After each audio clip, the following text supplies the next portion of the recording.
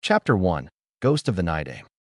A young 10-year-old Naruto was currently in the Hokage's office once again for another public mishap. The blonde boy held his head down in slight shame as the Hokage spoke sternly. Naruto, I know it's difficult for you to behave, but things like this really paint a target on your back. This is the third time this month I've had to call off the village council. You can't keep doing things like this and expect there to be no consequences. Come on, Gramps. I didn't do anything wrong. Naruto protested. The Hokage rose a brow as he clasped his hands together. I'm all one for a good prank too, Naruto, but you heavily damaged the Night Aim's monument. Many see that as a sign of disrespect, and there's only so much I can shield you. I can understand your need for attention, but don't you feel that it's disrespectful to the Hokages? You say you want to be Hokage one day, but acts like that are not how you become a Hokage. I doubt you know this, but you can't just become Hokage on a whim. Not only does it take the former Hokage's approval, but you also have to be appointed Hokage by the village leaders. That means earning people's respect and admiration. Damaging village monuments is not a good start. Come on, Gramps. It's not like they can't just fix it anyways. Besides, I do respect the Hokages. Naruto shot back. Really? Then tell me, Naruto, what is the name of Night Aim? The man whose monument you almost destroyed with your paint bomb prank. Sarutobi tested. I guess I don't know. Naruto trailed off in thought as if the revelation was deeply shocking to him. Sarutobi sighed. If you truly wish to become Hokage one day, then it might do you some good to study the former Hokages and learn why they were so respected. I don't care if you want to pull pranks, Naruto, but try not to upset the village leaders. Many of them are especially upset that it was the Night Aim's monument in particular. Like I care what those old geezers think anyway, the blonde said aggressively. You're lucky it's up to me and not the council. They suggested your expulsion from the Shinobi Academy, Sarutobi elaborated. Naruto's eyes widened, and for the first time, he didn't know what to say. He was silent for a long moment before speaking again. How can I learn about the former Hokages then? They are taught about in the academy, but if you're truly curious to learn more on your own, then I'll allow you access to the Hokage Tower Library. Just mind yourself though, some of it is off limits for everyone except high-ranking shinobi, Sarutobi elaborated. A library? How lame, Naruto said unhappily. Work hard and study, Naruto. That's the first step to becoming Hokage, the Sandaime replied. Naruto put his hands behind his head and sighed. Yeah. So where's this library at then? It's not too far from my office, actually. Here, follow me. The old man spoke as he made his way for the door. Naruto followed him for about a minute as they wended around some corridors and up a flight of additional stairs. They soon came upon a library. A jonin was currently standing in front of a door and looked a bit alarmed when he saw the Hokage and Naruto approach. Hokage-sama, the man announced respectfully as he immediately opened the door for them. The elder ninja's eyes locked onto Naruto suspiciously, but he said nothing as the blonde boy walked inside. Here you are, Naruto. Feel free to come by here and study anytime you wish during the day. I will inform the jonin in the tower to allow you access to the first level of the library, the Hokage explained before walking towards the exit. Naruto stood there somewhat uncertainly as Sarutobi turned back and spoke to the jonin guarding the door. Naruto is allowed in here to study. I don't want any trouble, understood? Yes, Hokage-sama, the jonin replied respectfully before the Hokage departed. After he was gone, Naruto looked around the somewhat small library as he scratched his head. Reading had never really been his thing before, but Naruto was a bit curious about the former Hokages now. Against his own childish restlessness, he decided to look around and find something interesting to read. He eventually found a book called Legacy of the Hokages and decided on it. He brought the book to an isolated table in the corner and looked over it. The book didn't look overly fancy or anything, but it did have colored portraits of the Hokages inside of it. Naruto read the first page curiously. Hashirama Senju, first Hokage of the Hidden Leaf Village. A renowned warrior and sage in his lifetime, the Shodaime was an unequaled shinobi. Legends say that he was so powerful that the ninja world referred to him as the god of shinobi. All known accounts state he had the largest chakra pool in the ninja world and a legendary, unique ability, would release. Wow, that sounds pretty cool. Though would release doesn't sound very strong, Naruto thought to himself. Would release was renowned for its ability to drain chakra and create life. No known Senju descendants have ever developed this ability except for the Shodan. Naruto finished reading the excerpt about the first Hokage.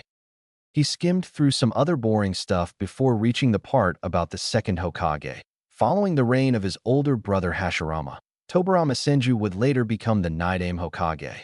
The Nidaime is most famously known for his establishment of much of the village structure we see today. Tobirama Senju was a master of all 5 elemental natures, but was most renowned as the greatest water ninjutsu specialist to ever live. His greatest legacy, however, was the creation of hundreds of jutsus used far and wide in the shinobi world. He is also credited as the second fastest shinobi in history behind the Yondaime. Wow, he sounds pretty cool. Now I feel kind of bad about messing up his monument, Naruto thought to himself. The Sandaime Hokage, Hiruzen Sarutobi, is also renowned for his mastery of all 5 elemental chakra natures and his genius-level intellect. He led Konoha through 2 great shinobi wars and was a personal underling of the former Hokages. He was appointed to the position of Hokage directly by his predecessor Tobirama Senju before the latter's death. He was also among the first shinobi to graduate from Konoha's newly formed Shinobi Academy. Naruto's eyes widened upon reading about the old man. I had no idea Gramps was that good. I wonder if he could appoint me Hokage if I became super powerful? I don't see the villagers ever electing me unless I do something amazing, Naruto pondered. His eyes eagerly went to the next page as and read about the Yondaime, a legend among Konoha and a genius shinobi for his time. Minato Namikaze would become the 4th Hokage. Renowned for his infamy in the 3rd Great Shinobi War, he was better known by his nickname, Konoha's Yellow Flash. The Yondaime is regarded as the fastest shinobi to ever live, even surpassing the Nidaime. He was one of the most fearsome shinobi of his time due to his flying Raijin Jutsu. The Yondaime would eventually perish at the hands of the monstrous Kyuubi. Wow, Yondaime sounds awesome, Naruto thought with amazement as he looked at the man's picture. He's got blonde hair and blue eyes just like me. Naruto continued to read more about the Hokages and the non-confidential information about them in the book. He was truly fascinated by them all, and after 2 short hours, he came to an epiphany. All of the Hokages were geniuses. They knew so many jutsus and had special powers and reputations. Man, I need to get something like that. Even Gramps' Hokage sounds awesome the way they describe him here. Mastery over all 5 nature elements. I wonder how I can learn an elemental jutsu. As if fate could hear his thoughts, Naruto overheard several jonin leaving from a staircase upstairs. Naruto immediately figured that it must have been the restricted section. He took cover when the 2 jonin began to speak to each other. The forbidden scroll is accounted for. No tampering. One of the jonin reported the 3rd one in the room. Good. I seriously don't know why they won't just let the Umbu take care of it, the other man sighed. The first one shook his head. Do you trust Root with that scroll? You know how Danzo-sama can be. The Hokage made us swear to keep it safe from anyone except for him personally. What's even in that scroll anyways? I mean, it has to be pretty bad to be forbidden, the other asked. Who knows, but I'd wager it probably has some dangerous jutsus in it. I wouldn't trust that around anyone shady from Root, he replied. Against all odds, Naruto managed to sneak around them as he decided to go upstairs to where they had just been. He cautiously maneuvered through a few light traps and eventually caught sight of a large scroll hidden at the edge of the room. I'm willing to be that thing's covered in traps, Naruto thought logically for once. After a few seconds of careful extraction, he managed to pick up the scroll and open it. It was incredibly complex looking, and he didn't know how to take it all in as he stared at it for a moment. Naruto knew the basics of hand seals and the like, but he had no way of comprehending some of the advanced things he was seeing in the scroll. Even despite being smarter than people gave him credit for, Naruto was lost. Man, how am I ever going to learn anything from this? What the hell is Edo Tensei? Naruto thought bewildered.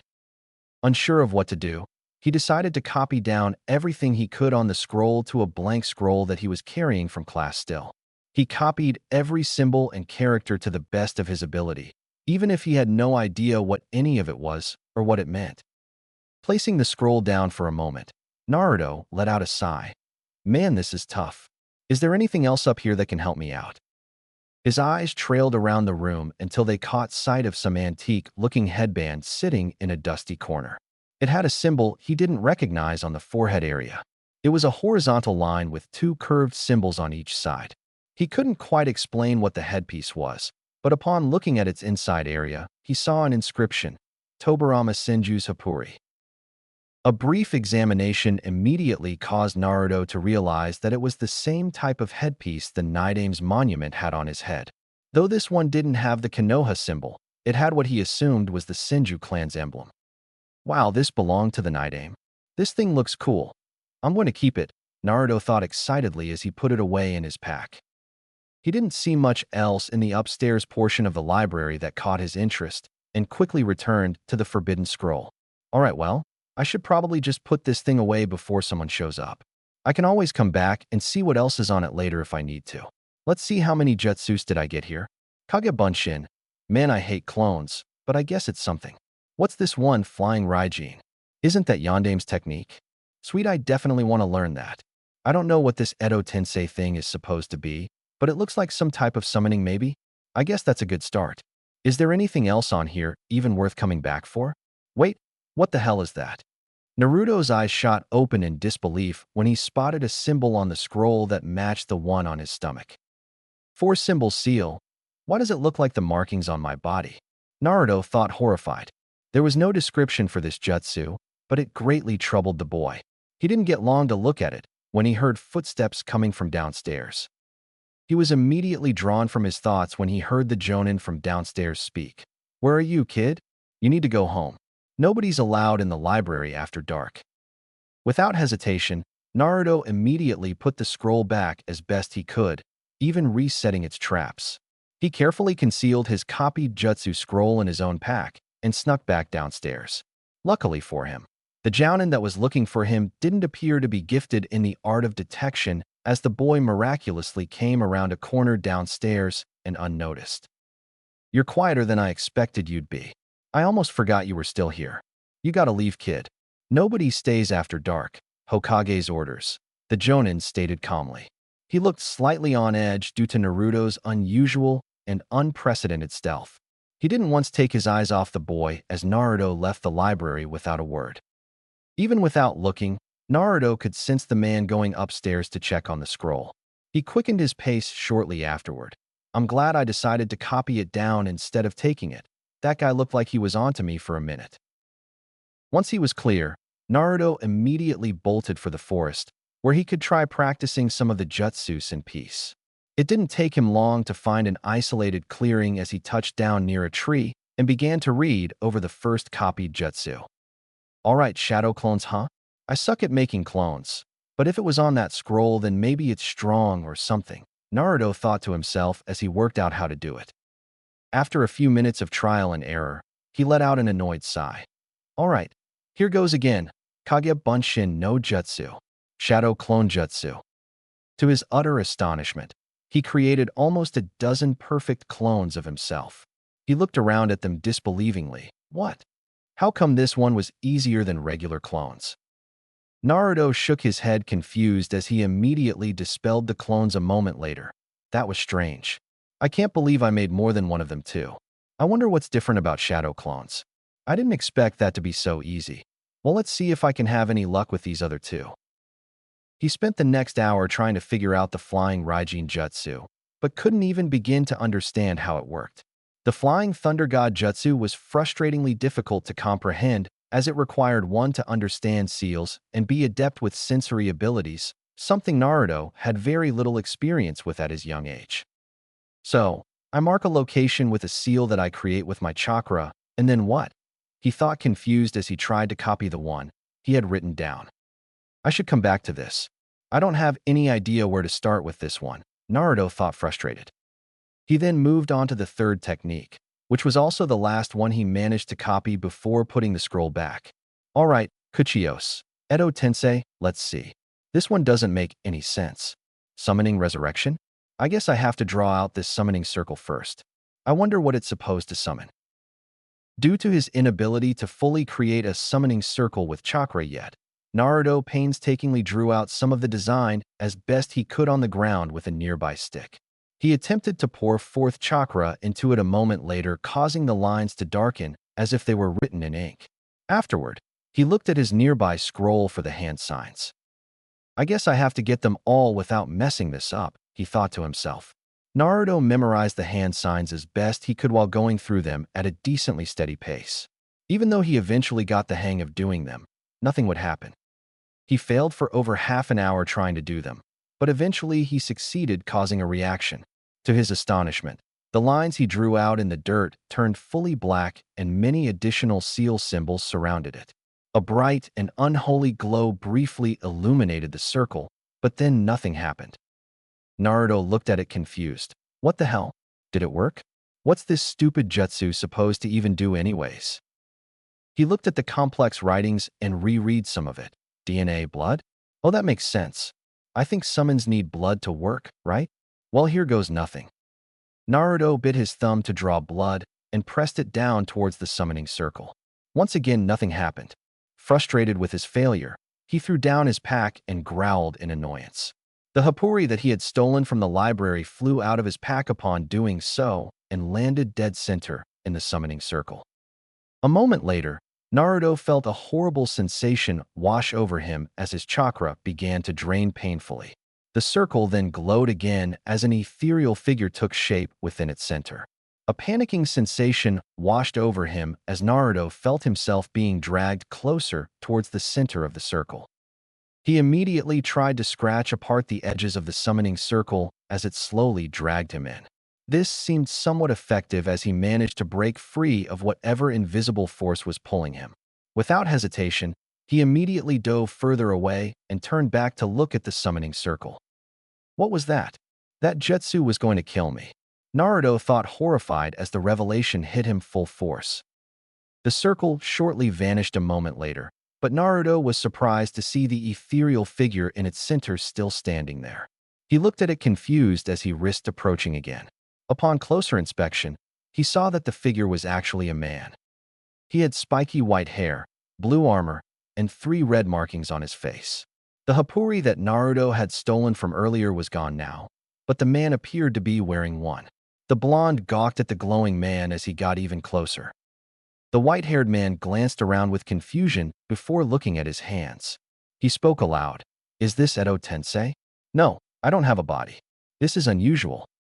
It was finally at this point that Naruto realized the man was actually a ghost. He let out a gasp of horror. What the hell? The white-haired man turned his auburn-red eyes upon Naruto seriously. A boy. Are you the summoner, child? Summoner? I just tried to cast a jutsu. Who are you? Naruto asked disbelievingly. Tobirama Senju, Nidaime Hokage and inventor of the jutsu you just attempted to do, he answered with stern stoicism. Nidaime? No way. How are you here? Aren't you dead? Are you a ghost or something? Naruto bellowed. The stern man shook his head. I suppose that is accurate. Without a sacrifice, I don't have an actual body, but you still pulled my spirit here from what I have gathered. I don't know how. I did. What was that Edo Tensei jutsu supposed to do anyways? Naruto asked, shocked. Tobirama facepalmed at Naruto as an audible sigh escaped him. You must be joking.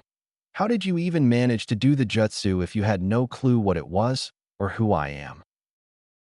I found it on some forbidden scroll and wrote it down. What's it supposed to do anyway? Naruto asked again. The Nidaime deadpanned at Naruto. Summoning resurrection. It's meant to bring back the dead as a zombie. You're saying you learned this jutsu from the Forbidden Scroll of Seals? How did a child like you manage to acquire it? It should be underguard by elite Konoha shinobi. Edo Tensei brings back the dead. Naruto gasped as he ignored the Nidaime's question. Edo Tensei creates a zombie with unlimited chakra that is bound to the will of the caster. It's a forbidden jutsu that I developed when I was still alive. It requires the DNA of the person you are attempting to resurrect and a living sacrifice. Since you didn't offer a sacrifice, you only pulled my spirit here. I take it you must have had some trace DNA of mine to make it activate halfway, Tobirama clarified. Well, I found this Hapuri, and it fell out of my pack into the circle when I threw it. Next thing I know, the jutsu activated, and the circle tried to suck me in, Naruto elaborated. The Hokage sighed. How would it still have trace DNA of mine? Strange, maybe some hairs were preserved. My Hapuri's chakra seals were specially made. I never considered this possibility. So if the jutsu needed a sacrifice, was it going to kill me? Naruto asked. Without a sacrifice, Edo Tensei will usually siphon the life force from the summoner. I'm honestly amazed you didn't die from it.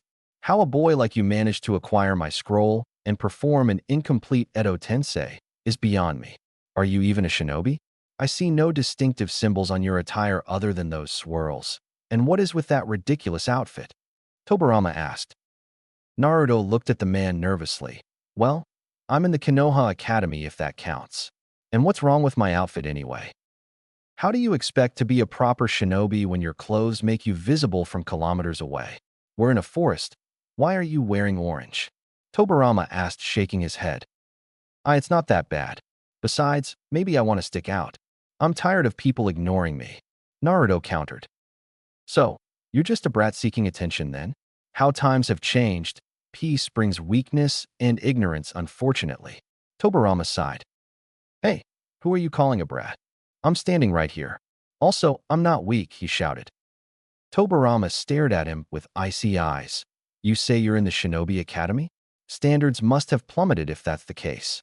You lack the bearing of a shinobi. Plus, a boy your age should already be a genin. What? But I'm only 10 though. Naruto protested. I suppose they don't allow early graduations during peacetime. Tobirama said to himself as he put a hand on his chin. If I'm so bad, then how did I manage to learn the shadow clone jutsu in the scroll or summon you here? I'm not a failure. I don't care what you or anyone else says. Naruto bellowed proudly. I suppose it must have taken some skill to even reach the scroll, let alone learn shadow clones. What I'm curious about is how did you even have enough chakra to perform Edo Tensei? What's your name? The man almost demanded. Naruto Uzumaki, the blonde announced proudly to the ghost. Tobirama's eyes widened slightly. And Uzumaki? That would explain your chakra level and those swirls on your clothing. I knew I sensed a familiarity about you. Still, you look nothing like an Uzumaki clan member to me. There's an Uzumaki clan? Naruto asked with amazement. Yes, they're related to the Senju clan and were our strongest allies. They originally came from Yuzushiogakure and were renowned for their sealing techniques. Their members all have vast chakra pools and strong affinities for multiple elemental natures, just like Senjus. My brother Hashirama married their royal heir, and all of his descendants are related to your clan, the Nidaime continued. I don't look like an Uzumaki. What do Uzumaki clan members look like then? And are we seriously related to the Senju clan? Naruto asked eagerly. Almost all of the pure-blooded ones have dark red hair. It's a distinctive feature of the clan, though I believe Hashirama's granddaughter was blonde. Do either of your parents have red hair? Tobirama asked. Naruto was silent for a moment as he took in the information with both amazement and a bit of sadness. He spoke slowly. I don't know. I'm an orphan. I've never met my parents. And you've never seen another Uzumaki either? Tobirama asked for confirmation. The young blonde nodded sadly. Yeah, I've never had a family. Both of my parents and two of my brothers died in war before I was even a man. When I was your age, I had already killed, and I watched many of my clan members die. The world isn't a nice place, so don't go acting sad and expecting sympathy from me. Your moping won't change the fact that you're an orphan. Accept it for what it is and become stronger in spite of it. That is the way of a shinobi. Tobirama remarked mercilessly when he saw Naruto's distraught, emotional face. The blonde boy didn't know how to react to Tobirama's somewhat cruel words. He held his head down and spoke angrily. I'm not moping. Good, it doesn't accomplish anything. That aside, I am curious about something, Naruto Uzumaki. How did you acquire my scroll of seals? Do you still have it? Tobirama broke the silence after an awkward moment. No, it's still in the Hokage Tower. I just copied down 3 jutsus from it. Kage Bunshin, Flying Raijin, and Edo Tensei, Naruto answered. The Night Aim crossed his arms. And you only learned shadow clones from it? Why would you dabble with a forbidden scroll? It's forbidden for a reason. I want to get stronger, Naruto answered slowly. Why? Power without purpose is meaningless vanity, and you're only a child, Tobirama responded sharply. Naruto looked up with determination filling his blue eyes. I want to become Hokage. I want to get stronger, but nobody will train me or help me. Everyone treats me badly or ignores me. They all think I'm dumb or some kind of monster. Hell, people even call me Demon Brat sometimes. I just want to earn people's respect. You want to be the Hokage? Do you even know what you're saying? Being Hokage isn't just some glamorous position where people respect you. It's a responsibility to be the strongest shinobi in the village and to be its last line of defense. You have no idea what it takes to shoulder that kind of responsibility. This isn't some pipe dream. Boy, it's a burden that the strong must bear. You have to be willing to sacrifice everything and die for it. My brother did, and so did I. That's what it takes to be Hokage. Tobirama growled in annoyance. The Night Aim's words hit Naruto hard as he held his head down shamefully again. Something about Tobirama's brutal honesty was really hard for him to swallow. Naruto looked up again and gritted his teeth. Then teach me how to become stronger. Nobody else will. Tobirama gawked at him somewhat surprised. Teach you? In case you've forgotten, Uzumaki boy, I am a spirit. The only interaction I can have with this world is through your chakra. So what? You can still show me things and tell me how to do stuff, right? Besides, what else are you going to do? Stay dead? Naruto wondered. The white-haired Hokage paused for a moment as he kept his arms crossed. I can release this incomplete Edo Tensei of yours anytime I wish. Give me one good reason to train you besides you wanting to be Hokage. Come on, please, Night Aim. Naruto pleaded with frustration. Night Aim-sama, show the proper respect to your elders, Naruto-san. Tobirama corrected him. The blonde shook his head. I'm tired of being the laughingstock of the Konoha Academy. I can't stand everyone thinking I'm weak and praising that smug Uchiha bastard. Tobirama's eyes widened at the mention of Uchiha. He stared at Naruto intensely. What's this about an Uchiha? This guy in my class, he's from the Uchiha clan, and everyone praises him for being so good. He always talks down to me, and I'm sick of it, Naruto explained. The Night Aim lightened up for the first time as he raised a brow at Naruto. That's as good a reason as any. Fine then, I will train you, Naruto-san. Wait, you will? Why the change of heart, Night Aim? I didn't think that was a good reason. Naruto gasped. You will refer to me as Night Aim-sama, or I will revoke my offer, Tobirama stated sternly. Naruto instantly bowed his head. Forgive me, Night Aim-sama, but why are you willing to train me now? I'm doing it so that you can properly rival this Uchiha boy. Members of their clan tend to act condescending unless they are regularly put in their place. It would do him some good to learn humility if he's as smug as you claim, Tobirama answered. The blonde boy beamed with excitement. When do we start then? The sooner I can become stronger, that Sasuke team, the better. Since my spirit is bound to you now, I will come and go as I please. For the record, only you should be able to see me. I will train you on the condition that you obey my orders no matter what. Do you agree? Tobirama asked seriously. I do, Naruto answered immediately. You break this promise one time, and I will leave, understood? Yes, Night Aim-sama, Naruto replied respectfully. Very well, start off by filling me in on current events. Who is the Hokage right now? Tobirama asked. Old Man Sandaime. Hiruzen Sarutobi is his full name, I think, though I don't know anyone that calls him that.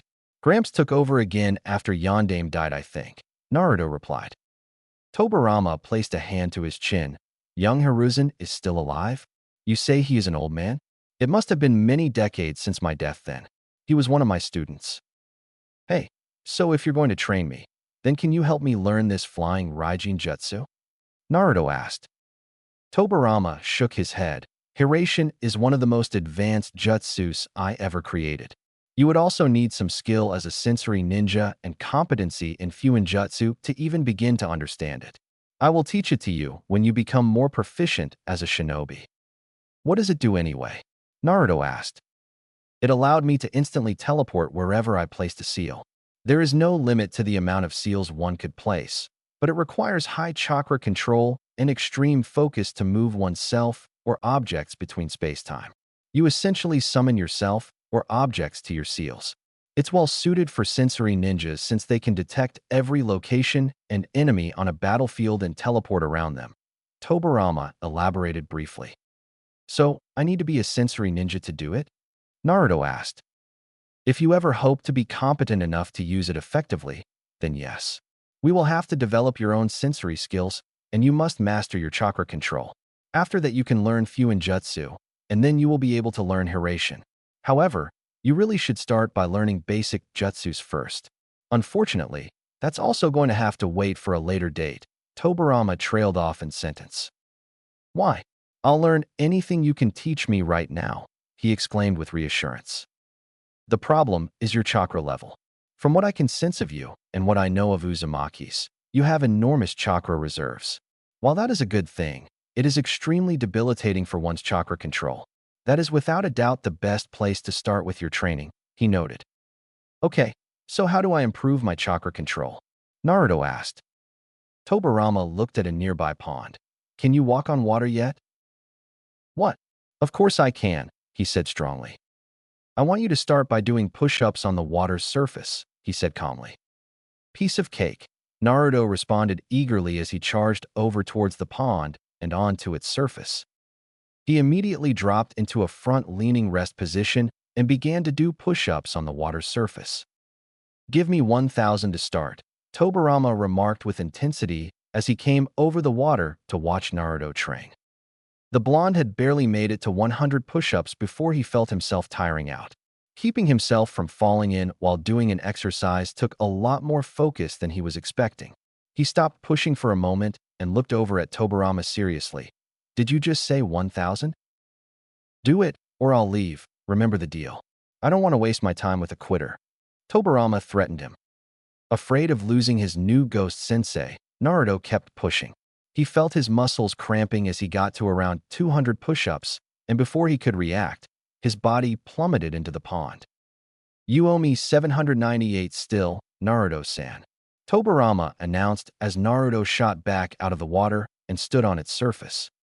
He was soaked and more than little tired as he panted heavily. The blonde boy caught his breath and spoke urgently. I just need a break. Do you think your little Uchiha friend is having a break right now? You want to be better than him? Then train harder than he does. You get what you put into yourself. He will have the Sharingan if he's even halfway competent as an Uchiha. You will have no way to combat that unless you're smarter, stronger, faster, and better than he is at everything, Tobirama growled. You don't think this is a bit much for me? I mean, we're just starting.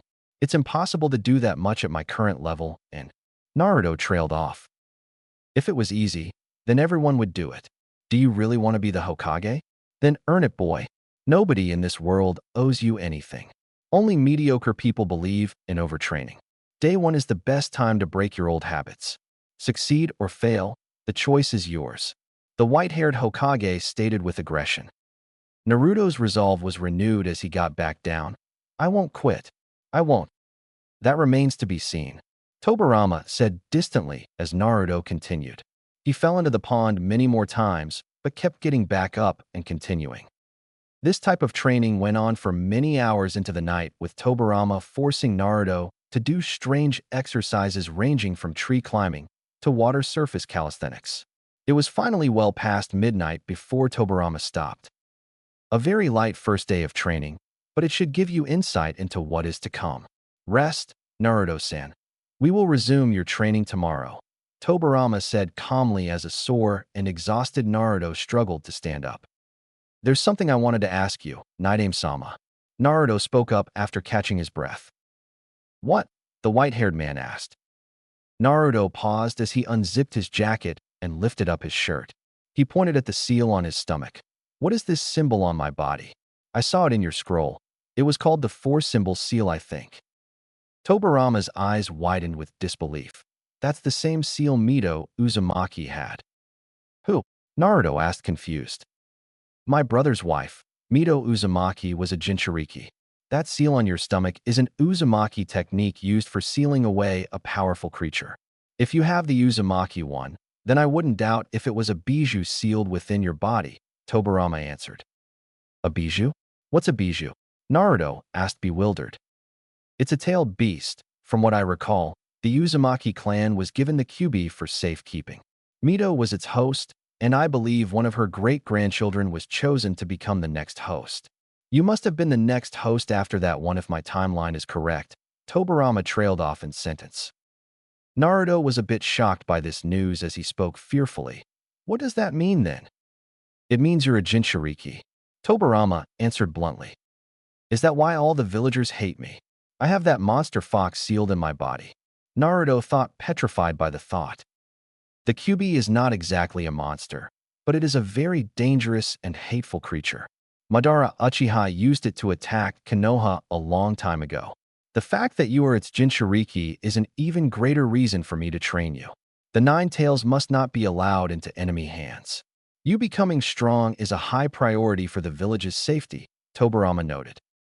Everyone in Konoha hates the Nine Tails though. It killed so many people. Why you're saying it's inside of me? How? Naruto said with an emotional tone. In my lifetime, knowledge of the Kyuubi was only exclusive to the Senju, Uzumaki, and Uchiha clans. How would common villagers know about it? Tobirama asked curiously. The Kyuubi attacked the village 10 years ago on October 10 Tish. It nearly destroyed the village, but the Yondaime stopped it somehow, the boy tried to clarify. Tobirama sighed. So he sealed it inside of you, I take it? That would imply he had knowledge on the Uzumaki Fuinjutsu. He certainly had a connection to them. Interesting. I knew I sensed something strange about your chakra. I will gather the rest of this information on my own. Go home, Naruto-san. We will train again tomorrow. Wait, where will you be? How can I find you? Naruto asked. I'll find you, Tobirama replied before disappearing. After he was gone, Naruto figured he had no other option left but to go home to his shabby, run-down apartment. His mind couldn't get the news of him being a Jinchuriki out of his head. He felt himself sink into a deep depression as he looked around at his broken-down, empty home. So that's why I have to live like this. That's why they hate me. Naruto thought sadly. Despite his racing mind, he was too exhausted to remain conscious for very long. Upon reaching his bed, Naruto immediately plummeted onto it and was asleep within seconds. Naruto's mindscape. The young Jinchuriki awoke in a damp, dark sewer by the looks of it. He jerked upright with a panicked expression as he immediately assumed that he had been kidnapped. The energetic blonde cautiously searched around for a few minutes as he tried to remain quiet. He eventually decided to follow a path that led him deeper into the sewer. To his astonishment, it did not smell bad, but the gloomy lighting was a bit unsettling as he drew nearer and nearer to an ominous and dark presence. Naruto's neck hair stood on edge as he entered a massive chamber that had iron bars on the opposite end of the room. On the iron cage, he saw a massive paper seal with the kanji for seal written on it. Naruto cocked his head in confusion as he slowly approached the cage. As he got closer, he saw a pair of red slit eyes appear from the darkness in the cage. Naruto stopped in his tracks as he stared into the eyes. He didn't know what to say to the creature on the other end of the iron bars, or even if it was sentient enough to understand him. After a brief and very intimidating silence, the creature spoke. So, you're finally aware of me now? The young boy was more than a little shocked by the beast speaking to him and tried to muster up the courage to respond. Who are you? Upon asking this question, Naruto saw the creature's silhouette come closer to the iron bars as its body shape came into view. It was a giant fox by the looks of it. Naruto immediately figured out what it was a moment later. Why, you're the Kyuubi? Yes, and you are my Jinchuriki as you have just recently learned. I must say that I'm more than a little surprised by your recent actions. Initially, I assumed you were a clueless failure, but your ambition and success in learning from the Forbidden Scroll of Seals was an interesting turn of events, Kyuubi replied calmly. You saw that? Naruto gasped. I see everything that you do, though I tend to ignore the mundane activities of your life. However, you caught my interest with your behavior tonight, the giant fox replied. The boy looked up at it with disbelief. So where am I then? This is your inner mind and body where I am sealed. I brought you here tonight so that I could explain a few things to you. Kyubi began. Naruto looked at the fox uncertainly. Yeah? Like what? Why are you sealed inside of me anyways? Why did you attack Konoha 10 years ago? I am sealed within you because the Yondaime Hokage wasn't able to stop me. As for why I attacked Konoha, that is a matter you do not have the mental capacity to understand, Kyubi answered. But you killed a bunch of people. Why? Naruto protested. Kyubi growled threateningly as red chakra began to flood out of the cage. I don't have the patience or the desire to explain myself to some brat like you. What's done is done, and now I am a prisoner within your body. Naidame-sama said that you were sealed in some people before me. Who? Do you know anything about my clan? Naruto decided to test his luck and ask. The fox sighed. Your clan's members are the only ones with bodies strong enough to contain my full power. My first host was Mito Uzumaki. Then there was Kushina Uzumaki. And now there's Naruto Uzumaki. What can you tell me about your previous Jinchuriki? What does it mean to be one? Naruto asked. Being a Jinchuriki is a curse for any human. You are seen as dangerous monsters that could transform into the bijou you contain at any moment. This is actually true for a weak-willed Jinchuriki. I would almost pity your existence if I wasn't trapped inside of you. Kyubi answered unhappily. Naruto stared at the fox for a moment and frowned. I guess this is just as bad for you as it is for me then. Maybe worse. I'm surprised you would even consider my opinion on the matter considering I'm just the monster that attacked Konoha, the fox replied dryly. Can you please tell me why you did it? I'm willing to hear you out, Naruto asked persuasively. Kyubi looked annoyed at his question. Spare me the feigned empathy. You couldn't possibly understand me or my motivations. You're just a child. I know what it's like for people to see you as something you're not. I'm giving you a chance to explain yourself to me, fox, Naruto shot back. After a long pause, the Nine-Tails sighed. A man with an orange mask unsealed me from my previous host Kushina Uzumaki. He put me under the effect of the Sharingan and under his direct control. The Yondaime managed to break his hold over me, but once I had regained my mind, I went on a rampage. I loathe your village and its continued abuse of my power. I sought to wipe out the village because its inhabitants have consistently tried to enslave me. What? An Uchiha managed to control you with their Sharingan? Naruto gasped. Mangekyo Sharingan, and yes, it has happened to me twice now. The first time was when Madara Uchiha used me to fight Hashirama Senju in the Valley of the End. I escaped their battle, but the first Hokage eventually caught me and sealed me into his wife. Before she died, Mito Uzumaki had me sealed into her great-granddaughter Kushina Uzumaki. The Kyubi elaborated. So then, you're innocent? Naruto asked almost disbelievingly. Kyubi scoffed at him. Hardly. I would have destroyed Konoha had the Yondaime not stopped me. I suppose I couldn't blame you. I would hate to be used as a tool like that and forced into a cage. You're not evil. You were just angry. You just wanted to be free, Naruto said sadly. The fox looked at him somewhat shocked. Really? You truly believe I was justified? That surprises me greatly that you even have the ability to see my point of view. Honestly, the more I hear, the more I understand. You sound a lot like me. Naruto trailed off sadly. Like you? How am I like you? Don't insult me. Kyubi growled with annoyance. You're lonely and sad too. There's only so much of that a person can take before they get angry at the world. Honestly, I feel that way about the village sometimes, about the way they hate me for no reason. Is that what you had to deal with all the time before getting sealed away? Naruto spoke softly. The fox calmed down a moment later and looked away. You presume much to think I share such feeble emotions with you. I don't care for such things. I'm not some pathetic human. Surely you must have cared about someone or something once, right? Naruto asked. Kyubi looked away somewhat sadly, much to Naruto's surprise. The fox didn't respond to him as the boy stared blankly. I don't know what it means to be a Jinchuriki, and I'm sorry you have to be imprisoned inside of me, Kyubi, but thanks for talking to me. You might laugh at this, but maybe we can be friends. Naruto suggested hopefully. You would be friends with the bijou that tried to kill everyone in your village? Are you slow in the head? Kyubi scoffed. I don't really have anyone else, so yeah, I would, Naruto replied.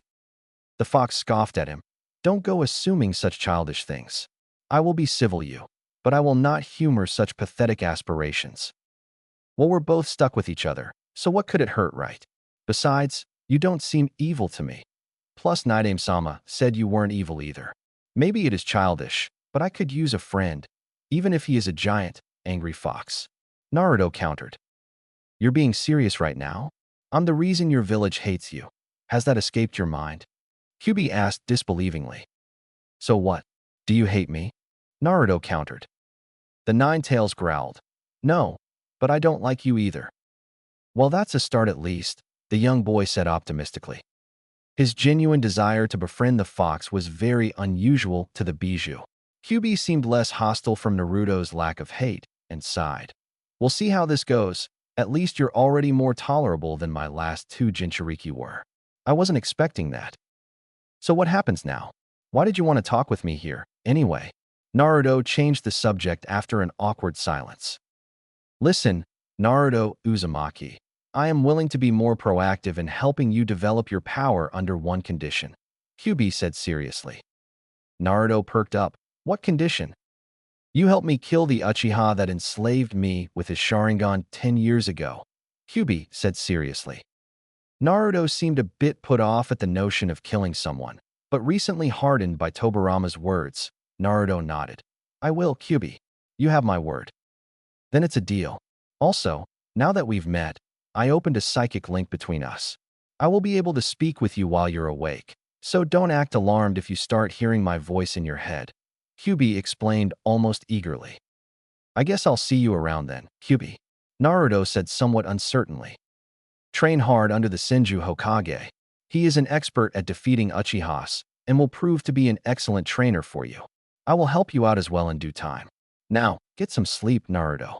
The fox spoke one last time before Naruto's vision went black, and he felt himself drift back to sleep. Konoha Shinobi Academy, the next day. After waking up the next day, Naruto hurried to class. He had overslept and was about to be late. Fate seemed to be working against him today as he made it to class after Irika. Bolting into the classroom, he quickly caught his breath. Naruto, you're late, Irika announced scornfully as the energetic blonde approached. Sorry, Irika-sensei, I overslept, Naruto tried to explain. Overslept? That's the work ethic of a great shinobi, isn't it, class? Mizuki asked the rest of the class, causing a number of them to laugh or agree with the Chunin. That loser wants to be Hokage, and he can't even make it to class on time. Huh? Kiba erupted into laughter. Irika eyed Naruto somewhat curiously.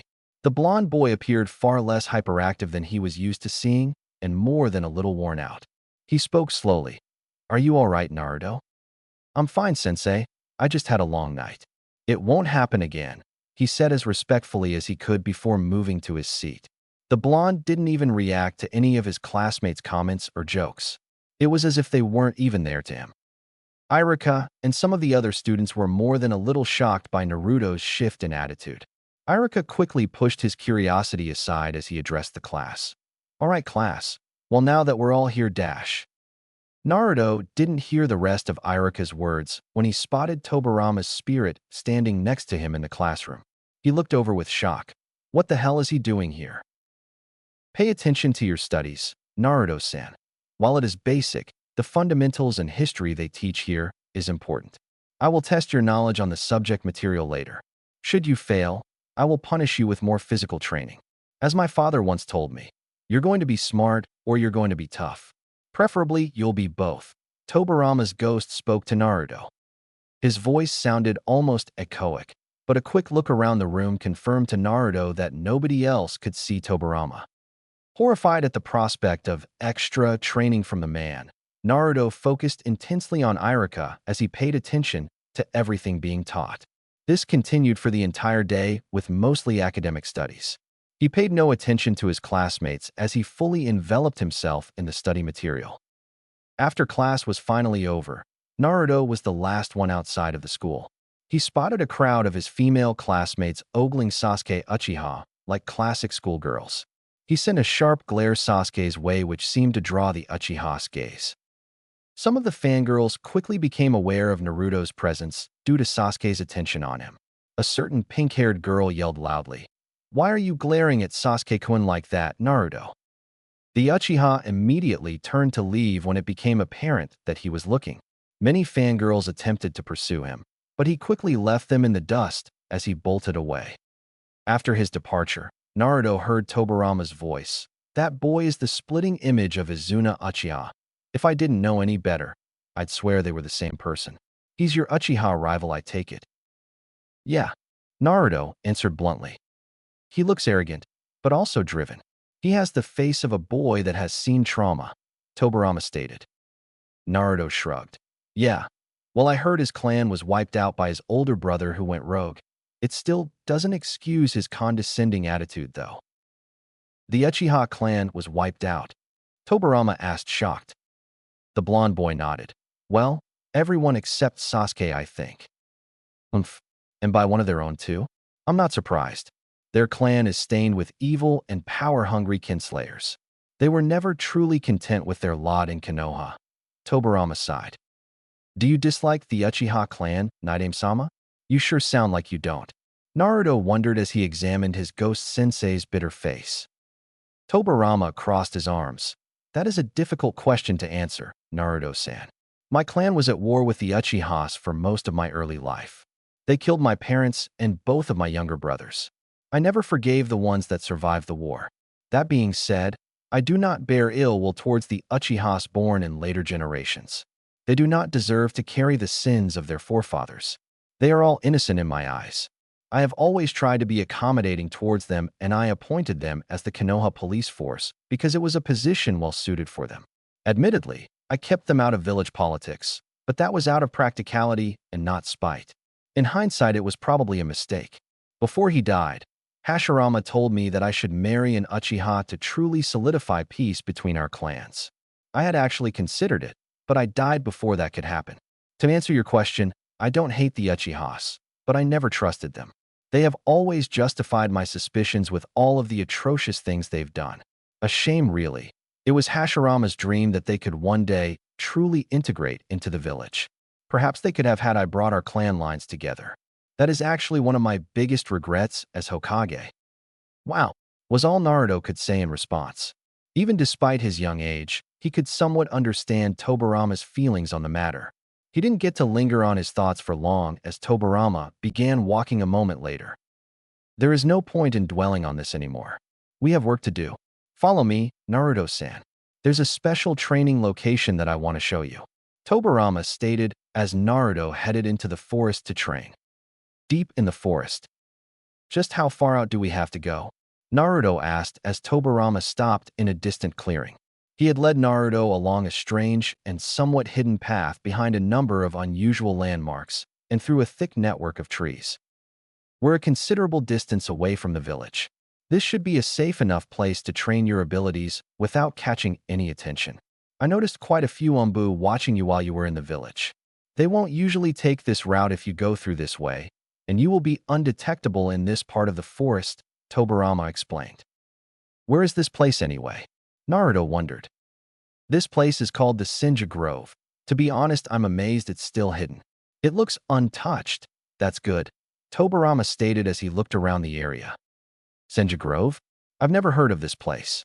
Why is it all the way out here? Naruto asked. Tobirama turned to face him. This place is where my brothers and I used to train as children. I often sparred with Itama, Kawarama, and Hashirama here. This grove is protected by natural energy. It's very sacred. My brother called this place the Grove of Sages, though our clan knew it simply as the Senja Grove. You will be undetectable here from most things, including Hiruzen's scrying orb. Old Man Sandame's scrying orb. Naruto tilted his head confused. The Naidame shook his head. Never mind. Just know that nobody will find you here so long as you follow the exact path that I showed you. When my brother and I founded Konoha and established its infrastructure, we never listed this place anywhere. It's one of our clan's best kept and few remaining secrets. Cool. So I can come here anytime I want? Naruto asked eagerly. Yes, but I would advise you to not linger here for more than a day or so at a time. I learned a decent bit about you while you were asleep. Since you are a Jinchuriki, Hiruzen takes special interest in watching over your progress. You want to keep up appearances, as it were, by going home each night. Tobirama elaborated. Naruto looked confused. Tobirama faced the blonde boy with a stern expression. What I'm saying is nobody can be allowed to know about this place or your training. What? But why? I want to get stronger, so I can beat Sasuke team and show Old Man Sandaime that I'm Hokage material. Naruto protested. Listen, Naruto-san, a shinobi's greatest weapon is not ninjutsu, taijutsu, or jinjutsu. It isn't some special weapon or bloodline either. Your greatest weapon is the art of surprise. Speaking from experience, I find that it is best to strike with your full power after you have fooled your enemy into believing they are victorious. They lower their guard when they think they've won, when they think you are weaker than them. That is when a foe is most vulnerable. This training isn't for your ego boosting. This isn't so you can show off for a bunch of airhead schoolgirls. It's so that you can have the weapons and the ability to use appropriate force when necessary. I don't recommend building a reputation until after you have developed your skills. Otherwise, you'll only become a target and lose your element of surprise. Tobirama lectured sternly. So you're saying I shouldn't use anything that you teach me? Naruto asked, shocked. The Naruto crossed his arms. Precisely, Naruto-san. At least not yet. You're actually in a great position doing this. Your classmates and teachers all assume you're a weak, incompetent fool. If you maintain some of that facade and secretly enhance your power, then you will gain an advantage over everyone. When the time comes, you can reveal your power, but for now you must respect the art of subtlety and stealth, of discipline and humility. You need those things too. Well, how exactly am I supposed to sneak away to this place if Old Man Sandaime is able to watch me then? Naruto wondered. Tobirama's lip slightly twitched upward. It was probably the closest thing to a smile Naruto was ever going to see. The Naruto spoke slowly. You will leave a shadow clone in Konoha to throw off your spies. Nobody is aware that you have this ability, so it will be perfect for the situation. A shadow clone? But how will that work? What if someone touches it and realizes it isn't me? Naruto asked. Tobirama face-bombed as an audible sigh escaped him. A shadow clone is a physical clone of oneself. When one creates a shadow clone, it takes a portion of his chakra and is typically divided among all shadow clones created. Each time a shadow clone is dispelled, you will gain the memories and experiences of the shadow clone. You will also gain its exhaustion, which can be dangerous for someone with low chakra reserves. I don't see that being a problem for you, however. That makes sense, I guess. So what happens if I train with a bunch of shadow clones doing the same thing then? Naruto wondered. Training with shadow clones is a dangerous thing to attempt, but you have enough chakra to do it without killing yourself. It will expedite the training process and help you learn jutsus far quicker than normal, Tobirama explained. Naruto nodded eagerly.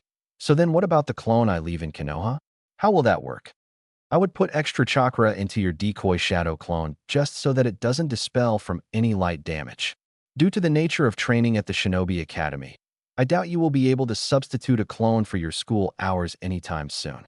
Nevertheless, the clone can cover most of your free time when you're away. I wouldn't recommend leaving it overnight as it could dissipate when you sleep. We'll work on the schedule later, but that's how we'll keep your training a secret, the Naruto continued. So you want me to pretend like I'm dumb at the academy then? Naruto asked. Tobirama shook his head. No, don't continue being a fool. I expect a perfect graduation from you in 3 years. I'm just telling you to keep your head down and don't show off or pick fights. Keep your head down and grind. So I have to bear with Sasuke team telling me I'm a loser and a failure for 3 more years. Naruto groaned. Tobirama nodded. Downplay yourself there. But don't be incompetent. Just try to convince them that you're middle-of-the-pack material. All right, if you insist, Naruto agreed. Good, the white-haired man said with approval. Naruto-sama, when do I get to learn elemental jutsus? I read something about certain shinobi having elemental affinities. Is there a way I can learn mine? Naruto asked curiously. Tobirama nodded. Yes, in fact, there is. Elemental affinities are typically shared by members of a clan, though specific individuals can excel at multiple affinities or even all of them on rare occasions. Young Hiruzen was one such person. It is one of the reasons I decided to train him. All right, so how do I learn mine then? Naruto asked anxiously. The Hokage made a gesture with his hand. Hold your palm out like this and close your eyes. Naruto did as he was told and outstretched his hand. Okay, now what? Even though I do not have a physical form, I am one of the best sensory ninjas to ever live. Channel forth any amount of chakra that you can into your hands. I will be able to detect its nature from there, Tobirama instructed. Following his instruction, Naruto tried to focus chakra into his hand. Though he couldn't feel anything, Naruto noticed Tobirama's face change slightly. You actually have trace amounts of all of them. That's surprising even for an Uzumaki, Tobirama noted. Naruto's eyes lit up. Really? So I have an affinity for all of them like you and Grandpa Hokage? Yes and no. Your chakra nature is very diverse in its formation and development. To be honest, it reminds me of my brother Hashirama's chakra. Your chakra is more like that of a Senju's than an Uzumaki's. You're definitely a descendant of both the Senju clan and the Uzumaki clan, Tobirama stated factually. The Jinchuriki gave Tobirama a lost look. So does that mean I can learn any elemental jutsu? With enough hard work, you could learn any jutsu anyway, though your body's natural affinity for it will make learning them easier and your jutsus much more powerful. Both of your parents must have been good at wind chakra because that is your strongest affinity by a considerable margin. Uzumakis are typically strongest in water and wind, so that isn't surprising. After wind, you have an equally strong affinity for earth and water. I find it interesting how balanced they are. Hashirama's was the same way. Lightning and fire are your weakest affinities, Tobirama noted. Naruto cocked his head confused. Does that mean I can't learn them? I never said that, Naruto-san. Let me finish explaining. While lightning and fire are much fainter in your chakra nature alignments, you still possess an affinity for them too. One of your parents must have had an affinity for lightning and fire, because they're both far above average in your chakra nature compared to regular shinobi. Your non-Uzumaki parent might be where you inherited that. Granted, I imagine those two will be more difficult for you to learn than the other three elements. Fire jutsus were always my most difficult jutsus to learn as well since I was so highly attuned to water, Tobirama elaborated further. Alright, so when do I get to learn that stuff? The blonde boy asked eagerly. I'll teach you basic elemental jutsus after you've perfected your chakra control. Ninjutsu is advanced, and a boy your age should master the basics before attempting something more complex. The quicker you learn, the sooner I will be able to teach you more advanced things. Let that be an incentive to master everything quickly if you will. Tobirama spoke coolly as he paced around. Okay, well let's get started then, Naruto announced with excitement. Before we begin, I want you to have something. Do you see the shrine over there? Tobirama pointed towards a wooden building that looked covered in foliage and practically decayed at this point. Its stonework pathway was crumbling, but Naruto could still see that this long-abandoned shrine was miraculously intact. Naruto turned towards the building and began to walk towards it alongside Tobirama. The Night-Aim looked down at the boy a moment later. I upkept this place during my life and kept keepsakes of my dead clan members here. This shrine is a homage to their memories. Go inside. Doing as he was told, the blonde passed into the crumbling building. He looked around at it and saw altars with names engraved on each of them. Some had trinkets and most of them had armor. Tobirama guided Naruto towards the very end, where he saw a chest. It appeared to be made of wood and stone and was engraved with the Senju clan symbol. Naruto read the inscription on it curiously. Itama Senju. Tobirama spoke stoically. Open it. Upon sliding the stone lid off the chest, Naruto was amazed to see a variety of well-preserved items within it. Among them included a full set of black shinobi attire, a sword, and a traditional armor that looked similar to Tobirama's. This armor was green instead of blue, however, which seemed to match the other ones he saw in the shrine. Everything in that chest now belongs to you, Tobirama stated as Naruto looked over a number of extra pieces of war gear. While he was amazed by it, Naruto turned towards Tobirama confused. Wait, this chest says Itama Senju. Isn't Itama your brother's name? I'm surprised you remembered that. You have surprisingly good attention to detail despite your brash attitude. Yes, Itama was one of my younger brothers. He died when he was 10 years old, which is your current age. His attire will be more appropriate for you to wear, though I would not recommend donning the armor, at least not yet. Senju armor is very iconic, and it will draw unwanted attention to you. For your training here, you should wear it. But leave the armor when you go home, the white-haired man replied. Naruto's eyes widened with disbelief. Why do you want me to wear your brother's stuff? After we established Konoha, I gathered up all the remains of dead Senju clan members, and I kept them all here as a shrine to their memory. Sadly, the decade since my death has seen this place collapse into decay. A price to pay for its secrecy, I suppose. My brother's war gear serves no purpose rotting here. It is appropriately fitted to your current size and should also double as a reminder for what it means to be a shinobi. Many others died for this peace you now live in, but you must protect it because there will always be another war to fight, and only through superior strength and cunning can you maintain any kind of lasting peace, Tobirama lectured. Naruto nodded understandingly. Thank you, Naidame-sama. I'll take good care of this stuff. Get changed and meet me outside as soon as possible. I want to see these shadow clones of yours, Tobirama ordered as he left the shrine. The Jinchuriki wasted no time doing as he was told and put on the black shinobi attire. He wasn't as experienced on how to equip the armor, but decided that could wait for another time. As he bolted outside, he ran up to his ghost sensei. Tobirama's arms were crossed as he spoke. Show me your shadow clones. The boy nodded as he formed the cross seal with his hands. Kage Bunshin no Jutsu. Shadow Clone Jutsu. Tobirama watched with an unfazed reaction as a dozen clones of Naruto appeared all around him. He nodded his head in slight approval. Good. Each one of these clones is going to focus on a different exercise for your chakra control. Send one of them to Konoha to decoy the Umbu that are looking for you. After careful explanation, Tobirama was able to show Naruto how to pull more chakra into specific clones. He sent one out of the forest and back to Konoha in order to draw away the recent suspicions of him.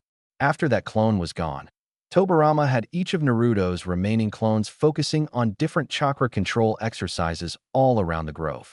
As the clones trained on chakra control, the real Naruto was instructed in the art of Kenjutsu by Tobirama. Naruto's new sword wasn't special by any means, and it had no engravings. The only significance it had was the blade was once wielded by Tobirama's younger brother. His training continued long into the night until it was well past dark. Exhausted beyond belief after all of his shadow clones dissipated, Naruto collapsed on the ground, panting heavily. He stared up at the stars with a hopeful expression on his face. He spoke aloud with genuine and true joy in his voice. Finally, something to look forward to. Go home and rest, Naruto-san, Tobirama said distantly as the blonde managed to get up. Naruto bowed his head respectfully. See you tomorrow, Naidame-sama. You can call me Tobirama-sensei. We do share the same blood after all, the Naidame replied. Really? Naruto said, surprised. The Hokage nodded. You are my student. So yes, keep up the good work, Naruto, and remember that the only easy day was yesterday. Chapter 2. A New Naruto. Shinobi Academy, the next day. The following day at school, Naruto was met with the familiar sight of his peers laughing and playing in the classroom as he walked through the door. Under usual circumstances, he would proudly enter and announce his presence to the class. But today he said absolutely nothing as he quietly walked towards his seat.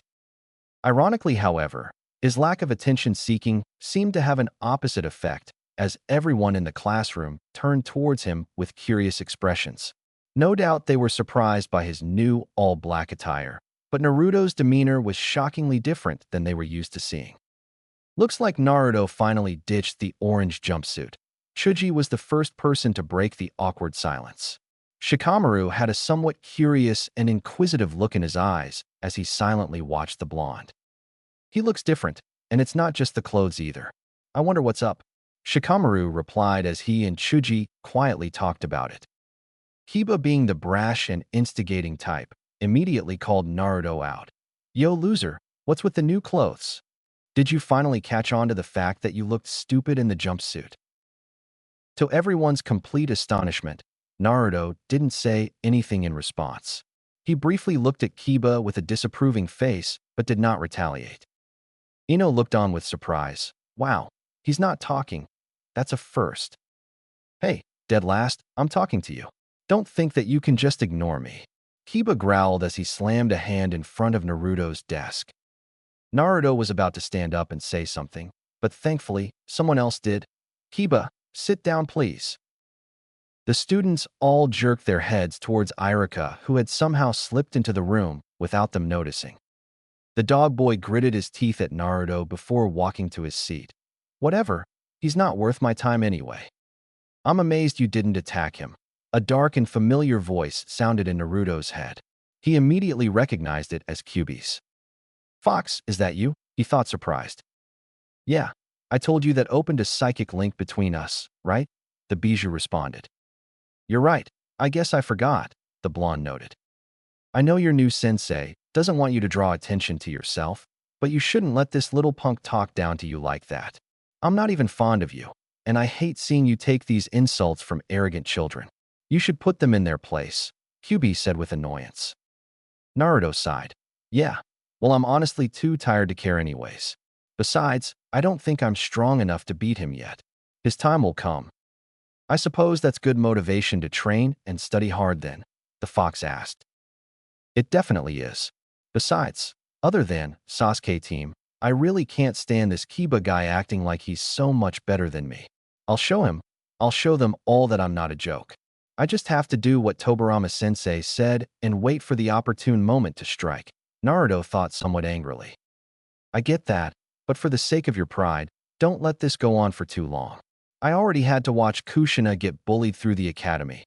I'm not about to watch it again with you, the fox sighed. Naruto perked up. Really? What can you tell me about your last Jinchuriki? What was she like? She was somewhat like you, but with red hair and an obnoxiously self-righteous attitude. I personally found her boring, lazy, and unambitious. At least you're trying to get strong, and you have some semblance of respect for me. I think you'll be much worthier host at least. I suppose that's all I can really hope for until I get out of this prison, the fox answered. Is that a compliment? Naruto wondered. Don't word it like that. I'm just saying that I don't hate you as much as I thought I would, Kyuubi retorted immediately. It's okay to compliment someone, Kyuubi. Isn't that what friends do? Naruto asked. The fox scoffed at him. We can't be friends, I already told you that. Why not? We can be friends if you'll just open up a little. I don't hate you, and you don't seem to hate me if you're actually willing to talk to me like this, Naruto countered. I'm the reason you're an orphan. Has that even crossed your mind yet? Kyuubi trailed off with a serious tone. How exactly? Naruto wondered. If you really want to know, then think about the situation logically for a moment. You were a newborn baby when I was sealed inside of you. The fox followed up. Naruto paused for a moment before responding. Why did the Yondaime seal you inside of me? I mean, if I was just a baby at the time, why was I chosen? You are an Uzumaki, and only your body could contain me. Kushina was actually the last Uzumaki in this village as far as I'm aware. You were the only other one. Why might that be? The fox asked rhetorically. How am I related to her? He asked anxiously. The fox was silent for a long moment before answering. She was your mother, fool. You're denser than I expected. What? Seriously? Naruto thought shocked. Yeah, so now you know. Your parents are dead because of me. I thought about withholding that information from you, but I don't see a point. You were under the delusion that we could be friends. We can't. How could you befriend me after knowing that? The fox said darkly. Wait, so if Kushina Uzumaki was my mother, then who is my father? Naruto mentally gasped. Maybe her husband Minato Namikaze with his blonde hair and blue eyes. Is it really that much of a stretch for you? You're an Uzumaki with blonde hair and blue eyes. Where do you think you got it from? The fox shook his head and growled. Yoname's my father? Naruto couldn't believe the words. The fox sighed. Yes, and he sealed me inside of you after I tried to kill his village. As I said before, we can be civil, but you and I cannot be friends. Naruto didn't know what to say as he tried to hold back tears. He felt a wave of emotions rising to the surface, but he swallowed them immediately. He wasn't about to cry or make a scene in front of his class. His depression, however, became obvious to several inhabitants in the room, namely Irika, Sasuke, and Hinata. They all had different thoughts on the matter, however. Irika stopped his lecture briefly as he turned his gaze towards Naruto. What's wrong with him? I've never seen him look so down before. Did Kiba's words really get to him? Maybe I should say something to him in private. Hinata's eyes lingered on Naruto with a sad face of her own. Her empathy was high as she read Naruto's expression. Naruto-kun looks so sad. He always seems to hide his emotions behind a smile, but something is wrong with him today. He didn't even fight back against Kiba-kun. Sasuke's eyes were affixed on Naruto for a moment.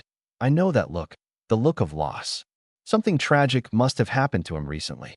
I've never seen him that depressed before. I doubt Kiba upset him. He's endured worse insults from me. He doesn't have a family as far as I'm aware. Strange.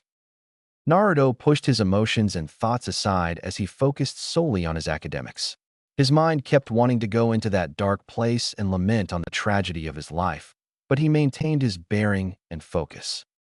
After what felt like an eternity, class finally ended.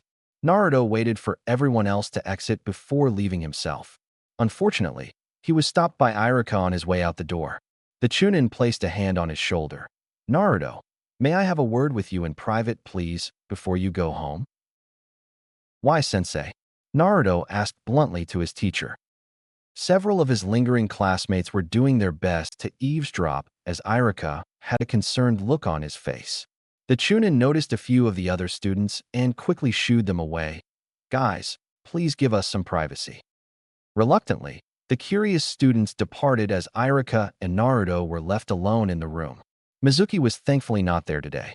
Naruto was grateful for that as he did not want to deal with the other condescending Chunin right now. After he was sure of everyone's departure, Iruka crossed his arms and frowned. What's wrong, Naruto? You've been acting very unusual the past 2 days, and today you came in looking depressed. You're even dressed differently. Why wouldn't I be depressed, Iruka-sensei? Naruto asked with a somewhat angry look on his face. The man cocked his head at Naruto uncertainly. Do you want to talk about it? Naruto lifted his shirt up and pointed at the seal on his stomach. I doubt you want to talk about this, sensei. Iruka's jaw dropped as his eyes widened in disbelief. And Naruto, did someone dash? I know all about it, Iruka-sensei, and why you all hate me for it. All those times you singled me out? Now I know why, Naruto stated coldly. Naruto, who told you about that? It's forbidden to speak about dash. Iruka didn't get to finish as Naruto interrupted him. I had a feeling you knew. All of the adults in the village seem to know. Is that why everyone's parents tell their kids to avoid me? The boy spat.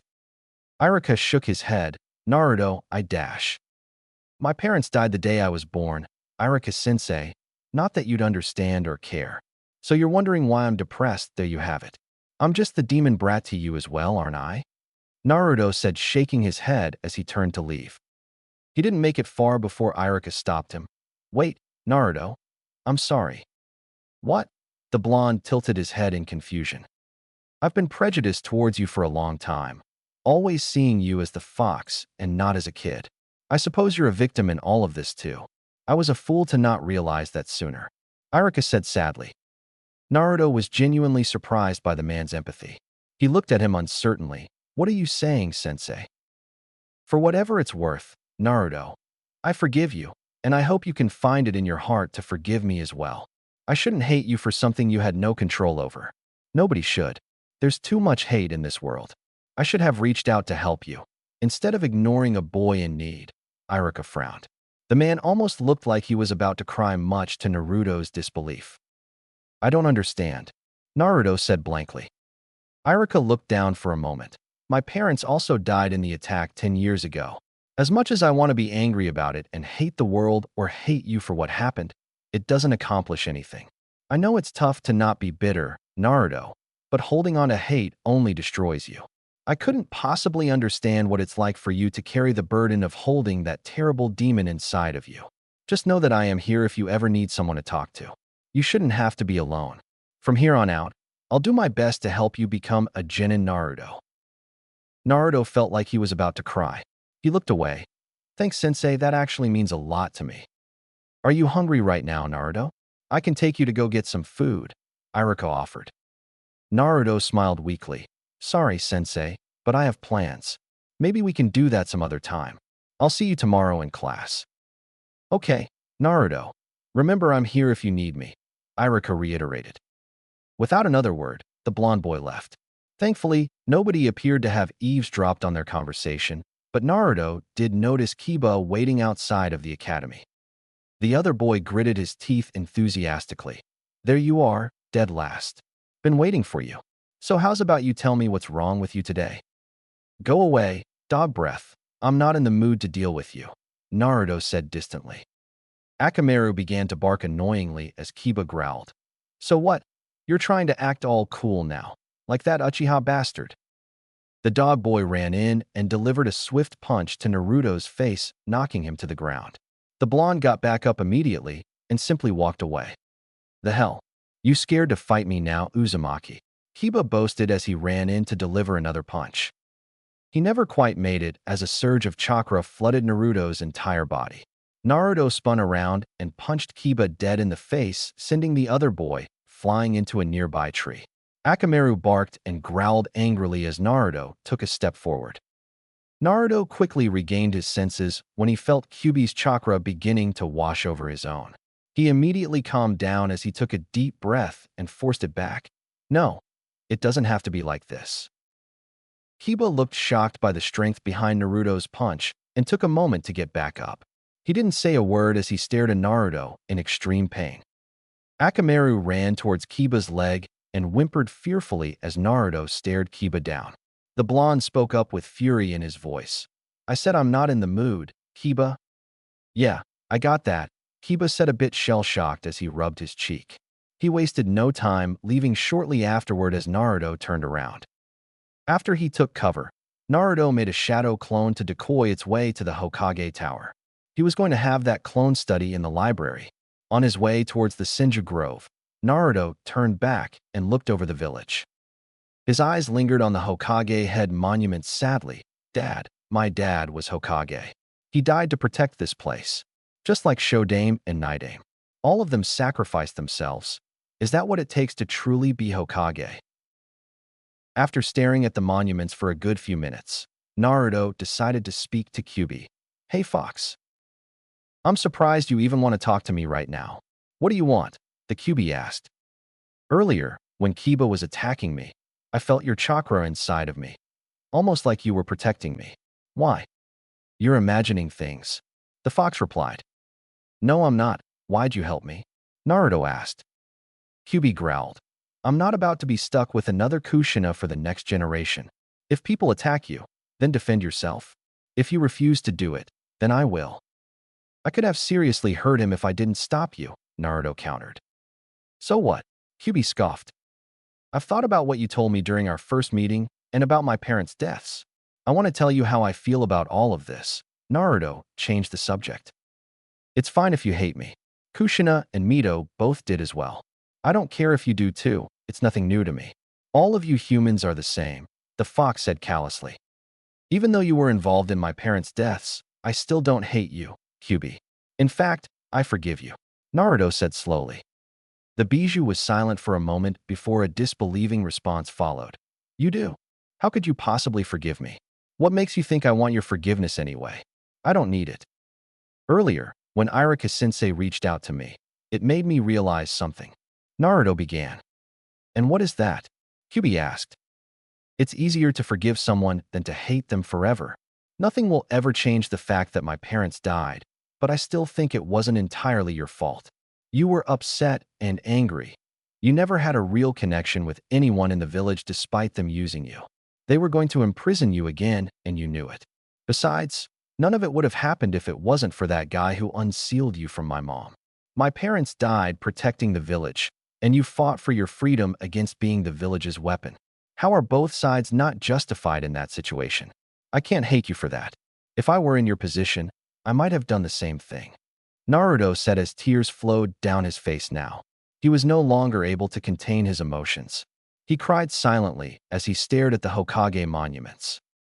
Even after all of this, you still think we can be friends? Why are you so determined to not hate me? The fox demanded.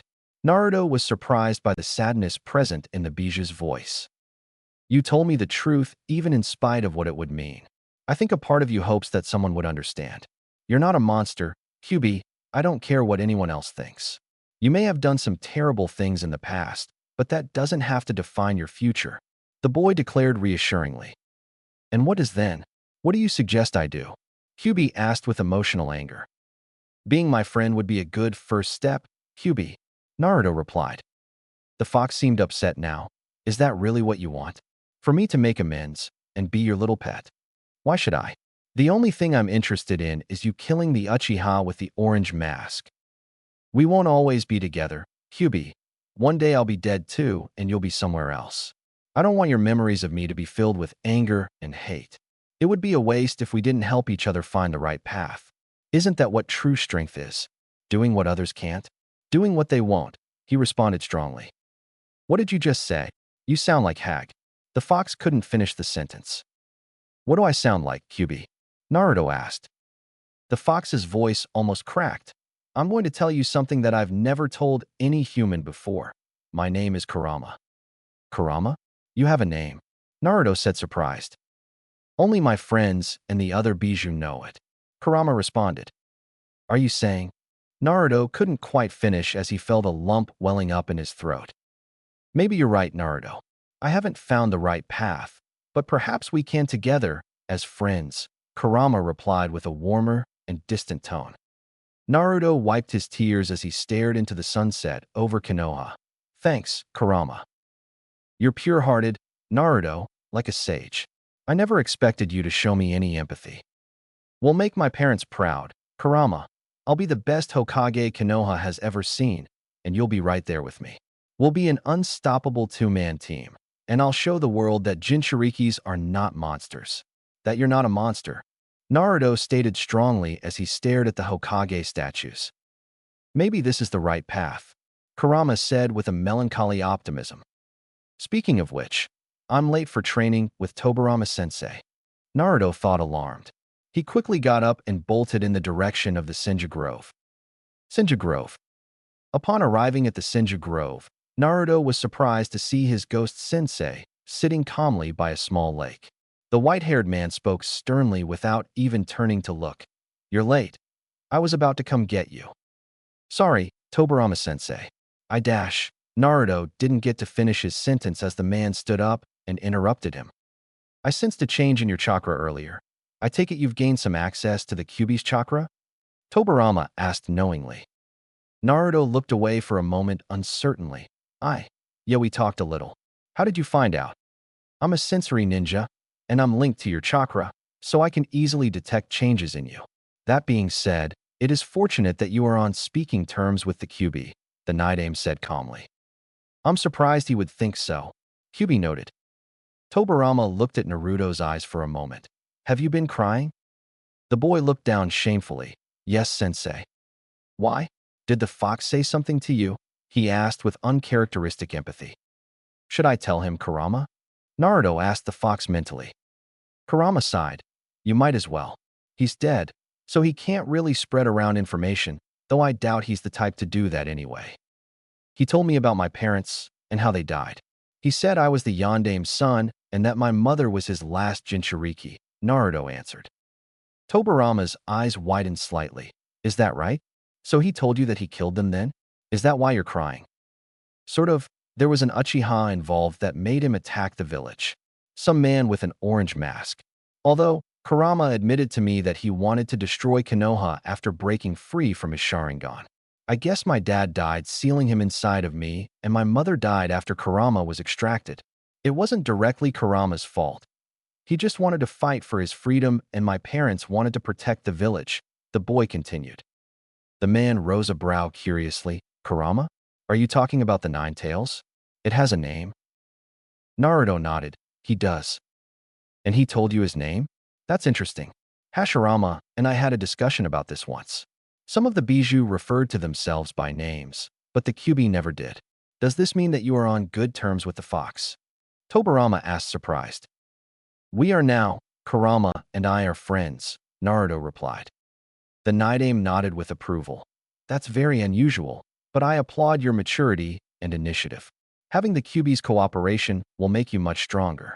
I'm amazed that it would even speak to you, let alone accept friendship. The Kyubi never trusted humans after Madara abused its power with his Sharingan. Mito Uzumaki once told me that Kyubi hated her and Hashirama just as much as Madara. Kurama doesn't like Konoha. Sensei, he says that he's tired of being used. I don't want to force anything on him. We're partners in this. He's not a weapon, Naruto stated strongly. The Night Aim had a deep look on his face. I suppose it's not unusual that the Kyubi would hate Konoha after two Uchihas abused it. How did you get the Nine Tails to tell you all of this? It's rather unprecedented for a Bijou to befriend a human, especially the Kyubi. I just try to see his point of view. It's like you said, Sensei, Bijou aren't evil monsters, Naruto said slowly. So you say you're partners now? The Kyubi wants to help you become stronger? Tobirama asked. Naruto nodded. Yeah, and he wants me to take out that Uchiha bastard with the orange mask. We have work to do then. You won't stand a chance against an Uchiha with a Mangekyo Sharingan unless you're well past Jonin level. Let's get to training, Tobirama said approvingly. Kurama chuckled lightly. I kind of like him. Really? Naruto responded. He didn't once question or condemn your intention to befriend me. He also doesn't like Uchihas. That's 2 for 2. Kurama spoke up enthusiastically. All right, Naruto, we're going to continue with your chakra control today and your accuracy, Tobirama announced. My accuracy? Naruto questioned uncertainly. The Night Aim shook his head. If you ever intend on being good at flying Raijin, then you had better be good at throwing kunai and shuriken. Why though? Naruto wondered. With flying Raijin, you can place a seal on a thrown kunai and use it to teleport to that kunai. In truth, it is advanced Fuinjutsu where you essentially summon yourself to your seals. To master this, you should be an expert at throwing projectile weapons, Tobirama explained. Naruto nodded. All right, let's do it then. One more thing. I gained some recent intel while you were asleep and learned more about the state of the village right now. It's incredibly weak. The Sanjus and Uchihas are both nearly extinct now, and there aren't many powerful shinobi here anymore. Hiruzen is strong, but he's well past his prime and he's far too soft. Ever since the Yondaime died, Konoha has become incredibly vulnerable. You must be prepared for an inevitable attack. Other villages will grow bolder the older Hiruzen becomes. The white-haired Hokage followed up. I understand. Sensei, this isn't just about me anymore. Naruto nodded understandingly. Tobirama nodded. I'm glad to see you understand that. Also, another interesting bit of information I uncovered was the Yondaime's reputation. He was known for using flying Raijin and was a renowned sensory ninja like myself. Similar to chakra natures, inherent sensory skills are usually genetic. That makes you very lucky to be the Yondaime's son. You have the potential to become more powerful than me if you work hard enough. Wow, so I will actually be able to learn flying Raijin like you and my dad then? Naruto asked excitedly. Tobirama nodded. In due time, Naruto. First you're going to master the basics. The blonde was silent for a moment as he looked away nervously. Tobirama eyed him sharply. What's wrong? I wanted to ask you something else. Is it possible for me to bring back my parents with Edo Tensei? Naruto asked. The Night Aim shook his head. I would strongly advise against that, Naruto. Even if you could somehow acquire DNA from them and sacrifices to do it, they would be zombies still. Edo Tensei is not something you should ever take lightly. It's a very dangerous and arguably evil jutsu. I used it to create zombies that could take out my enemies with no regard to their own lives, since they were already dead. Using it the manner you speak of would be immoral. Do you really want to subject your parents to undeath? I'm here as a spirit, and I can leave when the time comes. They, on the other hand, would be denied the afterlife in that state, neither living nor dead. That's not something you should put your parents through out of a simple desire to see them. Naruto looked sad at this news, but nodded understandingly. I guess it was a bit much to hope for. Still, I do want to find a way to talk with them one day, even if it's only for a short while. Let's get to work. You've already wasted 2 hours today. Tobirama changed the subject after a short silence. Yes, Tobirama-sensei, Naruto replied. 1 year later. In the following year, Naruto consistently trained every day after school with Tobirama. Every waking hour of his free time other than sleep was spent in the Senju Grove learning and mastering all the basic skills a shinobi possibly could. Naruto spent the first few months perfecting chakra control accuracy, taijutsu, and kenjutsu. His proficiency with shadow clones only continued to grow with each passing day as he now trained with hundreds at a time. He typically always had some doing basic exercises while the majority would focus on his current day's objectives.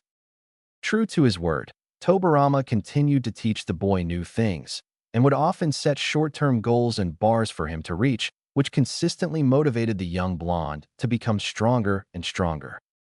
In one short year under his ghost sensei's teachings, Naruto now had almost perfect chakra control, remarkable skill with projectile weapons, and a moderately skilled proficiency in kenjutsu.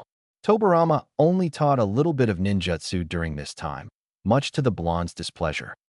He had learned wind levitation, retrieving wind, projectile control, wind explosion, and slashing wind jutsus.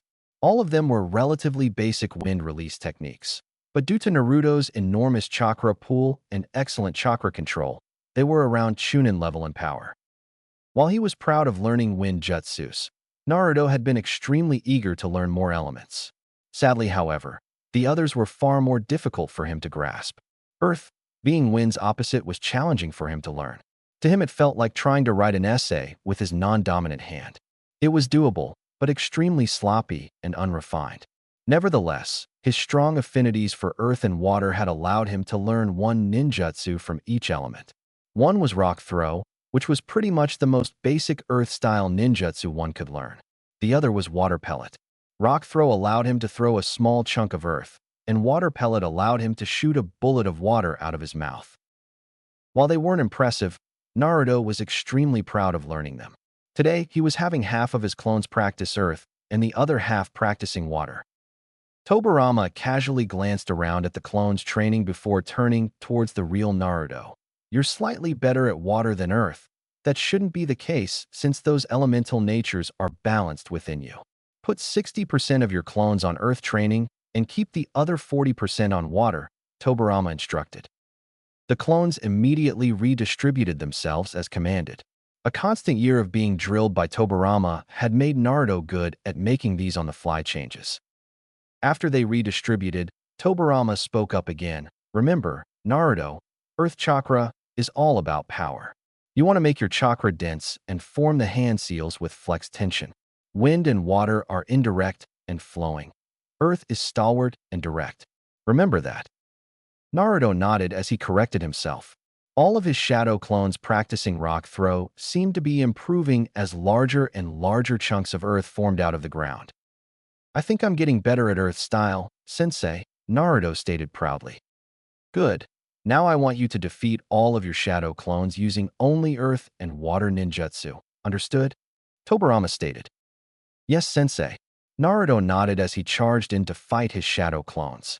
One by one, he took out waves of them with rock throws and water pellets. With each clone he destroyed, he felt himself losing more and more stamina. When he got down to the last clone, he felt like he was about to pass out. The last clone charged in and shot a massive water pellet towards him. With his remaining energy, Naruto unleashed the strongest rock throw jutsu that he could. His jutsu struggled against his clones, but after a final push, Naruto managed to destroy it. He collapsed to the ground a moment later, panting heavily as the exhaustion had finally got the best of him. How was that, Tobirama-sensei? Naruto asked between panted breaths. There was no response for a good 10 seconds as Tobirama walked over towards him. Naruto looked up at the man confused. Sensei? I don't believe it, Tobirama said with genuine disbelief in his voice. His eyes were wide, and his mouth was agape. What? Naruto asked confused. Did I do something wrong? Tobirama then pointed to where Naruto's clone had just been defeated. Where it stood, a single budding tree could be seen. The Nidaime shook his head. This tree wasn't here a minute ago. Huh? Naruto gasped as he managed to sit up and look over at it. Tobirama turned his gaze upon Naruto. You have a bloodline ability, Naruto. I do, Naruto said confused. Would release. I don't even know what to say. This is incredible, Tobirama remarked with a slight bit of pride in his voice. Naruto's eyes widened as he stared at the small tree. Wait, I can use would release. I knew that you were related to Hashirama and myself, but I never expected this. You're a true Senju heir. Tobirama smiled for the first time ever. I am. Naruto asked uncertainly. Wood Release is the most powerful nature transformation bloodline in the world, Naruto. Only Hashirama was ever able to use it. With Wood Release, Flying Thunder God, and Kurama, you're going to be able to protect Konoha from anything. Tobirama smiled proudly. Really? How is Wood Release the strongest bloodline in the world? Isn't Wood weak against fire? Naruto asked confused. He's right. Kid, Wood Release was able to stop me and all of the other Bijou. It's no joke, Kurama stated. Wood Release can drain chakra as well as suppress it. It's actually a remarkably powerful ability because it combines earth, water, and yang natures into one. Even Madara Uchiha with his eternal Mangekyo Sharingan was no match for Hashirama's skill with Mokutan, Tobirama explained. So what does this mean for my training then, sensei? How am I supposed to learn Wood Release if only Shodame could do it? Naruto asked. Tobirama thought for a moment. It will be difficult for you to learn as I do not have first-hand knowledge on how to train you in it. I can teach you some basics that I understood from Hashirama's fighting style, but you'll have to figure out the rest for yourself.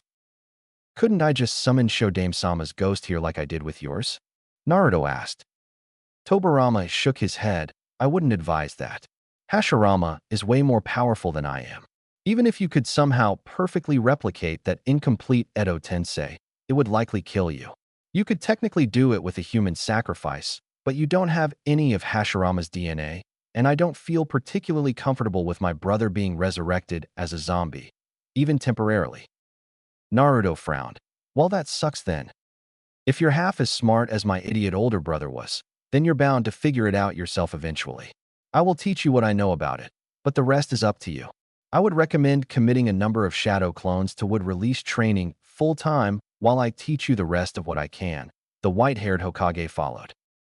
2 years later. It had been 3 years since his training began with Tobirama, and 2 years since he discovered his bloodline. In that time, Naruto had grown more powerful than he ever expected to. The following year after learning about Wood Release, Naruto had been diligent in gaining proficiency in it. To his astonishment, it had developed exponentially. His incredibly large chakra reserves were something that made Wood Release a truly terrifying ability. His deep forest creation was probably his favorite jutsu now, as it conjured as large and as many trees as he could create with his chakra. As his abilities got more and more powerful, he would end up training further and further away from the village. He often trained by creating forests and destroying them periodically with other techniques. His ability to use Wood Release was nowhere close to Hashirama's level, according to Tobirama, but it was still fearsome to behold. As his training got progressively further and further away from Konoha, he had to put a large amount of chakra into his decoy shadow clone in Konoha, so it wouldn't dissipate. Even in spite of this, he never stayed away for more than a day or two at a time. His decoy shadow clone typically went to study in the Hokage Tower Library after school. This kept it under close surveillance for the Umbu that would periodically watch Naruto. On several occasions, the clone had run into Danzo. The man found it rather strange that Naruto was always so consumed with studying, but Hiruzen, on the other hand, was actually proud of Naruto for taking initiative to do so.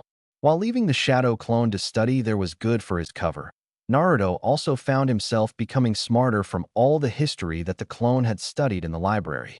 That in addition to his new mindset had made him an academic genius in the Konoha Shinobi Academy. In addition to his bloodline, he had mastered dozens of jutsus from each of the 5 basic elemental natures and had vastly developed his sensory skills. While he was still nowhere near as good as Minato or Tobirama, Naruto was now a sensory ninja like his predecessors. Tobirama also felt it necessary to teach Naruto medical ninjutsu. The Nidaime insisted that any worthwhile Senju heir should be good at it, as both he and Hashirama were. Only in the last year was Naruto finally able to start learning Flying Raijin. This was Naruto's second favorite ability, as it made him feel more like his father and his sensei. Despite learning and being able to perform it now, Naruto was still nowhere near his father's skill level with the jutsu.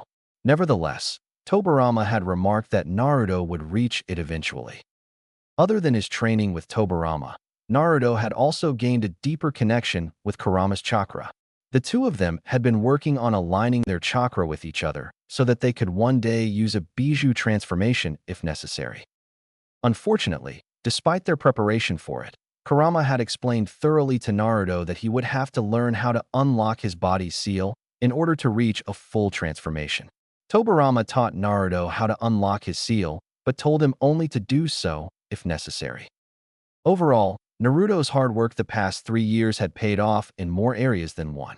Not only was he much smarter and stronger now, but Naruto was also well developed for his age. Tobirama stressed the importance of eating a lot of protein and carbs to help him grow stronger and bigger, which they did. He also grew his hair out slightly longer, as well similar to his father's. Part of him felt like it honored Minato to emulate him. Many of his classmates in the academy found his development impressive and confusing. Some even tried to befriend him as Naruto became cooler, as it were. Namely among them were Shikamaru and Chuji. Naruto always turned down their offers to hang out after school and had become almost antisocial in the past 3 years. Despite his eagerness to make friends, Naruto knew he couldn't skip training. Tobirama made it clear that if he truly wanted to become strong, then he would have to sacrifice more than just his free time and energy. He practically had to abandon his childhood and mature as a shinobi. Kiba had of course still been condescending, but he gradually began to steer away from Naruto as the years passed by. This was mostly due to Naruto almost never talking. Iruka had found the entire change in persona to be a bit disturbing and had often invited Naruto to go have ramen with him or talk. The boy would occasionally send his decoy shadow clone to spend time with Iruka just so that the man wouldn't worry about him. Despite his self-alienation, Naruto did like Iruka as an instructor and a person. They would often talk about Naruto's goals, and the blonde would always say that he was going to become Hokage. Other than Iruka's concerns, several of Naruto's peers occasionally spied on him from time to time out of a curiosity for Naruto's vast jump in maturity and skills. Chiefly among them were Hinata obviously, Sasuke, and even Kiba. All three of them had stealthily followed Naruto after school to learn more about him, but they always just saw the shadow clone studying in the library or practicing basic academy exercises. Out of the three, however, only Hinata had been suspicious about the shadow clone. She noticed that Naruto never spoke to anyone other than Iruka and the Sandaime outside of class, and that he didn't do enough after school to really explain why he was so tired all the time. Nevertheless, her shy nature prevented her from ever really following up on the matter. Sasuke found Naruto's improvement noteworthy, but also a bit disturbing. The blonde almost never messed up in class now and was practically good at everything they did or studied. In fact, it was somewhat humbling for him to witness. Despite being the #1 rookie in the class, Sasuke was impressed by Naruto's rapid rise in skill. Unlike before, the blonde boy was never flashy or attention-seeking. He never once boasted, and he always seemed like his mind was either focused on what he was doing or off in the clouds. He had developed a slight respect for his classmate over the years, but never once made it obvious. The two would be paired in sparring matches on occasion, and Sasuke would still always win them. Despite this, however, Naruto had beaten his accuracy score and was now ranked second in the class overall. Despite Tobirama telling Naruto to be subtle, the blonde couldn't help but excel at everything in the academy, as it was pathetically easy for him now. He still couldn't beat Sasuke in taijutsu or academics, but Naruto was no longer the joke many had once thought of him as. Currently, the blonde was sitting in class with a very bored look on his face. Iruka looked over the room and spoke up proudly. "You all did an amazing job on the finals yesterday, and it makes me proud that all of you passed. Great job, everyone, especially you, Naruto." The Jinchuriki was drawn from his bored thoughts when he heard his name. Everyone in the class was staring at him as Iruka spoke proudly. "You had the highest score on our final exam yesterday. Excellent work." To his side, a bitter and petty Mizuki was glaring daggers at the boy. Despite all of his attempts to sabotage Naruto, the blonde would always outsmart him or surpass expectations. He had attempted to give Naruto curveballs on the finals yesterday, and to his bitter fury, Naruto succeeded. "Wow, Naruto really beat Sasuke's score in the final exam." Ino spoke up with disbelief. Iruka nodded. They both had perfect scores, but Naruto performed his faster. Though you all did a great job, so you should be proud of yourselves. This class is one of the best ones I've ever had. I have no doubt that many of you will grow to become talented shinobi. Sasuke sent a sharp glare Naruto's way. He beat me? How? I know he's gotten better and that he studies a lot, but so do I. The gap between us is shorter than I thought. There must be a mistake, sensei. There's no way Naruto had a higher score than Sasuke, or even me for that matter. Sakura protested. She took pride in being one of the best students in academics. It wasn't shocking for her to lose to a prodigy like Sasuke, whom she idolized, but Naruto was another matter. Even though he had become better over the years, it was still a difficult pill for her to swallow. Well, Naruto has worked really hard for the past few years to improve his ranking, so you should be proud of him. He graduated second overall. Irika responded to her. He has no idea just how hard. Kurama added. Did I seriously graduate second? Maybe I should have botched some of my stuff or lost a few more matches these past few months. All of these perfect scores really advanced my ranking, I guess, Naruto thought, surprised. What? Naruto got second. What were the ranks overall, sensei? Kiba demanded. Irika cleared his throat and spoke. Let's see here. Third place was Ino. She also had the highest kunoichi score. Huh. You hear that, forehead? I beat you, Ino proclaimed proudly. Shut up, Ino pig. Where was I, sensei? Sakura interrupted. Let's see. Sakura, you were 8th overall, but you were 3rd in academics behind Sasuke and Naruto, Irika answered. Ha. Naruto beat you, forehead. Ino laughed at her pink-haired rival. Well, apparently he beat you too. Sakura shot back. What about me, sensei? Kiba demanded. Irika sighed. Kiba, you were 9th overall. Man, really? He complained. That's something to be proud of. There's 30 of you that graduated in this class, Irika said with a nod. The dog boy crossed his arms unhappily. 9th. Irika told various people their ranks for the next few minutes, which entailed a lot of banter and other social annoyances that Naruto didn't care for. 15th is Hinata Hyuga. 16th is Dash. Irika continued listing the ranks. I'm amazed Hyuga graduated at all. She's the most timid person I've ever met. If it wasn't for her taijutsu, she'd probably be close to last, Naruto thought as he saw Hinata's expression sink. Isn't she their clan heir? I vaguely remember someone mentioning that a while back, Kurama pointed out. Naruto shrugged. Yeah, I suppose fear of shaming her clan kept her from failing. Still, they're probably not happy that she's kind of mediocre. At least she's not annoying, other than when she stalks you. The fox chuckled. She's not the only one who thinks they can spy on me, though I wonder why she gives a damn about me. I don't recall ever speaking to her before, Naruto thought for a moment. He tuned out Irika announcing the rest of the irrelevant names and ranks of other students. Naruto silently observed the class and saw everyone's joyous, carefree expressions. He shook his head with annoyance. Man, I am so ready for this stupid academy stuff to be over. There's nothing left for this place to teach me, and all this place does anymore is waste my time. I am sick and tired of looking at these people day after day. Well, at least it's over now. Though if I remember Kushina's life correctly, I think they assign you to a Genin team after graduation and make you do a bunch of ridiculous chores. Hopefully, you're not put on a team with someone insufferable, the fox stated. Naruto looked around the room at his peers. That's pretty much everyone in this room. Why does anyone here even have an ego? All we did was graduate from the academy. Their egos are going to deflate the moment they get a taste of harsh reality. For all of his smugness, at least Sasuke takes being a shinobi as seriously as I do. None of these people will have egos when they find out how strong you actually became these past 3 years, Kurama laughed. If they find out, there's no reason to exert my power over people that stand no chance against me. What's the point in that? Naruto shrugged. Yeah, it is a bit flashy, but it will be funny to see their reactions. You're going to have to reveal your powers eventually if you want to become Hokage. I actually can't wait to see how the Sandaime reacts, the fox grinned. Naruto thought for a moment. Hopefully, he'll understand.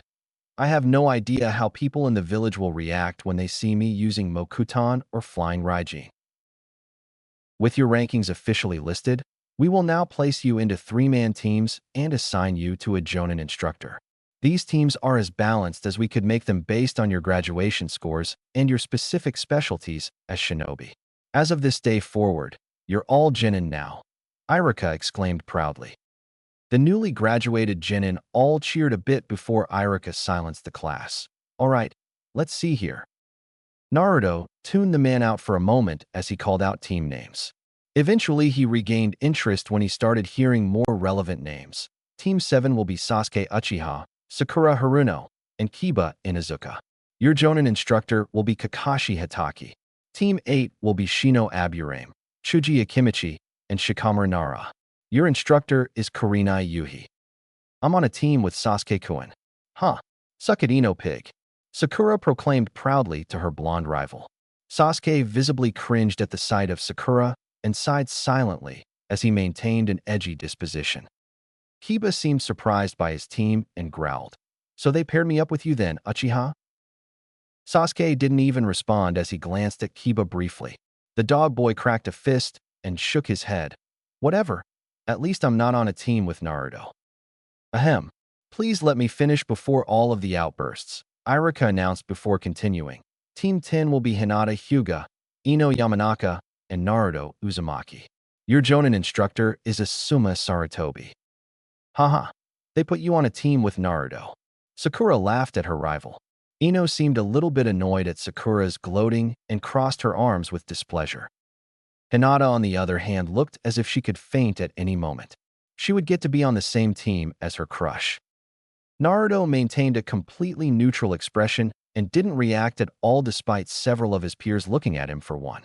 He reflected on his new team. Hyuga's good for tracking and taijutsu, though she's a bit skittish and unambitious. At least she isn't annoying. Yamanaka, though, I wonder why I'm paired with her. Our rankings were pretty close. Maybe Hinata leveled it out. Oh well, at least they gave me a good Jonin instructor. I think Asuma is Sandame's son. He's good with wind ninjutsu too. It could have been worse. Imagine how insufferable it would be if you were on the Uchiha Brat's team, Kurama pointed out. Yeah, but at least Sasuke is competent. Oh well, I can work with these two, I suppose. 2 Kunoichi on my team will be strange, but it will be fine. I should be able to fix Hyuga, and Yamanaka is probably more useful than someone like Sakura anyways, Naruto thought with a bit of relief. He had once admired the pink-haired girl for her perky attitude and cute appearance, but those feelings had long since disappeared in recent years. Naruto's antisocial obsession with training every waking hour had led him to forget she even existed outside of school hours. He didn't find her completely useless as a shinobi due to her intelligence, but she was rather unremarkable to him, and he found her schoolgirl obsession with Sasuke rather annoying. Ino was similar, but Naruto knew that she at least had clan abilities and decent skills at infiltration. Sakura actually did pretty well for someone who doesn't have a clan. Isn't she just from a regular family? She was the highest-ranked person here that didn't come from a clan. Naruto pondered. His inner musings were interrupted a moment later when Irika spoke again. Your Jonin instructors all left me a list of locations they want you to meet them. Naruto once again ignored all of the irrelevant names until Irika got down the list. Team 7 is to meet on the rooftop of the academy. Team 8 meet in the park. Team 9 meet on the village wall. Team 10 meet at the balcony tower beneath the Hokage monuments. As the teams were announced, they all left towards their various locations. Once Team 10 was called, Naruto got up and made his way for the door. His 2 new teammates awkwardly followed behind the silent and stoic blonde as he left. Neither one knew what to say as Naruto walked outside. Finally, Ino broke the silence. So are you going to say something, or what, Naruto? He looked back at Ino and an extremely timid Hinata. The Hyuga girl looked nervous and Ino was a bit annoyed. Naruto eyed her for a moment. Never mind. I can't believe I'm on a team with you too. Ino sighed dramatically. Naruto ignored her whining as he turned forward again and proceeded to the Hokage monuments. He made sure to go slow enough for his teammates to keep up, and before long they reached their destination. Their Jonin wasn't there yet, unsurprisingly, which left the 3 Genin alone to look over the Hokage monuments from the nearby balcony. Naruto could see the Hokage tower as well and immediately sensed Asuma within it. No doubt his new sensei was receiving special instructions by the Sandame to keep a close eye on him. As he stared at the Hokage tower, Naruto was drawn out of his thoughts by Ino again. Well, if I have to be on this team with you too, then could you at least talk to me? Geez, you guys are boring. Naruto glanced at the blonde girl briefly. What's there to talk about? I doubt we have anything in common. Well, we're both blonde, and we are on the same team now, aren't we? Ino said with a scornful glare. The Jinchuriki shrugged. I suppose so. Naruto-kun. Hinata spoke up nervously for the first time. The boy turned his gaze to the shy Hyuga girl. What is it, Hyuga-san? Why you can call me Hinata? Since we are teammates in Dash, she wasn't able to finish her sentence as it got quieter with each passing word. He looked at her curiously. Hinata. All right, if you insist. Are you all right? You're looking a bit red. Hinata nodded shyly as she looked away to cover her flushed cheeks. Ino watched the whole scene with a bit of curiosity. She shook her head. Now I get to be third wheel on this team too, great. What are you complaining about over there? Naruto asked her. Ino got in his face a moment later. I'm complaining because I got put on a team with two weirdos who refused to talk to me. All right, fine, relax. You want to talk to me? Then we'll talk, Naruto sighed. Ino crossed her arms. I don't actually want to talk to you, but it's better than us standing here in this awkward silence for whoever knows how long. I got it, Yamanaka-san. Naruto said, a bit annoyed himself. Ino, I know. We're teammates, so don't treat me like I'm some stranger, Naruto. We've been in the same class for like 5 years in case you've forgotten, the blonde vented. Fine, Ino then, Naruto replied. The blonde girl smiled proudly. That's more like it. So I have a question for you, Naruto. Okay, what? He asked. What happened to you? She demanded. Naruto cocked his head. I don't follow. Don't give me that. I mean, you used to be all hyperactive and you wore this ugly orange jumpsuit everywhere. Now you wear black every day and you never talk. You climbed from dead last to second in 3 years. Are you trying to be like Sasuke-kun or something? No, I'm not. Naruto countered bluntly. Then why the change? Did your family start expecting changes or something? Were you afraid to fail? She persisted. I don't have a family. I'm an orphan and the last living member of my clan in Konoha, he answered. There's an Uzumaki clan? Ino wondered. Yeah, there was. Naruto nodded without following up with an explanation. Ino crossed her arms. I guess you don't want to talk about that. Did your clan get wiped out like Sasuke-kun's? Not exactly. I'm just the only member left after my mother died, Naruto replied. Ino looked a bit interested now. Did your clan have any interesting abilities or a bloodline? I don't think Naruto-kun wants to talk about this, Hinata interjected. All right, fine then. So what are you actually capable of doing then, Naruto? I know you've gotten better, but are you actually able to do anything other than what they teach us at the academy? Ino asked. The blonde nodded. I'm a sensory ninja.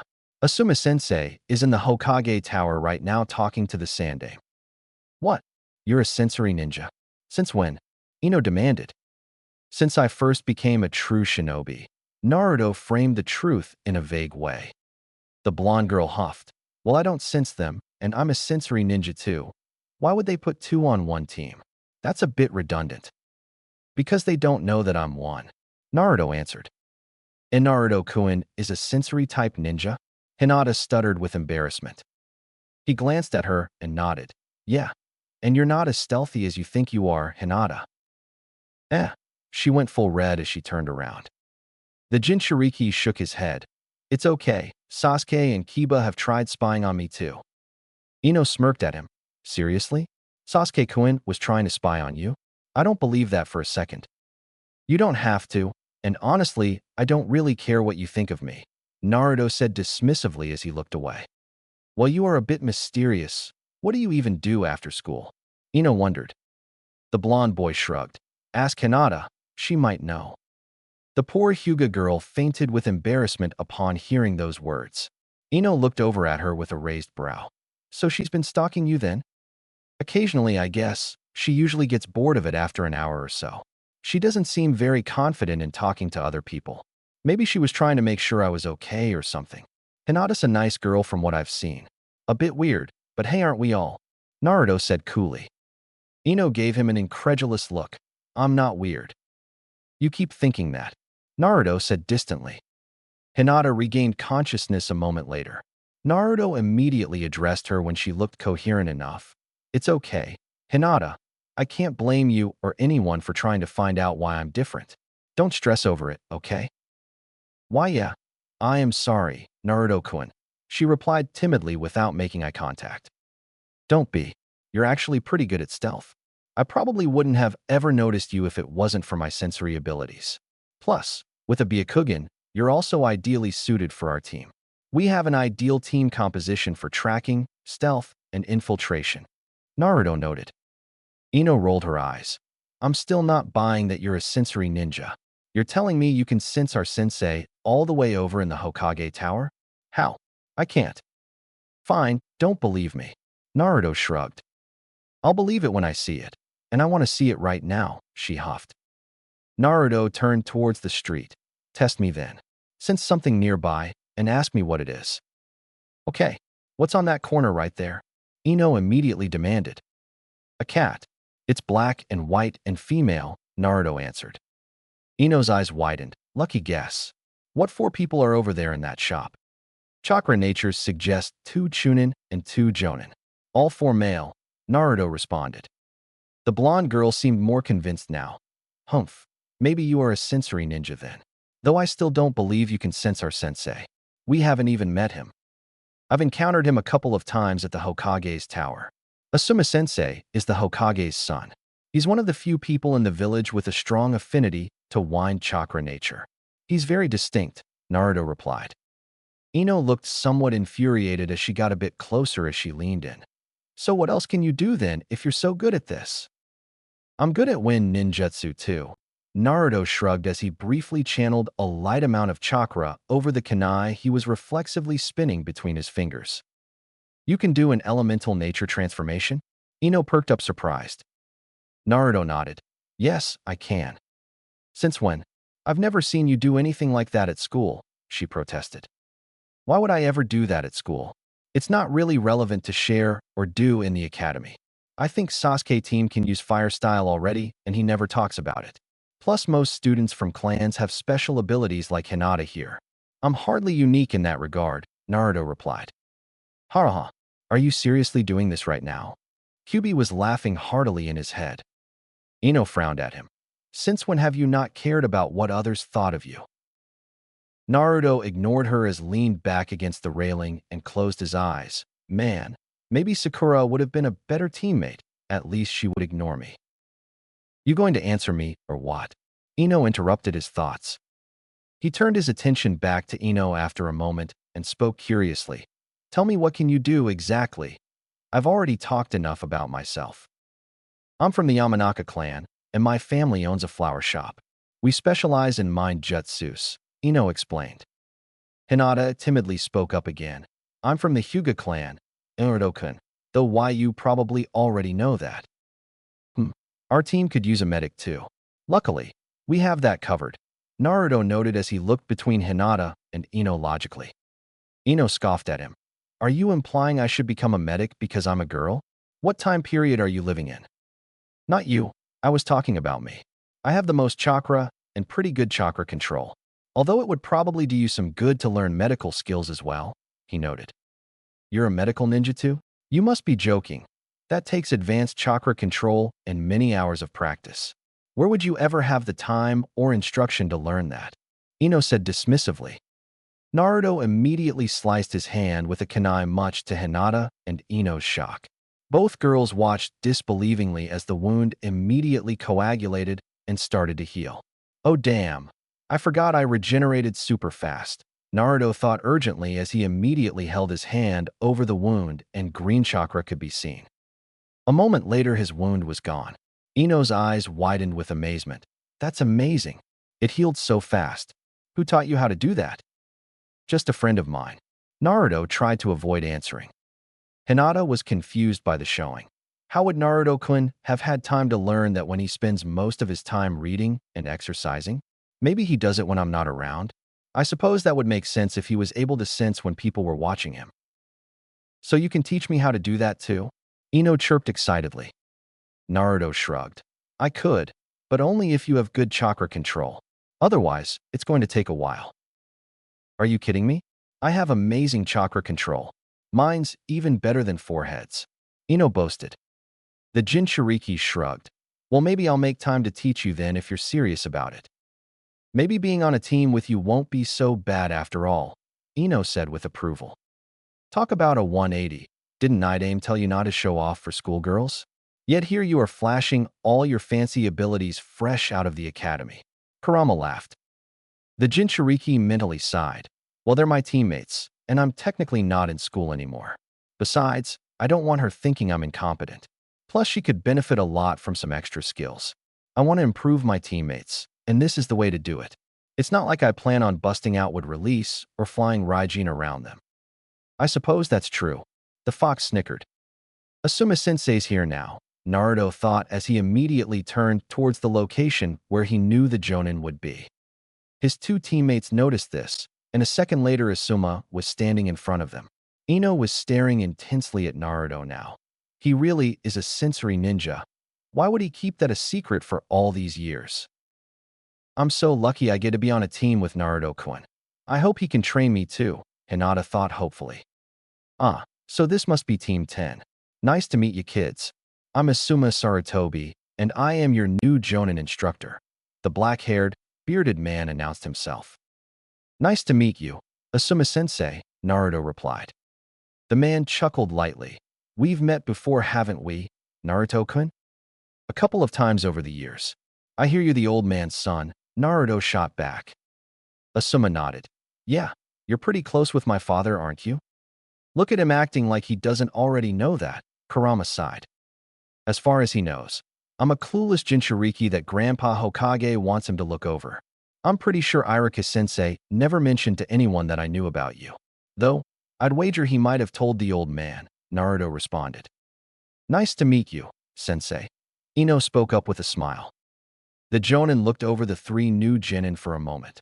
All right, I already know Naruto-kun, but who are you two? Ino Yamanaka of the Yamanaka clan, the blonde girl said proudly. Hinata Hyuga was all the shy girl managed to speak. He nodded casually. All right, and what are all of your goals? Why did you become shinobi? I am the Hyuga clan heir, Hinata said skittishly. My dad's a shinobi, and as his only child he encouraged me to follow in his footsteps. If I wasn't a ninja, I'd probably run my family's flower shop. I do rather like floral things as well as nature. I aspire to be the wife of Sasuke Uchiha, and the best kunoichi in Konoha. Ino went into more detail than anyone cared to know. Everyone's gaze turned towards Naruto last. The blonde simply shrugged. My goals have never changed. I still want to become Hokage. I want to honor the legacy of my forefathers. Asuma rose a brow slightly. Is he referring to the Hokages as his forefathers? He looks completely serious about it. I wonder how skilled a person with that type of ambition is. I guess I'll find out soon. Asuma nodded as he looked them over. All right, guys, I don't want to keep you long, so here's your briefing. As new graduates, you have a final test tomorrow where you will be judged as a team by your Jonin instructors. If you fail, you'll go back to the academy for another year. Get some sleep tonight and meet me at Team 10's training grounds tomorrow at 8 a.m. sharp. I look forward to testing your skills. I'll see if you have what it takes to be true genin. Wait, what? Ino spouted, but she never got a response as Asuma disappeared a moment later. She shook her head. We have another test.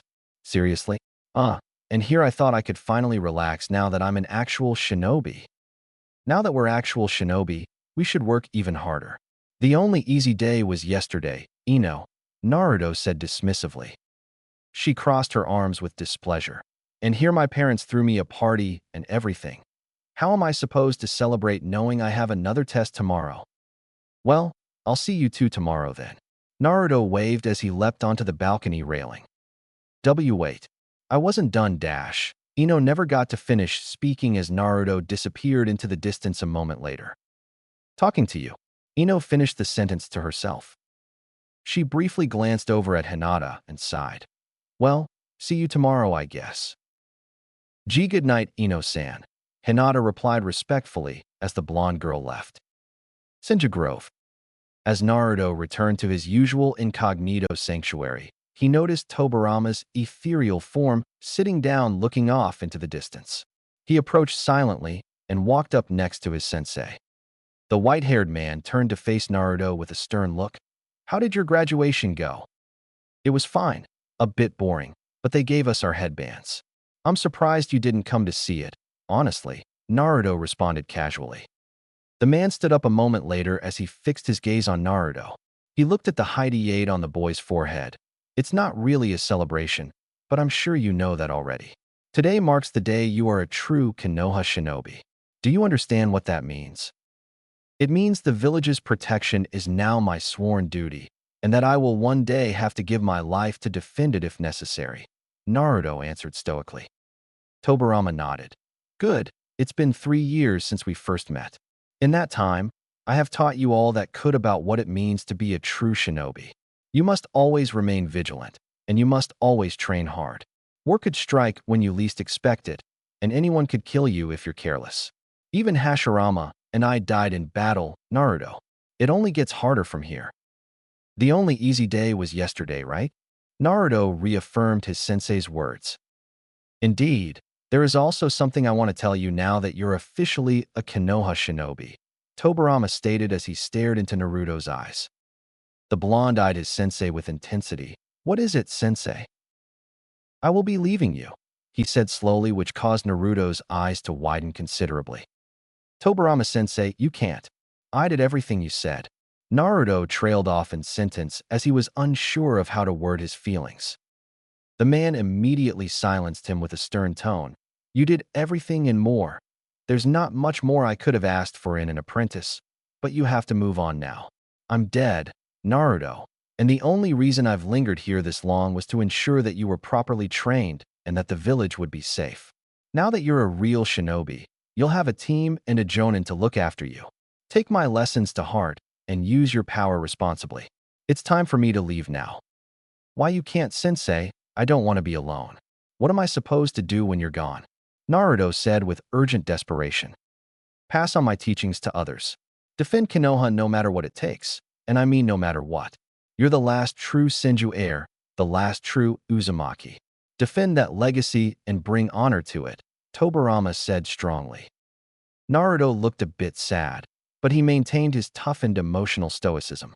The blonde bowed his head respectfully. It was an honor, sensei.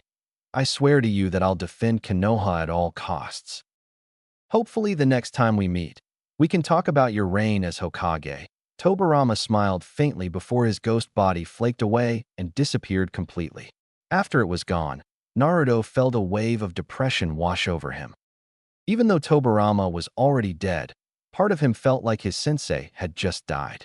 Who was he going to ask for wisdom and advice now? Who was going to help him when he had problems with certain jutsus? The boy cleared his head after the brief sadness. He's entrusted Konoha's protection to me. He wouldn't have left unless he was confident that I was ready. I won't fail you, sensei. I'll reignite the glory of the Senju and Uzumaki clans.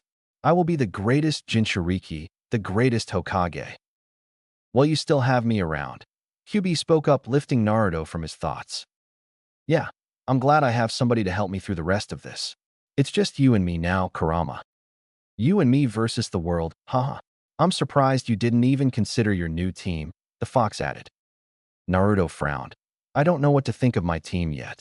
I doubt I'll ever be close with them. They won't understand when they find out I'm a Jinchuriki. I'll help them out, but I don't see a point in trying to make friends. It's just going to bite me in the ass. Yeah, it's probably best that you don't get too attached to them. Becoming Hokage is one thing, but making the village like you is another thing entirely. I honestly don't think they'll ever understand. I'll always be the monster fox to them, and you'll always be the demon brat, Kurama sighed. Sometimes we have to bear a heavy burden for the sake of others. I'll become Hokage even if they hate me. I owe it to Tobirama-sensei and to my father to defend Konoha. We'll cross that bridge when we come to it, I guess. Come on, Kurama, let's train. Even though sensei's gone, I can't slack at all, Naruto thought as he created a ton of shadow clones. Chapter 3, Team 10. Hokage Tower, Jonin Meeting. Several dozen Jonin were having their daily meeting this morning near the Hokage Tower. Namely, among them were all of the Jonin that were newly assigned a Genin team. How many Genin graduates did we get this year? One of the men asked curiously. 30 in the newest class and about 54 returning ones, another Jonin answered. One of them seemed surprised. 30? That's more than the last few years. Yeah, well, I doubt we'll see more than half of them pass to become full-fledged Genin. A female Jonin shook her head. I wouldn't be so sure. This year has some promising graduates. The last Uchiha boy is one of the new graduates, and half a dozen graduates from clans are in that class too, the first man noted. I also heard the demon brat is in the new class. I can't believe they let him become a ninja, a dissatisfied Jonin huffed. You're talking about that child, right? The fox boy, someone else added. The first man nodded. Yeah, I feel bad for whoever has to be that kid sensei. They'll have to worry about him killing his teammates or something. I doubt he'll actually pass the teamwork test, so what does it matter? The woman scoffed. Another woman joined in the conversation a moment later. I think he graduated second overall behind the Uchiha boy. You're joking, right, Kurenai? The first man said with a disbelieving laugh. No, I heard from one of the Chunin who instructed their class that he was actually pretty skilled, the dark-haired woman responded calmly. For real? He beat out all of the clan member kids in that class? Another person interrupted. Kurenai nodded. Yeah, he beat Inazuka, Akimichi, Nara, Yamanaka, Hyuga, and Aburame. The only person he didn't beat was Uchiha. A certain Jonin there with blonde hair crossed his arms disbelievingly. I refuse to believe that kid beat my daughter. She was ranked second for years behind Sasuke Uchiha and was neck and neck with the Aburame boy. I can't believe they put that fox kid on my daughter's team too. What were they thinking? My son speaks pretty highly of him, Inoichi. I don't think it's as bad as you're imagining. Shikaku shook his head. Inoichi turned his gaze towards his former teammate. Your boy doesn't know any better. My boy is a genius, even if he is lazy. Shikamaru is not one to misread people. Shikaku sighed. Inoichi shook his head. People, not demons. He's just a kid, Inoichi, Shikaku sighed. For now, the blonde man said with a low growl. Shikaku glanced over at Choza Akimichi. What's your son think of the boy, Choza? Chuji said he's quiet and antisocial. Seems kind of odd to me since I distinctly recall that kid pulling pranks for a few years. From what my son has said, the boy never initiates conversations, Choza answered. Someone interrupted their conversation with disgust. No doubt the demon is starting to affect him. Is it really a good idea to ignore something like that? A vast change in his psyche could mean the demon is gaining control. Inoichi grimaced as he immediately turned his gaze towards the silent Asuma at the edge of the crowd. Asuma, as my friend, I implore you to keep my daughter safe in case the fox brat tries anything. If anything happens to her, I'll kill him. Asuma sighed heavily. Sure, Inoichi, but I don't really think that's going to be necessary. Naruto Uzumaki is kept under watch by Sandaime-sama and Umbu regularly. Besides, he doesn't seem like a bad kid to me. For my daughter's sake, I hope not. Inoichi shook his head. Wait, you're the demon kid's Jonin sensei. Another person gasped. Asuma nodded. Yes. Sucks for you then. I don't envy you, Asuma-senpai. The man laughed.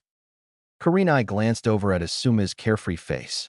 She frowned when she saw a bit of disappointment in his eyes. He looks troubled by all of this. Does it bother him to be Uzumaki's sensei?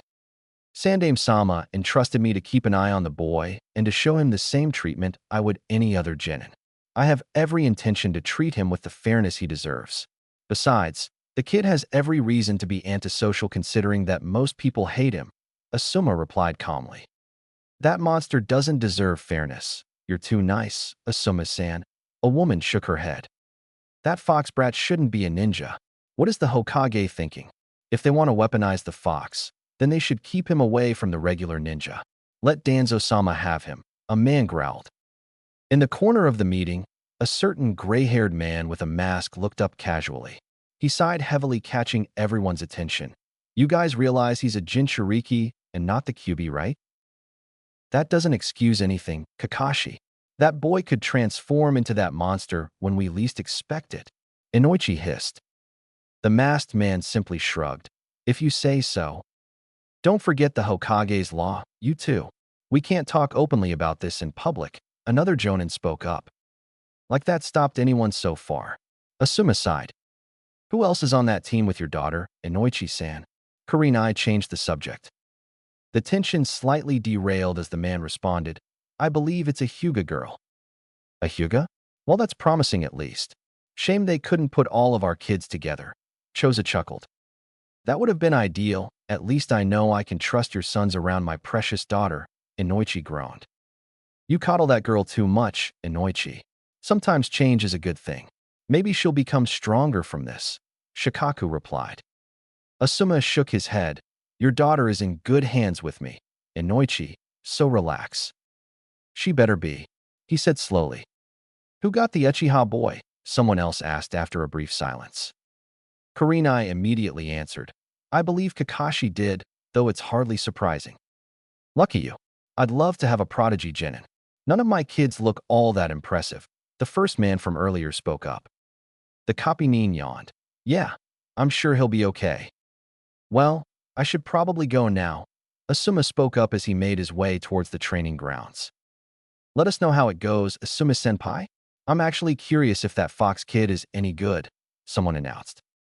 Asuma waved. I'll let you know. Team 10 Training Grounds. After a brief bit of searching, Naruto quickly found the location of Team 10's training ground. He calmly walked towards his destination without much urgency. He was currently not in a hurry to get there, as he did not sense Asuma anywhere nearby. As he passed through a brief clearing of trees, he finally came upon the destination. It looked somewhat isolated, but was closer to the urban areas than he preferred. Nevertheless, he thought it was neatly tucked away and that it looked appropriate to train in. This place wouldn't be so bad if it was a secret. Maybe I'm just too used to the Senja Grove, but I don't really like it being so close to everything in the village, Naruto thought as he examined the area. He immediately stopped and looked up when he sensed a familiar individual nearby. Sitting up in a tree branch was none other than Ino. Her eyes went wide when Naruto spotted her. He let his gaze briefly linger before looking forward again to continue his survey of the training grounds. It looks like there are two primary points of entry between all of these trees. That rock formation covers the east side, but someone could come over that, I suppose. It would be pretty easy to set traps around this place. Lots of good cover too for ambushes, the boy continued. Hey, you just going to ignore me now? Ino's voice interrupted his thoughts. He turned around and saw the girl leaning against a tree now with crossed arms. The Jinchuriki gave her a brief nod of acknowledgement. Oh hey, Ino. I'm shocked to see you're here early, she said, shaking her head. Why's that, he asked. You always walked into class right when it started, or you were late. I can't believe you're here 15 minutes early, she noted. The boy shrugged. Well, believe it, because I actually don't want to go back to that damn academy for another year. If we weren't at peace, they would have allowed early graduations and I would have been out of there sooner. You hated it that bad, huh? Why exactly? I thought the academy was actually pretty fun, she responded. That's exactly why I hated it. We're training to become ninjas. We don't have time for fun when there's so much to learn. The academy teaches a lot of useful things, some of which could mean the difference between life and death on the battlefield, Naruto explained. Geez, way to go all doom and gloom on me. It's okay to live a little. Besides, we're at peace, and why should we take the beginning of our shinobi careers so seriously anyways? Ino replied with a disapproving look on her face. Peace is never lasting, and it breeds ignorance and laziness. We should always be vigilant as shinobi. Otherwise, what is the point of being shinobi at all? Naruto countered. Ino scoffed at him. Dude, chill out with that. You're not an umbu yet. Just because we had fun doesn't mean that we took it less seriously. My dad's a jonin, so I know all about what it takes to be a shinobi. I'm not implying you were wrong for doing it, but someone like me can't afford to. I want to become Hokage one day, and that takes personal sacrifice, Naruto replied. Ino rolled her eyes. Seriously, like what the hell happened to you? When we first started the academy, you were always goofing off and laughing. Did something trigger a change? Did Sasuke-kun hit you too hard on the head one day? Why do you care? He wondered. Because we're teammates, and because it's weird. You ran off the other day before I got an answer. Care to explain? She asked. What's there to explain? He shrugged. Ino huffed in annoyance. Oh, I don't know. Maybe why you're a sensory ninja and you never told anyone. Maybe how you know wind ninjutsu and medical ninjutsu without any reasonable explanation. Maybe why you take everything so damn seriously now. I learned that stuff from a clan member of mine. Naruto framed the truth in a vague way. A clan member? I thought you said you were the last member of your clan. Ino cocked her head in confusion. I'm the last living member in Konoha. Naruto followed up. This is amusing. You're technically telling the truth, Kyubi laughed. Ino seemed interested now as she walked closer. Wait, so someone from outside the village taught you? No, he was from here, Naruto replied. So where is he now then? Why did this guy leave? Ino prodded. He's dead, Naruto said grimly with a heavy tone. Oh, sorry, I didn't realize. Ino trailed off with a bit of shame. The Jinchuriki didn't bother responding as he stared off for a moment. This conversation with her brings up a good point that I hadn't fully considered. How am I going to explain any of this to Grandpa Hokage if he finds out? It's only a matter of time before Asuma-sensei realizes that I know elemental ninjutsu. Didn't Night Aim tell you not to let the Hokage know about you using the scroll? I guess it's probably a good idea to come up with a decent cover story. How are you going to explain this to him? Kurama asked. I probably don't have to tell him anything at all. The old man has got nothing on me, and I can avoid his umbu spies or that scrying orb thing he does anyways. I'm technically not lying to Ino about a clan member training me, and Grandpa Hokage has no way to really find out. So long as I keep myself limited to basic jutsus, then it shouldn't be too suspicious, Naruto shrugged. They're bound to be extremely suspicious if you refuse to give an answer, Kurama sighed. Let them be suspicious. I can outmaneuver them, and they have no way of learning my secrets unless I tell them. If the old man starts asking questions, I'll just tell him that every shinobi has their secrets. What's he going to do? Force it out of me? Naruto replied. The fox seemed uncertain. Well, that's probably fine so long as you keep your wood release and flying Raijin abilities to yourself. Though even that shadow clone jutsu was in the forbidden scroll. I'd be careful using shadow clones in front of anyone. Good point, Kurama. I'll definitely keep that in mind, Naruto replied. So, you really miss this guy then, huh? Is that why you're always so focused and antisocial now? Ino interrupted Naruto's thoughts with a question. Naruto looked at her with a bit of emotion seeping from his eyes. Yeah, I do miss him. He was like a father to me, especially since I never knew mine. So what happened to your parents exactly? Ino wondered. They died, he answered bluntly as he began to walk away. Yeah, but how? Ino followed. Naruto stopped as he glanced back at her again, defending the village. Ino looked away briefly. Sorry for being so rude, but I was genuinely curious about it. I don't mean to be insensitive. It's fine. You didn't know. Naruto replied with a calmer and lighter tone to alleviate the mood. Wait, I just thought of something. So where do you live and how do you afford anything if you're an orphan? How did you pay to go to the academy? Ino asked. I have an apartment and I get a monthly welfare allowance from the village. Can you please stop with this interrogation? I think I've talked enough about myself now. Naruto sighed. Okay, I'll let it go, but seriously, that stuff I never knew. I guess that explains why you're so quiet all the time, Ino noted. A long and awkward silence passed as Naruto walked further away and sat down against a tree. He reflexively spun his kunai around as he stared blankly at it. Tobirama-sensei, what am I going to do without him? I used to look forward to seeing him every day after school. What the hell do I have to look forward to now? You really thought of him as a father? Kyubi spoke up confused. Sort of, maybe more like a badass uncle.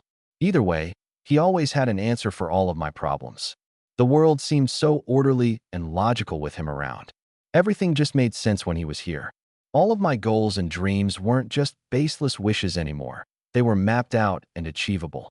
No matter how hard his training was, I pushed myself because I wanted to make him proud of me. I don't know what having a father is like, but that's how I always imagined it when I was younger. It's only been one day, and I'm already losing focus.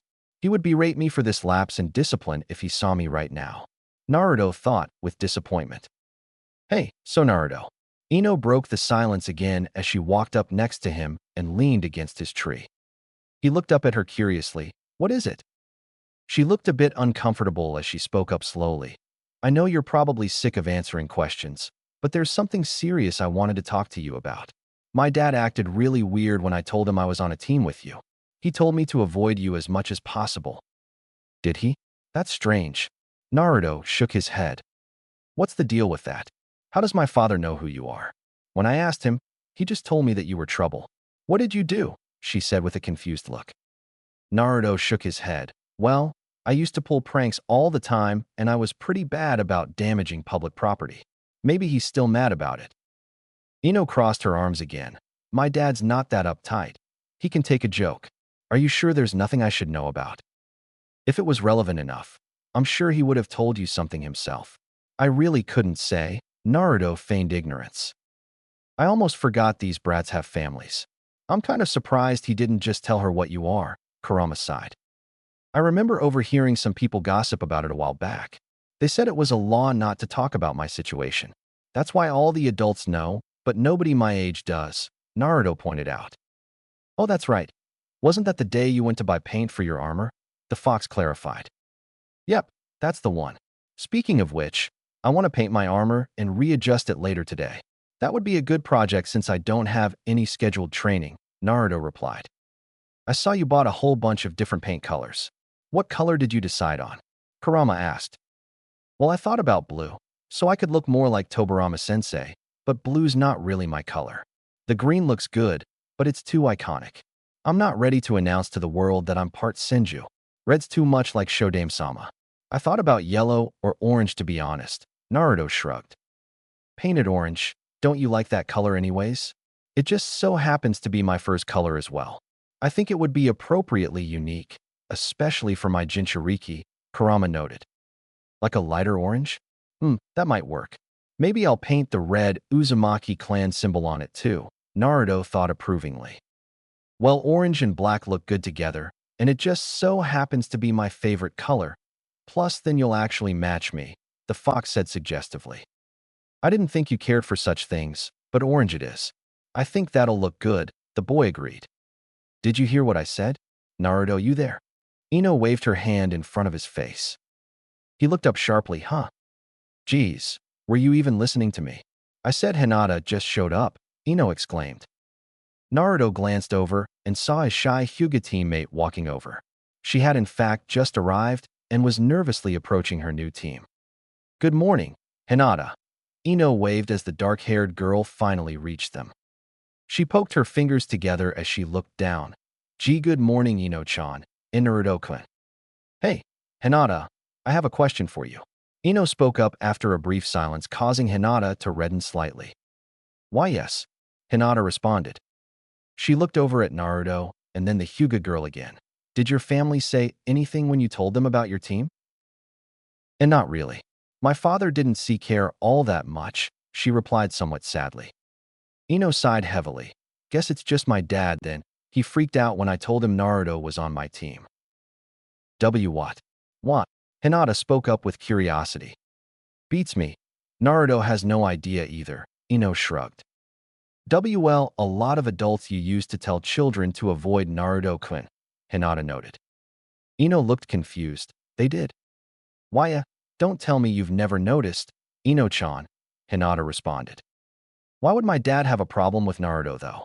I'm amazed he even knows the guy considering how Naruto is never seen in public as far as I'm aware, Ino scoffed. Naruto tuned his teammates out as they got into a brief conversation about Ino's father being upset. I'm surprised the Hyuga girl was that perceptive as a young child, Kurama scoffed. Being on this team is probably going to be an issue at some point. I seriously hope Ino's dad doesn't tell her I'm a Jinchuriki anytime soon. At least not until I'm a Chunin and I can get another position. Things will be really awkward when they find out. Naruto thought solemnly. I'll be honest, Naruto, I still hate this village and the annoying humans in it. I'm humoring your goal to become Hokage because I like you and because you're my friend. Make no mistake, I don't feel any loyalty to this place. Whenever you're gone, I have no intention of ever coming back here.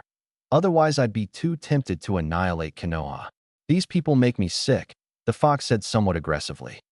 I understand, Kurama, and I don't blame you.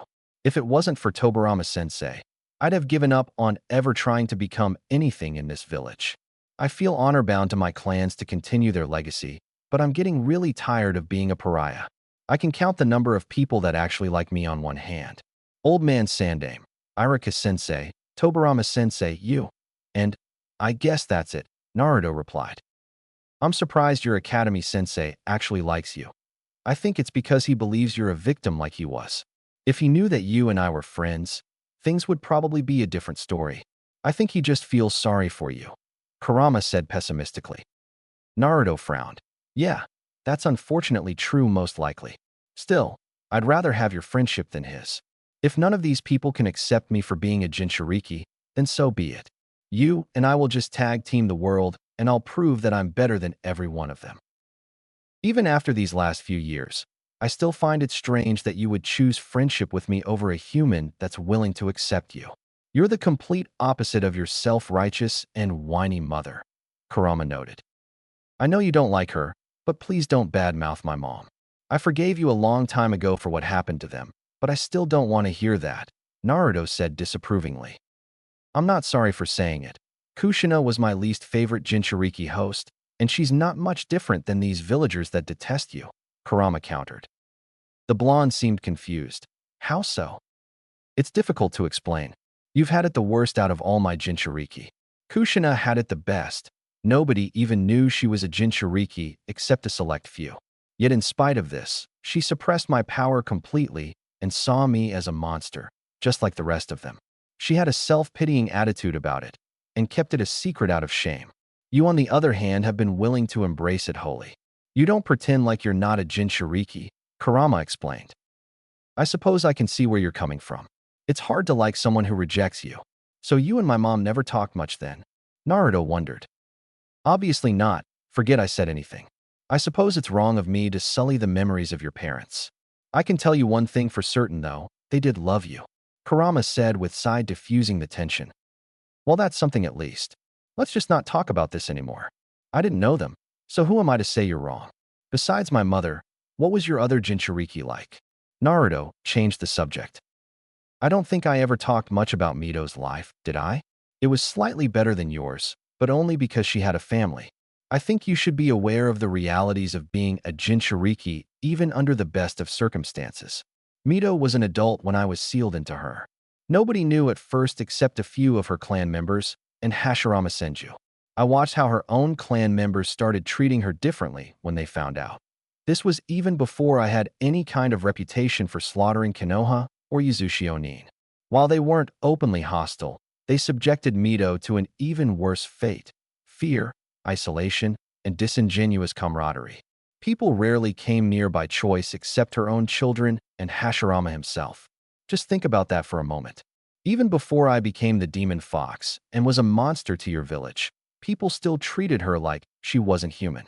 I don't want to discourage you for trying to prove to the world that Jinchurikis aren't evil, but I think it's something you should be aware of. So long as anyone knows you're a Jinchuriki, then you'll always be a pariah to the population at large. Kushina knew this, and that's why she kept me hidden away and why Mito kept herself hidden away. Kurama explained with a heavy tone. I hope you're wrong, Kurama. Otherwise, what was the point of all this? Naruto said distantly. The Jinchuriki tuned back into reality when he heard Ino complaining. I still can't believe we have to do another test, even though we already graduated. Naruto stood up and looked between his two teammates briefly. So I've been thinking about what this test is about. Really? And what have you come up with then? Ino wondered. The Jinchuriki paused for a moment as he looked at Ino intensely. I think it's some sort of psychological test to see how we'll handle being a Jinin team. I'm not sure what the objective is, but it's probably best that we work together to accomplish it. So like teamwork then? Is that what you think this is about? Ino clarified. Naruto shrugged. Maybe, but I can't think of any other reason they'd have to test us the day after we joined our teams. That's a good point, I suppose, Ino nodded. I've seen this nonsense before with Kushina. It's a teamwork test. You were actually right about that, Kurama interjected. You could have told me that sooner. Naruto sighed mentally. It didn't seem very relevant, and you were focused on other things, the fox replied. And Naruto-kun, Hinata never got to finish her remark as Ino interrupted. The blonde girl sighed dramatically. It's already 8 a.m. Where's Asuma-sensei? Do you sense him yet, Naruto? He looked around for a moment before kneeling to the ground and touching it. This was a sensory technique that was inherent to Tobirama, but the Night Aim had taught Naruto a lesser version of it. Sending his chakra through the ground, Naruto traced all life signs in the immediate vicinity. So far, its max range was only about a kilometer at the most, and dense terrain made things more difficult. Nevertheless, Naruto did detect a distinct chakra nature closing in on the training grounds at a somewhat urgent pace. Upon opening his eyes, Naruto saw Ino staring at him intensely. Well, she demanded with impatience. He's close, about half a kilometer out from the east side. By my estimate, he'll be here in 2 minutes or so if he runs, Naruto answered. A bit of envy filled her eyes as Ino huffed in disapproval. My dad's a jonin and a sensory ninja too. He's never just touched the ground and knew where someone was. That's the kind of ability I'd expect someone in Umbu to have. Yeah, well maybe I'll end up there at some point. I'm probably better suited for that type of work anyway, Naruto shrugged. In Naruto-kun, Hinata spoke up again. He turned his gaze towards the shy Hyuga. What is it, Hinata? Where did you learn all of this stuff? She stuttered nervously. Oh, he told me about that before you arrived. Hinata, apparently some clan member of his taught Naruto. Ino answered for him. A clan member? But I've never seen Naruto-kun with dash. Hinata immediately stopped mid-sentence as realized what she was saying. Well, considering he knew you were around when you followed him, I highly doubt you would have, Ino surmised logically. Hinata stared at Naruto for a brief moment. I wonder if he has a bloodline? Maybe this sensory ability of his is the Uzumaki bloodline. Just then another thought crossed Hinata's mind as she looked between Ino and Naruto. How long were they both here alone? Maybe I should have come earlier. Naruto-kun seems more willing to talk to Ino-chan than me. What else did you two talk about? Hinata asked Ino specifically. Naruto was quick to notice that she stuttered less when not speaking to him. He gave it some thought as he watched Hinata's expression. She's way too skittish around me. Do you think it's out of fear or is she simply shy? Who knows? I have a hard time understanding mortals, especially the female ones. It doesn't look like fear, but she's clearly nervous around you, Kurama noted. Do you think she knows I'm a Jinchuriki? That's a good possibility for why she acts like that. Naruto wondered. The other explanation is she's attracted to you, but I wouldn't put any weight behind that theory. Humans are fickle, especially these young female ones. You never know if it's genuine or deceptive. Kurama shook his head. You think she might like me? Naruto asked, shocked. Possibly, but even if she does, I doubt it's for any noteworthy reason. This girl doesn't even know you. How could you trust her intentions? If it's true, then she's probably like those other girls in your class that admired the Uchiha brat for some shallow reason. The only difference being she would see you as appealing instead of him. I'm not going to try opening that door anytime soon. She's a clan heir, so that's out of the question. Plus, I have no idea if it's even true or not. Even if it is, it won't end well when she finds out what I am, Naruto thought dismissively. That's likely for the best, the fox agreed. You're way too skittish, Hinata. You need to relax and stop freaking out around me. Naruto spoke up, catching the shy Hyuga girl's attention. She seemed a bit surprised by Naruto's remark as she looked down shamefully. I am sorry, Naruto-kun. Why are you so nervous around me, anyways? Naruto asked her bluntly. Hinata couldn't answer as she avoided eye contact. Whatever it is, you need to put it aside for now. Our team doesn't need distractions like that. I have a hard time getting along with shy people, so I'd appreciate it if you were more direct with me from now on. I promise I'm not going to get offended or angry. I need to know that I can count on you in battle. Naruto spoke sternly to the girl. She seemed a bit shaken by his words, but surprisingly receptive as she forced herself to maintain eye contact now.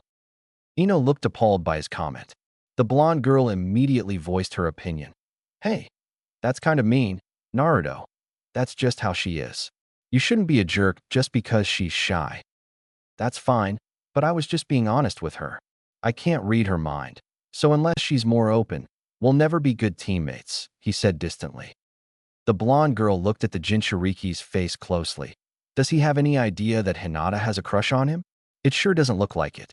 He has terrible social etiquette, though I suppose that's not surprising for an orphan. Geez, who knew he was such a tool?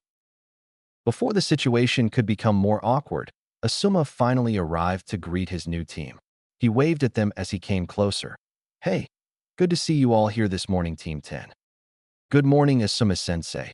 Ino acknowledged him first. Hey, Sensei, Naruto waved. Good to see you, Sensei, Hinata managed to say aloud. She seemed less audible than before, but wasn't stuttering now. Asuma quickly noticed an unusual tension between the three genin as he surveyed them. Did something happen? Well, this might not be a passing team after all if they can't resolve it. You're late, Asuma-sensei, Ino immediately announced with her arms folded. He nodded. Yeah, sorry about that, guys. We had a Jonin meeting earlier that lasted a little longer than usual. How are you all getting along so far? Fine for now, but Naruto really needs to pull the stick out of his butt and lighten up, Ino said disapprovingly. I find it strange that she would think so considering how much she fawns over the Uchiha boy when he acts serious, Kyubi scoffed. Who cares? I just want to get this crap over with, so I can go do something productive today, Naruto thought with mental exhaustion. Asuma looked at her confused before turning towards Naruto. What's the problem exactly? Nothing serious, Sensei. I'm just a little bit on edge today, Naruto replied. Understandable, but there's no need to stress over this test that much. It's not going to be that bad, he said reassuringly. Sensei, what is our test? Hinata asked the man with uncharacteristic boldness. All right, guys, so here's the deal. In order to become full-fledged genin, you're all going to have to pass this test I've prepared for you. If anyone fails, they're going to be sent back to the academy for another year, Asuma explained casually. The three genin perked up with curiosity as Asuna held up 2 bells in his hand. I have 2 bells here, and there's 3 of you. In order to become a full-fledged genin, you need to retrieve one of these bells. But if there's only 2 bells, does that mean someone won't pass? Ino asked uncertainly. That's exactly what it means. We stress the importance of teamwork to achieve goals, but sometimes there has to be sacrifices too. This is a way to test how you'll handle that, Asuma replied as he clipped the bells onto his waist.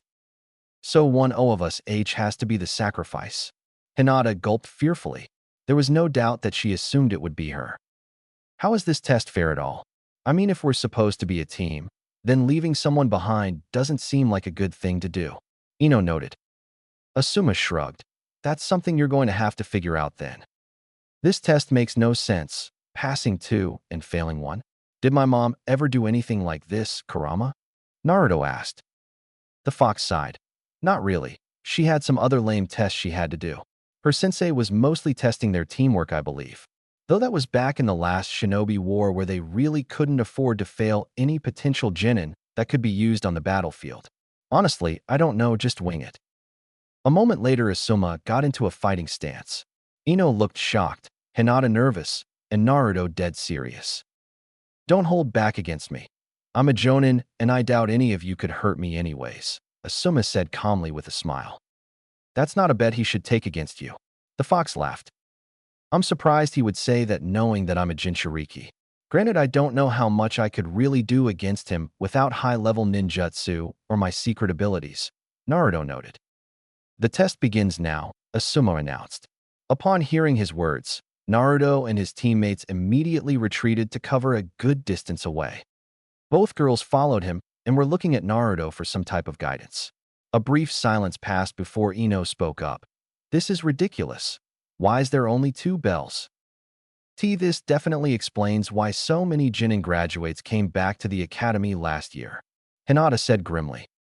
Come to think of it, I do recall seeing a lot of remedial Genin in our upper class. How come I never noticed this before? Ino trailed off as she clenched a fist. What do we do then, Naruto-kun?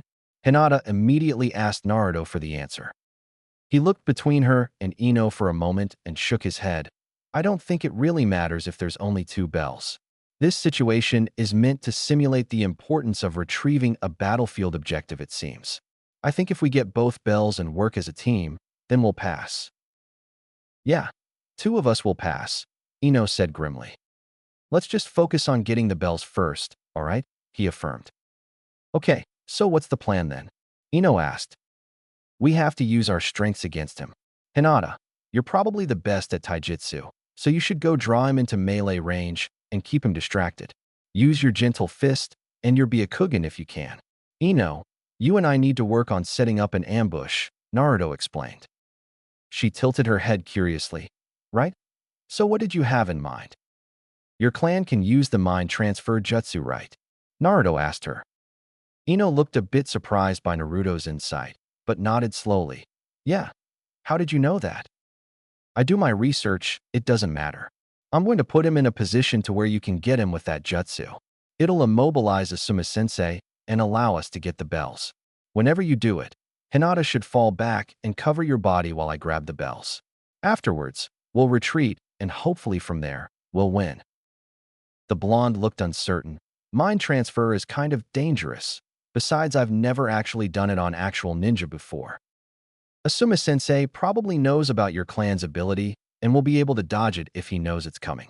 Only do it when I have him distracted and still, he continued. What's the signal exactly? What am I looking for?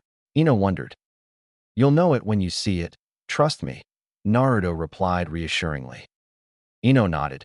If you say so, I don't like this plan. Come on, let's go, Naruto said seriously as the three genin leapt from cover and back into Asuma's path. The Jonin looked between the three of them calmly as he maintained his stance. Sometime today, guys. A moment later, Naruto charged in first. He threw a variety of shuriken and kunai to alter Asuma's anticipated defense before charging in to stab him. The man easily caught Naruto's wrist and held the blade back before swiftly kicking the genin away. A second later, he ducked from a powerful kick courtesy of Hinata. The Hyuga girl had her Byakugan activated and was fighting with more intensity than either Naruto or Ino expected. Asuma kept the majority of his focus on avoiding Hinata's gentle fist strikes, but never gained an immediate edge over the girl as Naruto and Ino swept in for cheap shots and a few bell grab attempts. This went on for about a minute until Asuma started getting more serious. He swiftly kicked Hinata back, causing the girl to go skidding over the ground after a backflip. He spoke approvingly. You're a pretty aggressive fighter for such a meek girl, Hinata Hyuga. I suppose that's to be expected of a Hyuga. Naruto took this moment to sweep in and nearly swiped Asuma with a kunai. The Jonin reacted quickly by drawing his chakra blade trench knives and parrying the kunai with one of them. He was physically stronger than Naruto, which made the clash short-lived. Thinking fast, Naruto ducked from a swing and drew a second kunai. Asuma responded by readying his other trench knife. The two then had a swift and impressive battle of blades as they furiously jabbed, cleaved, and spun around one another. Naruto eventually got the upper hand, but upon stabbing the man, he disappeared into a log substitution.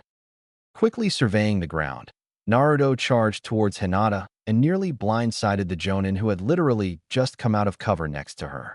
Asuma looked surprised by Naruto's reaction time and spoke approvingly. You're pretty fast, Naruto Uzumaki. Good reflexes. Hinata flanked the Jonin and charged in for supporting attacks as Naruto got into another knife fight with Asuma. Seeing he was disadvantaged, Asuma delivered a powerful kick into Naruto, knocking him back into a nearby tree. He then turned towards Hinata to deal with her. As he moved in, Ino threw a hail of kunai his direction, allowing Hinata a quick moment of respite to distance herself. Naruto did not allow for a moment's pause as he immediately took the offensive again to refocus Asuma's attention on him. He quickly put a kunai in his mouth for an extra blade and fought with increased speed against Asuma. The Jonin looked a bit surprised by the Genin's gradually increasing speed. He's moving faster than before. He doesn't even look tired at all. Was he just warming up to test me? I wonder if the QB affects his stamina. The Hyuga girl looks out of breath, but he hasn't stopped moving once. Asuma was also a bit surprised by Naruto's skill with kunai fencing. Even though Asuma was physically stronger and their speeds were similar, the Jonin was disadvantaged against Naruto using 3 blades. Deciding to take the boy a bit more seriously now, he channeled wind chakra over his trench knives, causing them to glow a light blue.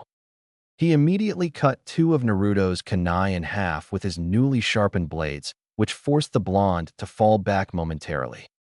Asuma watched Naruto's face carefully as the blonde threw the broken kunai to the ground.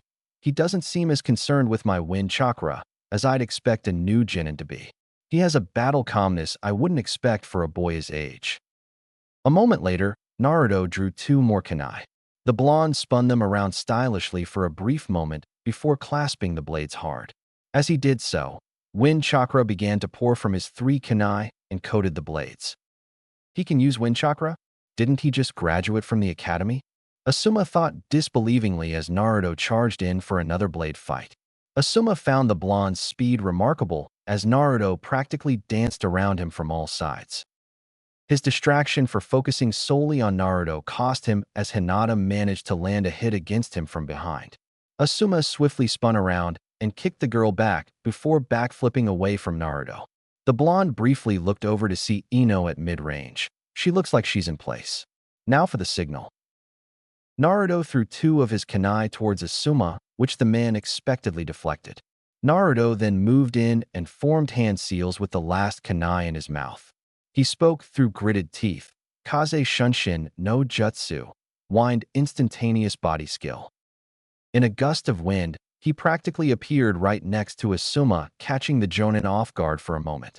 He also performed wind retrieval with one-handed seals, bringing his two kunai back to each hand. Asuma immediately crossed his blades to parry Naruto's surprise attack, allowing the genin to keep the man still. In their brief lock, Hinata cheap shot the jonin's arm, distracting him even further. Damn, these kids are tougher than regular genin, especially him. Was that a wind body flicker? Asuma thought as Naruto pushed as hard as he could. Where's the third one? Oh wait. Asuma immediately realized what he was being set up for and rolled to the side as Ino released her mind transfer jutsu. Instead of it hitting Asuma, the mind transfer hit Naruto. Ino's body fell over as she briefly entered Naruto's mind. Instead of taking over his body, however, it caused her to have a brief vision of Naruto's memory. She saw it through his eyes as a young Naruto walked down the street. Many villagers were avoiding him like the plague as he came up to a mask shop. She could see the look of disgust in their eyes. The memory played out in several brief flashes as she saw a shop owner toss a fox mask at Naruto, yelling at the boy that he could keep it. This brief vision into Naruto's memories was cut short as her vision went completely black. Dark and ominous power quickly flooded her sensations as she heard hundreds of voices all at once. Nothing in particular stood out to her other than someone shouting the word demon. A moment later, red chakra appeared in the darkness, followed by a fearsome voice, "Get out." Ino was immediately forced out of Naruto's mind by this voice. Upon returning to her body, Ino looked around horrified for a moment until she realized she was herself again. She briefly glanced at Naruto, who looked a bit unhappy, but otherwise fine. Hinata had wide, fearful eyes and Asuma was concerned. "You almost had me with that setup, you three. Not bad." Asuma spoke up, causing the genin to regain their resolve. Ino briefly stared at Naruto, confused. What the hell was that dark voice in his mind? Was it him? I wonder why the mind transfer didn't work. Was that his past I saw? "We got the bells, Asuma-sensei." Naruto spoke up, causing the man to eye him confused. True enough, Asuma noticed they were both gone. He could barely believe it as he saw Hinata holding both of them, much to his surprise. When did they grab them? I never saw him or felt him do it. Was it before that missed mind transfer? That might explain why someone with his speed didn't dodge it. The Hyuga girl ran in when I was distracted and grabbed him from Naruto when he was immobilized, I guess. I wonder if Inoichi's daughter is okay. There's no telling what that mind transfer might have done hitting a Jinchuriki like Naruto, Asuma contemplated. Hinata walked over and handed Naruto a bell. "H here, Naruto-kun." Naruto smiled at her. Good work improvising during that distraction. It didn't go exactly as planned, but overall we got them. Thanks, Naruto-kun," Hinata replied sheepishly with a blush. "Hyuga's more useful than I thought she'd be. I'm shocked," Naruto noted mentally. "I can't believe that dumb blonde girl hit you with her mind transfer. I forced her out immediately, but there's no telling what she might have seen." Kurama spoke up, concerned. "I guess I'll ask her about it later." She doesn't seem to be freaking out, so maybe it wasn't much, Naruto replied. Good point, the fox nodded. All right, well since you two got the bells, your teammate is being sent back to the academy. Good efforts all around though, Asuma said sternly. Ino looked dejected and filled with shame. I'm the sacrifice, huh? Asuma sighed as he watched the genin. Here's the real test. I wonder what they'll do. Hinata looked away sadly as Ino hung her head in shame. The Hyuga girl spoke up emotionally. I'm sorry, Ino-chan. Here, take my bell, Ino. Naruto spoke up, causing Ino and Hinata's eyes to widen. Asuma looked at Naruto seriously. You sure you want to do that? You'll have to go back to the academy for another year. Yeah, I'm sure, Naruto replied stoically as he handed the bell to Ino. What are you doing? Kurama asked. I'm resetting so that I can get another team. What's another year in the academy anyways? I'm already stronger than most people in this village. Besides, I don't think I want to be on this team anyways. Both of them are from clans and are too high profile for my liking, Naruto responded. Ugh, fuck that academy. Kurama groaned in disapproval. Ino looked at Naruto disbelievingly. But why? Didn't you say you hated the academy? You're just going to sacrifice yourself for me. You both have clans and families to appease, I don't. What's another year of training anyway? Naruto shrugged calmly. And Naruto-kun, if why you're going back, I will too. Hinata stuttered as bravely as she could. Ino looked surprised by her teammates giving up their bells. She sighed heavily as she dropped the one in her hand. I just can't accept this bell while you two go back to the academy. I guess I'm going back too. Hopefully my dad understands. All right. Well, all that's left to tell you guys now is that you all pass. Asuma interrupted the somewhat grim mood with a smile. Wait, what? We do. But the bells. Ino looked confused as she could barely word a sentence. The bells weren't the purpose of this test. No matter if you got the bells or not, the test is meant to determine how you would handle one of your teammates being a sacrifice. It shows camaraderie and loyalty to your team by all of you choosing to do the same thing. As shinobi, we must always value our objective as a priority, but we must never forsake our own teammates just for an objective. The only time this is acceptable is when there is no other choice, though you shouldn't have to worry about that until you're all chunin, Asuma elaborated. Well, that's a convenient turn of events. I guess I'm stuck with these two after all, Naruto sighed mentally.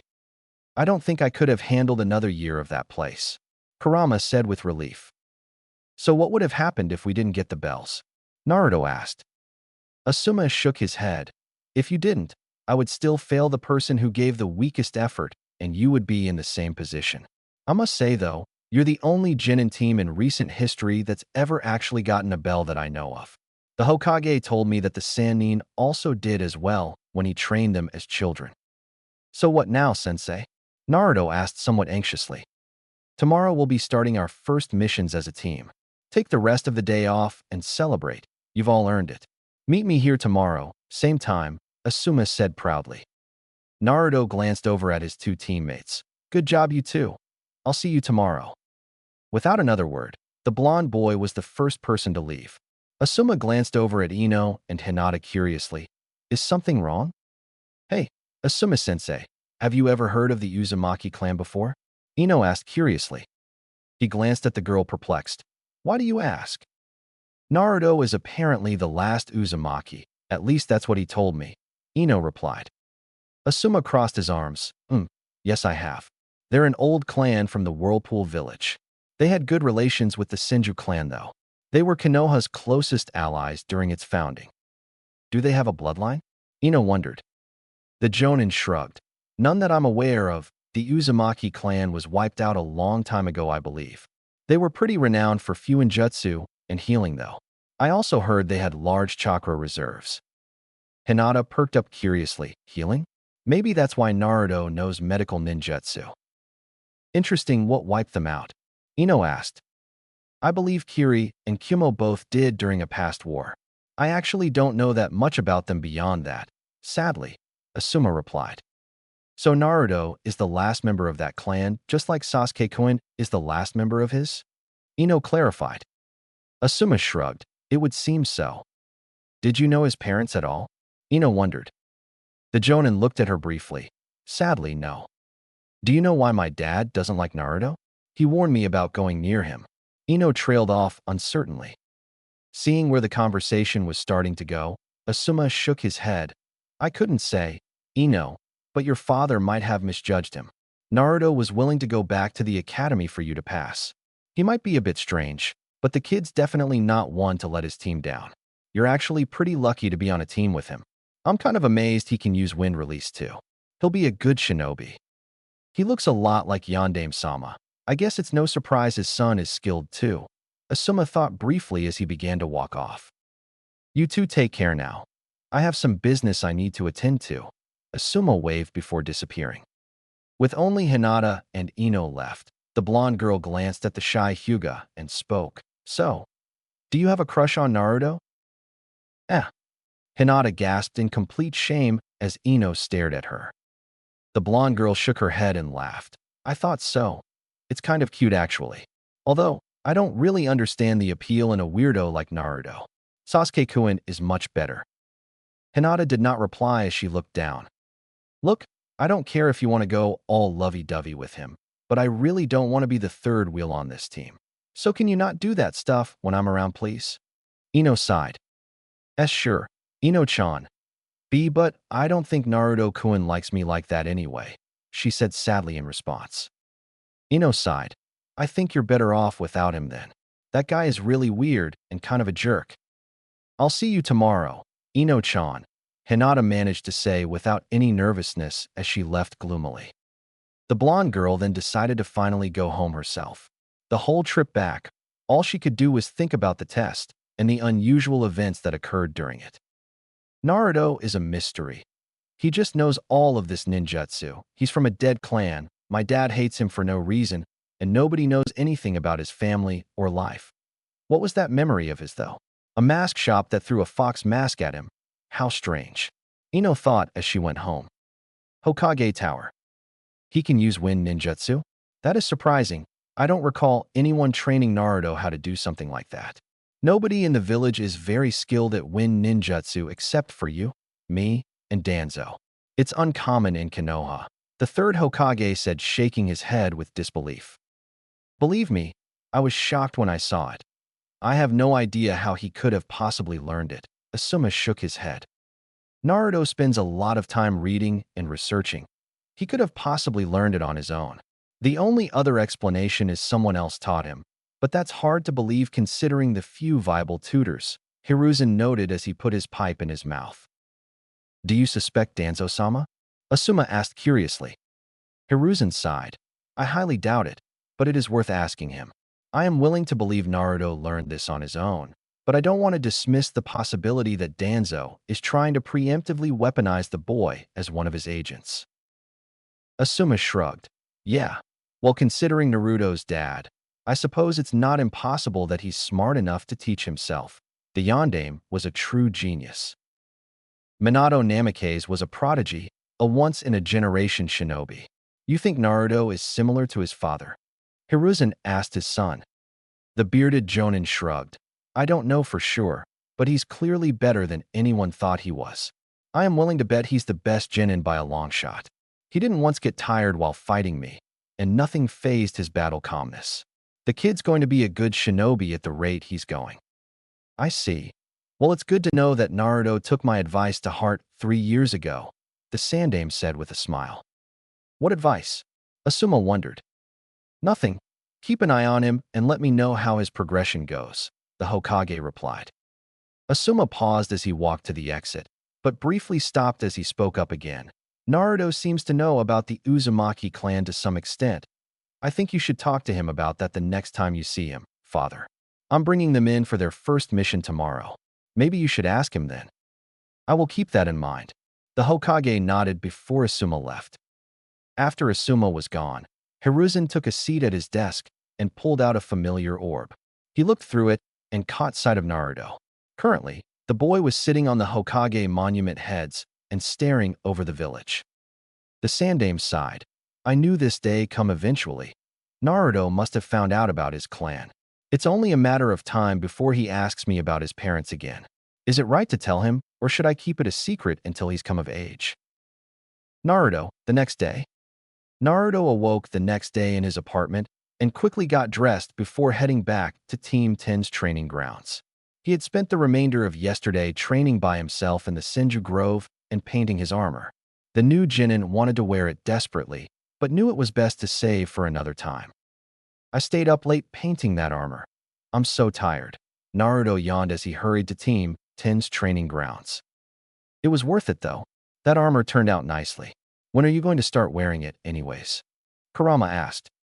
Maybe for our first real mission. There's really not a point to wearing armor for the stupid D-rank missions you've told me about. What exactly do they entail again? Naruto wondered. D-rank missions are ridiculous chores from what I recall. I can't even imagine the stupid things you'll probably have to do. I recall one of them involved grocery shopping for the elderly. Another was picking weeds out of a garden. Stupid nonsense like that. Kurama groaned in annoyance. Naruto pushed his thoughts aside as he arrived at Team 10's training ground. He had a face of lackluster enthusiasm, but regained his bearing as he saw Ino and Hinata both already waiting there. Ino shook her head as she looked at a pocket watch, 7:59. Geez, could you have cut it any closer? You got here early yesterday. Yes, sorry I slept in. Naruto said casually. I'm guessing our sensei will be late too. Ino sighed as she looked at the pocket watch again. As if summoned by her words, the Jonin came behind Naruto a few seconds later. Oh hey guys, good to see you're all here on time. Some of us have been here for half an hour. Ino muttered disapprovingly. Hinata awkwardly twiddled her fingers and wasn't sure what to say. She chose to remain silent as Asuma came up and put his hand on Naruto's shoulder from behind. The blonde seemed a bit alarmed by the physical contact, but quickly relaxed as his sensei addressed the group. I signed you guys all up for a bunch of D-rank missions. Sweet. I can't wait to start doing real missions like a real shinobi. Ino perked up with excitement. Asuma smiled. Yep, these are some vital missions that are imperative for building teamwork and maintaining a good village presence. Ugh, I can already tell this is going to be something stupid, Naruto groaned mentally. So what is our first mission going to be, Asuma-sensei? Ino asked excitedly. It's tradition that every new Jinin team receives their first mission directly from the Hokage himself. This helps him to identify new prospective shinobi and for the Jinin to properly meet the village leader. When the Senju clan used to run the village, they always believed it was imperative for the lowest ranking and highest ranking ninjas in the village to have proper interaction.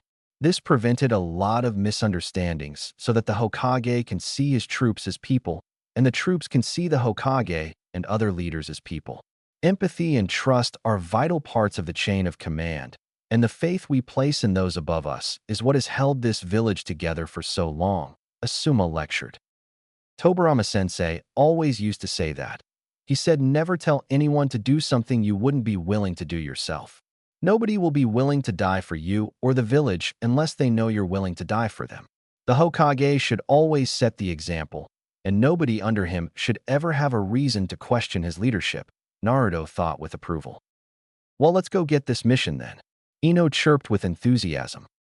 I hope it isn't too dangerous, Hinata added a bit softly. Naruto rolled his eyes. Let's get this going then. Hokage Tower, Team 10.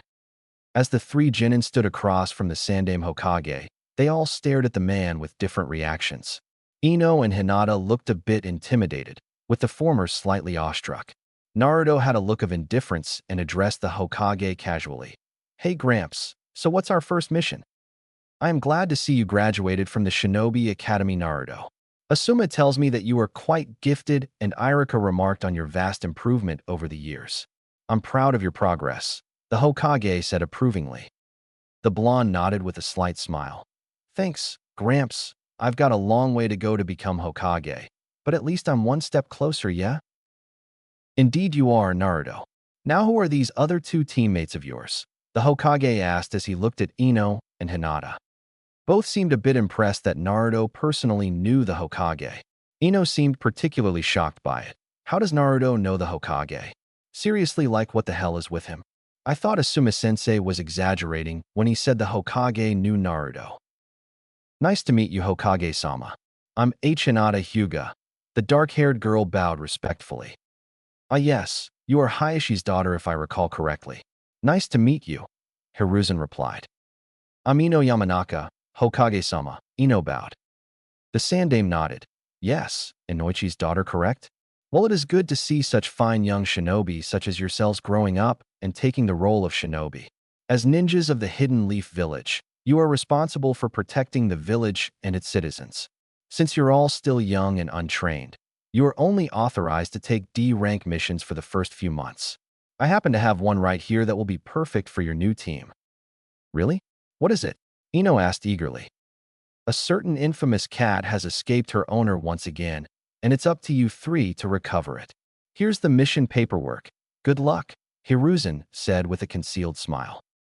Do the adults think this is funny? Is this what they call hazing? Naruto wondered. Rescuing cats out of trees? Are they serious? Kurama scoffed. We have to get a cat. Naruto spoke up disbelievingly. Asuma sighed. Not just any cat. This one is a pain. We should go talk to the owner. We'll be at this the rest of the day. Hinata and Ino looked a bit perplexed by the idea of catching a runaway cat, but held their outbursts as the three genin followed Asuma out. Before they could all leave, Hiruzen coughed briefly.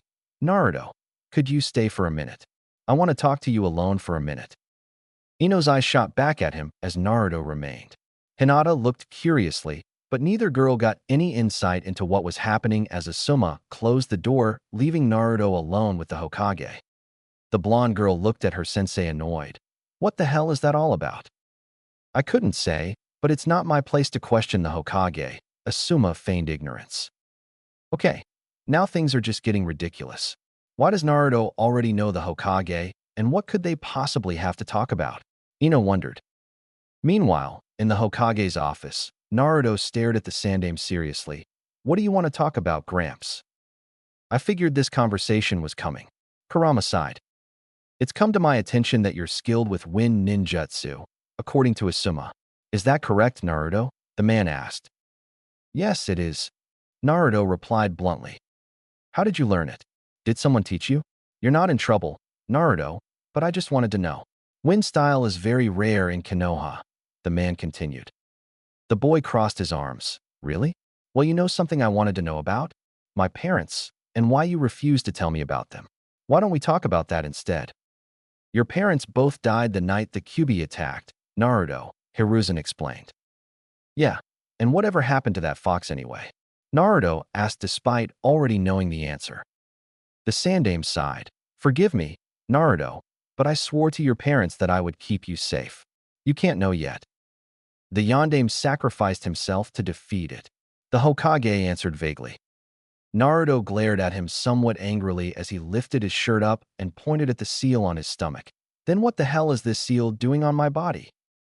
The Hokage's eyes widened surprised. Naruto, do you dash? Know about the Kyuubi? Of course I do. How long were you going to wait to tell me? Naruto demanded. The Sandame looked at the boy shamefully. I'm sorry, Naruto, but I didn't feel it was right to tell you about the Kyuubi. You were only a child. As if that mattered to the villagers. They think I'm some kind of monster. You haven't done anything to stop them either. Naruto shook his head. How did you find out anyways? The Hokage asked curiously. Someone told me. Does it really matter? You don't get answers from me until I get answer from you. Naruto said angrily. The Hokage stared at the boy sadly. The Yandame sacrificed himself by sealing the fox into a newborn baby. You were that child, Naruto. You are a Jinchuriki. He still refuses to mention my parents' names and identities. Why? Naruto thought with annoyance. Somehow I'm not surprised. Kurama growled. What do you know of the Uzumaki clan, Naruto? Hiruzen asked after a brief silence. Not much other than the fact that they're from the Whirlpool Village and they're all dead now. Maybe you should tell me about them. The boy practically spat. They are renowned for Fuinjutsu and for having strong chakra pools. They also have exceptionally durable bodies. The reason you were chosen to be a Jinchuriki is because only an Uzumaki has a body capable of containing a bijou as powerful as the Nine Tails. Hiruzen told half of the truth. Naruto looked at the Hokage curiously. How was the Uzumaki clan wiped out? They were attacked during the last war by Kyumo, and Kiri and Yuzushio was destroyed. The survivors all spread across the shinobi world, Hiruzen replied. I didn't know that. Naruto thought curiously. I did. I believe Kushina moved here before the incident happened. Those other villages didn't dare attack it while Mito was alive. Ironic that they do it after I leave Yuzushio. What does it mean for me to be a Jinchuriki, Gramps? Am I just a weapon for the village? Some demon outcast? Naruto asked the man uncertainly with a bit of sadness. The Hokage shook his head. No, Naruto. It was the Yandame's wish that you would be seen as a hero by the village. It saddens me greatly that they do not. I passed a law that forbade anyone to speak of it, but the older generations all know. Fortunately, the younger shinobi do not. Show your heart to them, Naruto, and trust that they will accept you when and if they ever find out. How can I trust anyone when even you won't tell me the whole damn truth? How is it helping me by not telling me about my parents? Gramps is really pissing me off right now, Naruto thought furiously. On the outside, he maintained his composure as he bowed briefly. I should get to my team. Good work on learning Wind Ninjutsu, Naruto. You may yet be Hokage one day. Hiruzen tried to offer encouragement as Naruto leapt out the nearby window. Well, on the bright side now, at least he won't be asking you many questions anymore, Kurama spoke up. I thought about mentioning my parents to him, but then he'd really know something was up. It's not unfathomable that I would know about you from some random villager, Naruto thought distantly. I wonder how long it'll take before he finally mentions them to you. Does he intend on waiting until you're a Jonin? Kurama scoffed. Who knows? Naruto shrugged. Later, Konoha suburbs. Naruto chased the cat this way, and I'll intercept it. Hinata, cover the right side. Ino shouted as the three genin chased a stubborn cat around an urban Konoha suburb. Mostly civilians lived in this part of the village, and some even watched with interest as the young shinobi hunted down the cat. Naruto dove for the cat, but it narrowly avoided him and charged between Hinata and Ino. Both girls stumbled as they each attempted to grab it, but unfortunately, the cat got away. We've been searching for this cat for 3 hours and chasing it for 1. Why can't I catch it? Naruto thought frustrated as he bolted past Ino and Hinata after the nimble feline. It swiftly climbed a wall and onto a rooftop, which Naruto immediately followed. He finally managed to catch the cat as he dove onto the creature and held it still. The stubborn animal flailed around and meowed annoyingly as it tried to claw him. The claw marks immediately healed, so Naruto didn't pay them any mind. The animal finally calmed down as Naruto scooped it up and jumped down to his teammates. Both looked relieved that he managed to catch the elusive pet. Finally, that was freaking stupid. Ino huffed in disapproval. Naruto sighed in agreement. Let's just get this damn cat back to its owner. These D-rank missions suck. I mean, what's the idea here? Making Genin do this is ridiculous. Ino continued ranting. Well, considering how annoying this cat was to catch, I doubt a civilian could catch it, Naruto noted. Hinata frowned. That poor cat probably doesn't like its owner. Naruto sighed as he placed his hand on the cat's stomach. I doubt this is the last time I'll be coming after this annoying animal. Let's just discreetly put a seal on it so I can catch it instantly next time. You're marking that cat for flying Raijin? Kurama laughed. Might as well. I'm not chasing this damn thing all the way across the village again, Naruto thought strongly. The rest of the mission was spent in relative silence as the three genin returned the poor cat to its horrific owner.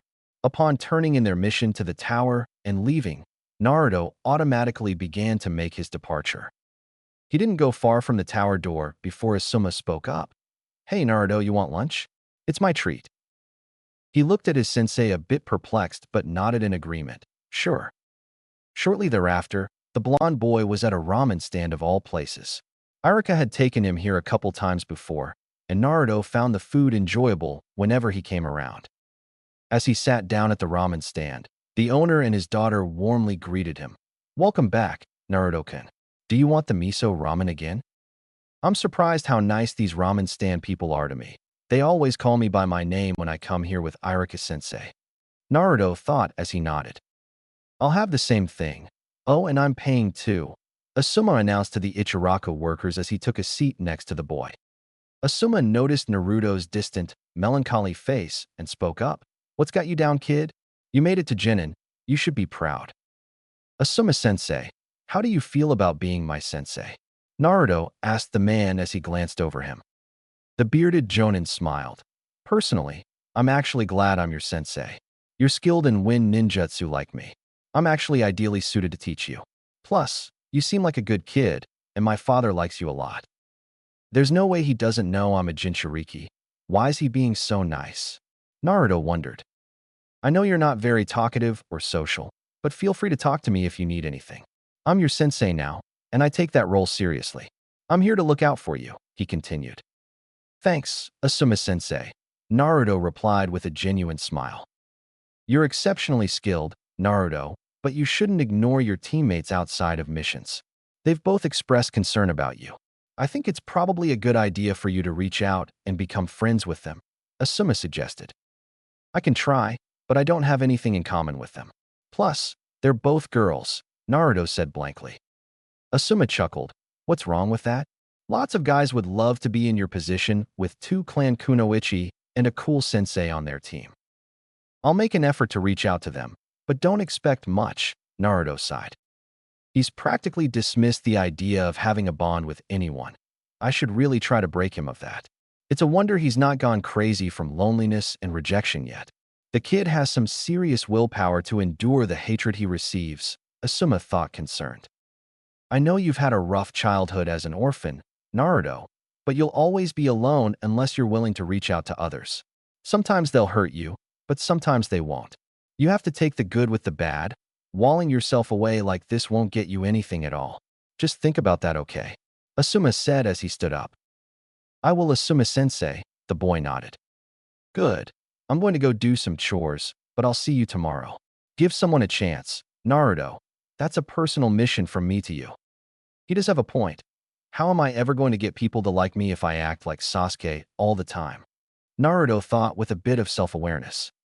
You're more like that Uchiha brat than anyone else your age, Kurama noted. Maybe I should reach out to Sasuke. If anyone would understand being an orphan, he sure would, Naruto pondered. Wait, are you serious? You want to go befriend that Uchiha kid? You're joking, right? The fox said disbelievingly. I wouldn't mind seeing how strong he actually is. Naruto followed up. Chapter 4, Call Me Atama. Taking Asuma-sensei's words to heart, Naruto decided to take a detour to the Uchiha district after finishing his lunch at Ichiraku Ramen. He couldn't quite explain why he was so receptive to Asuma's request to stop being antisocial, but the Jonin did seem genuine in his concern, and Naruto couldn't help but ponder his intentions. Sensei is right. I can't become Hokage if I don't have allies and support. I mean, sure, I can become super strong and gain respect that way, but I wouldn't mind having friends I can rely on. I never would have imagined trying to befriend Sasuke team, but Tobirama-sensei seemed to regret his lack of effort in befriending the Uchihas. In honor of his sentiments, I'll at least try, Naruto thought to himself. Kurama sighed at the blonde Genin's thoughts. I'm not so sure this will work out the way you want it to. These humans are scared of you. Well, us, and you'll never actually be their friend. You know that, right? The reality is that I am your only real friend. Just because your father and sensei were Hokages doesn't mean you have to be. Maybe so, Kurama, but I have to at least pretend. Like Tobirama-sensei always said, perception is often reality. I'm only going to make my shinobi career harder if I stay a loner. Besides, Sasuke team at least takes this shinobi stuff as seriously as I do. I'll give it a test run with him. If I can at least be cordial with the guy, then maybe I can get a training partner out of it, Naruto noted mentally. The Bijou scoffed at him. It sickens me that you refuse to see this place for what it really is. We will always be a weapon to them, even if you become the Hokage. You deserve a better life than that. Wouldn't it just be better if you and I left this accursed place once we've exhausted its usefulness? I may have faith in you, but I have none for the rest of your kind. You should go become a sage or something and live in the mountains. You know I can't leave, Kurama. I made a promise to Tobirama-sensei. Besides, I can't let my parents' sacrifice be in vain. Even if the village will always hate me, I can at least maintain peace and happiness for others, the boy sighed. A perfect sacrifice, exactly what they wanted from you. Don't let these people tie you down with fickle sentimentalities. Mark my words, Naruto, no matter what you do or try, you'll never truly be one of them. Don't mistake my friendship with you for tolerance or loyalty to this village. I hate them just as much now as I did when Kushina grew up here. With that said, I see the benefits in you getting what you can out of this place while you're still young. I don't expect you to leave, yet, but don't exclude that option in the future. Learn what you can from this village and use them as they would seek to use you. I've humored your interactions with these people only because I want you to get strong enough to be free of their control. I am not letting you become a martyr for these undeserving fools, the Bijou lectured. It's been a few years, and you still feel that way, huh? Well, maybe you're right, but Asuma-sensei made a decent point though. I'll never know for sure unless I try. Maybe it will bite me the ass like you say, but at least then I won't have regrets from not trying. Besides, nobody walks through life unscathed. I get that you're just looking out for me, and I'll definitely take your words to heart, Kurama, but I'm going to give people a chance, Naruto noted. If that's the path you want to take, then fine. We'll do things your way for now. With that said, I don't see a benefit in befriending the Uchiha brat. Everyone from that clan is evil, and even your sensei agreed on that matter. You're better off trying to gain control of your Genin teammates. They're young and still malleable enough to mold into dependable followers. But do what you want, I don't feel like watching any of this kid drama. The fox groaned. Suit yourself, fox. Naruto sighed. Uchiha District. After a short trip through the outskirts of Konoha, Naruto eventually made his way to the eerily empty Uchiha District. There were a lot of abandoned homes in this area for obvious reasons, and its location and setup seemed a bit odd to Naruto. It was almost as if it was segregated from the rest of Konoha, but not in the same way the Hyuga compound was. Given Tobirama's input about how the Uchiha clan wasn't trusted by the elders, it made sense. Using his sensory skills, the Genin was quick to locate Sasuke training by himself in a field behind one of the houses. Sasuke didn't seem to notice Naruto's arrival initially as he went about his progressions, practicing fire jutsus. They were rather impressive for someone who was a Genin, but considering all the training Naruto had been through in recent years, he didn't think they were comparable to some of his elemental jutsus. Nevertheless, he quickly checked his own pride and ego as he remembered Tobirama's words about not looking down on others or underestimating them. Plus, given the fact that he still vividly remembered what it was like to be weak and incompetent, Naruto didn't want to be a hypocrite or act like Sasuke did back then. After getting within 5 meters of Sasuke, the Uchiha finally noticed his presence and jerked around almost defensively. The raven-haired boy looked alarmed and confused when he spotted Naruto of all people visiting him at his home and practically sneaking up on him. He quickly got into a defensive stance and stared the blonde down almost hostilely. In the past, Sasuke usually looked at him with disgust and contempt, but his expression seemed far more wary and curious than Naruto had ever seen before. It was as if Sasuke took him seriously now and was baffled by his presence there. Naruto, what are you doing here? I almost didn't detect you sneaking up on me, Sasuke began calmly. Don't you usually call me loser or dead last? Naruto countered. Sasuke frowned. I still would if that were still true. The blonde sighed. You're good, Sasuke team. I'll give you that. Most people can't detect me at that range. You and I may not like each other, but I do respect your competency as a shinobi. That doesn't explain why you're here, Sasuke stated plainly with a cold glare. I came by to talk to you, Naruto replied as he walked a bit closer. The Uchiha tilted his head curiously and asked what he had been wanting to ask for a long time now. You've really changed, you know that? In the past, I thought you were pathetically incompetent. Then one day a few years ago, it's like you became a different person. I've been wanting to ask you for a while now, what happened to you? Since when have you been so serious and skilled? I never would have imagined 3 years ago that you and I would become the top 2 genin, or that you would have any respect for me. I'm amazed you have such a high opinion of me, Uchiha. I guess I just realized how important all this shinobi stuff is a while back. We might be kids, but the founders of this village were already fighting in wars when they were our age. Peace can only last if there are those willing to defend it. I wanted to become Hokage, and I still do, but whining about my situation wasn't helping anything. You were a jerk to me, but nothing you said was really wrong. My obnoxious attitude and lazy entitlement wasn't doing me any favors. I guess I woke up to reality. Naruto replied seriously. Sasuke seemed surprised as he responded slowly. Even your vocabulary got better. I guess all that reading you did at the Hokage Tower is paying off, huh? I know you've been stalking me for quite some time now. I came here to talk to you about it, Naruto replied. I figured you were on to me. Well, normally I wouldn't bother even talking to anyone about irrelevant topics, but I'll make an exception for you. Seeing as how you take being a shinobi as seriously as I do now, maybe it's worth us clearing things up, the Uchiha smirked. Naruto nodded. All right, well I'll answer your questions then, if you have any. In return, I want to ask you some questions as well. My only condition is that anything we talk about is strictly confidential between us. Deal? Fair enough, Naruto. We have a deal, I'll bite. My first question would be, what was the turning point in your change? Sasuke wondered. The blonde looked down. I was reading about the Hokages and a lot of their writings. About the wars and the sacrifices. About how all of them were prodigies who stood above their peers even from a young age. It was an epiphany of sorts. If I wanted to be like them, I had to be the same way. I had to be like you. I always thought you were an edgy jerk, but I understand why you were so serious now. You didn't take that academy crap seriously, and rightfully so. Some of our predecessors were running missions when they were younger than us. I know your sensei was. I know the Sannin were. I know the old man Hokage was too. They had to kill, and the safety of the village depended on them. We're not civilians, and we're not regular kids. I realized that I had to stop acting like one. Sasuke hung off his words intensely before responding. You had an epiphany? That's a big word for you. I'm honestly surprised that you would admit to emulating me. You really seem to hate me. Still, I'm glad to know at least someone our age understands my mindset to some extent. I guess you're not hopeless after all.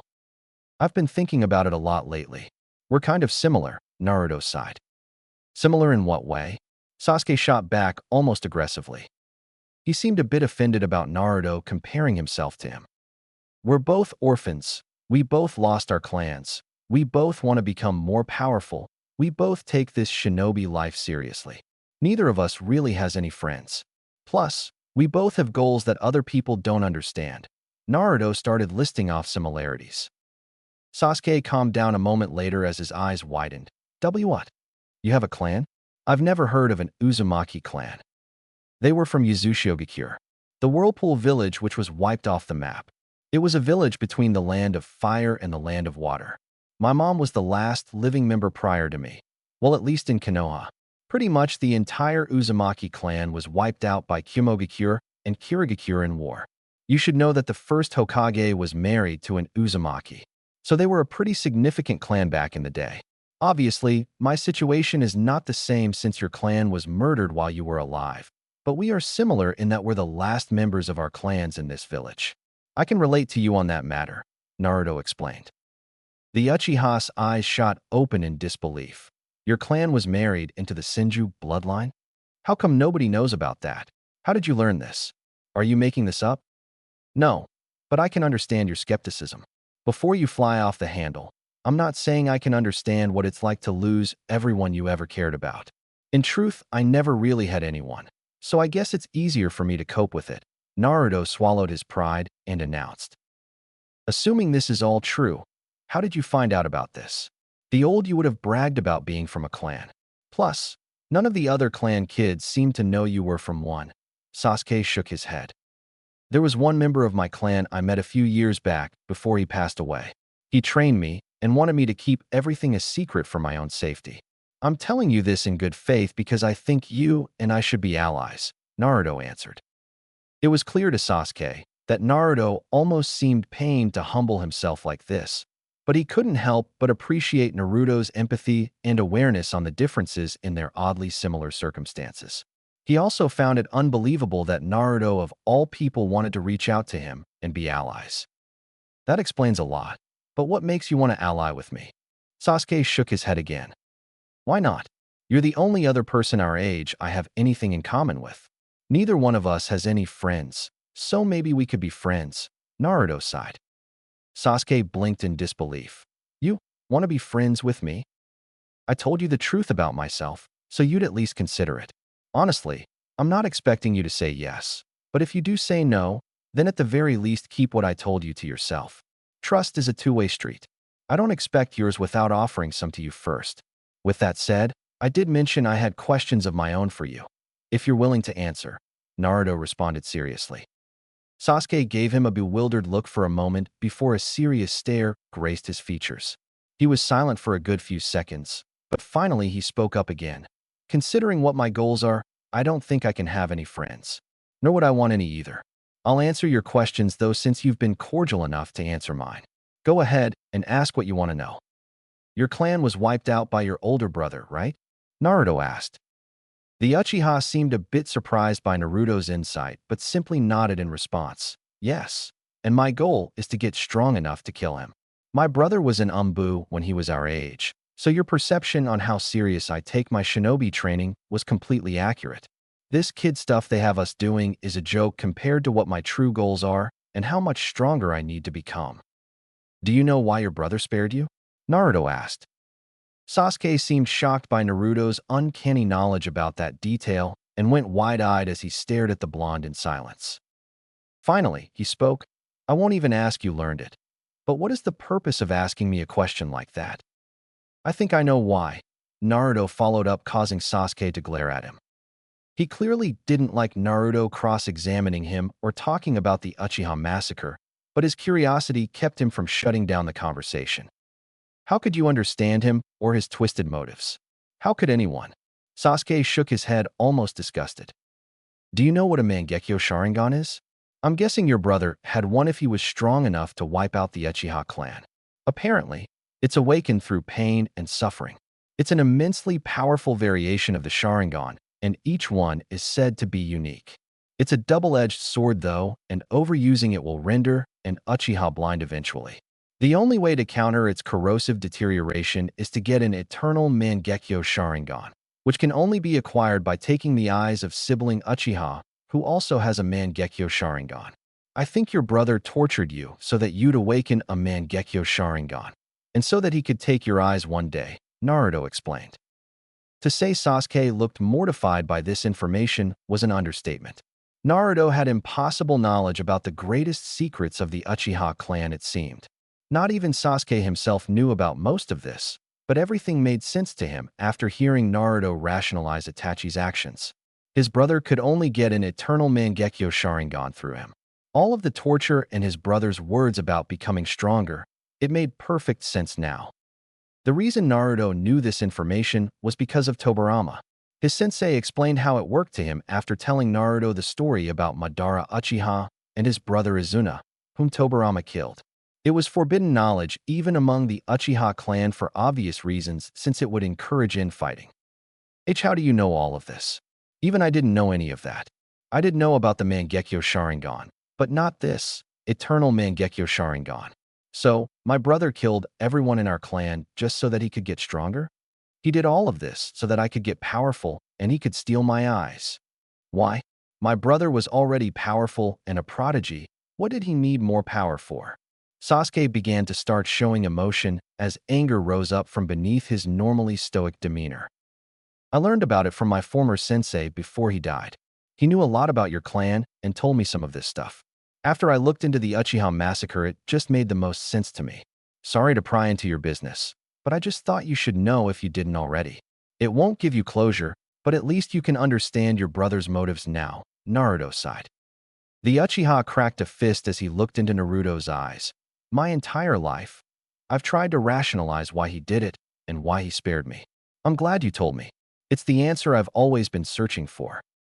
He won't kill you until you get a Mangekyo Sharingan, so I'd take full advantage of that time to get as strong as you can, Naruto stated. Sasuke then nodded in approval. You make a good point. This is the extra motivation I truly needed. Speaking of the Sharingan, do you have yours yet? Naruto followed. Sasuke stared at Naruto intensely as he answered.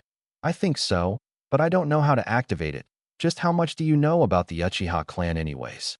It's rather unsettling that you know so much. Other than what I've told you, I also know that they were the rivals of the Senju clan prior to Konoha's founding and that the Uchiha clan wasn't trusted by the village higher-ups, Naruto stated. The Uchiha frowned. Normally, I'd say no to allying with someone else, but you're clearly way smarter than I ever gave you credit for. Plus, I appreciate your humility in confronting me like this, Naruto. I'm receptive to the idea of us being allies, but I can't promise you any friendship. I am curious as to what your idea of being allies or friends even is, though. What exactly do you want out of this? You seem way too pragmatic to simply be doing this out of sympathy or childish reasons. What do you want from me?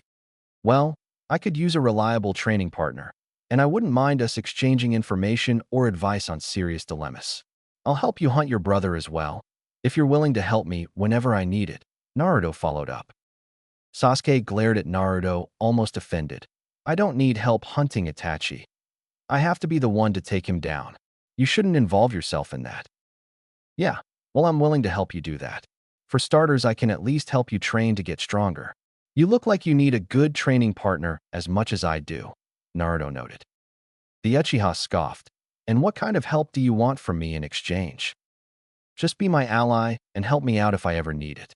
We don't have to real friends, but I think you could do with some help, and I certainly could too. That's the whole reason I'm reaching out to you in all honesty. I can't become Hokage without reliable and powerful allies, and I'm willing to invest in helping you out for that, Naruto explained pragmatically. Sasuke sighed as he thought over the situation. Huh. Well, when you put it that way, I can see the mutual benefits of such an agreement. I do have one more question, though. Do you want revenge for your clan as well? Naruto thought about that question for a long moment. He understood the significance of Sasuke asking it. The Uchiha would see him as a kindred ally if he said yes. Naruto didn't really want to be dishonest about it. He did not crave revenge for his clan's death, but maybe that would change in the future after learning more about it. Maybe Kyumo or Kiri would want him dead as well. He definitely wanted revenge for Tobirama's death. Eventually, he decided that saying yes was the best way to get Sasuke to befriend him. If the Uchiha saw him as a fellow outcast survivor seeking retribution, then he would be a lot more receptive to believing that they were in the same boat. I do, but I don't know enough about how my clan was wiped out to have any direct goals surrounding it yet. I know that I have an obligation to my ancestors to get strong and to make sure they didn't die in vain. Ultimately, my goal will be the restoration of my clan, as well as becoming Hokage to combat foreign threats.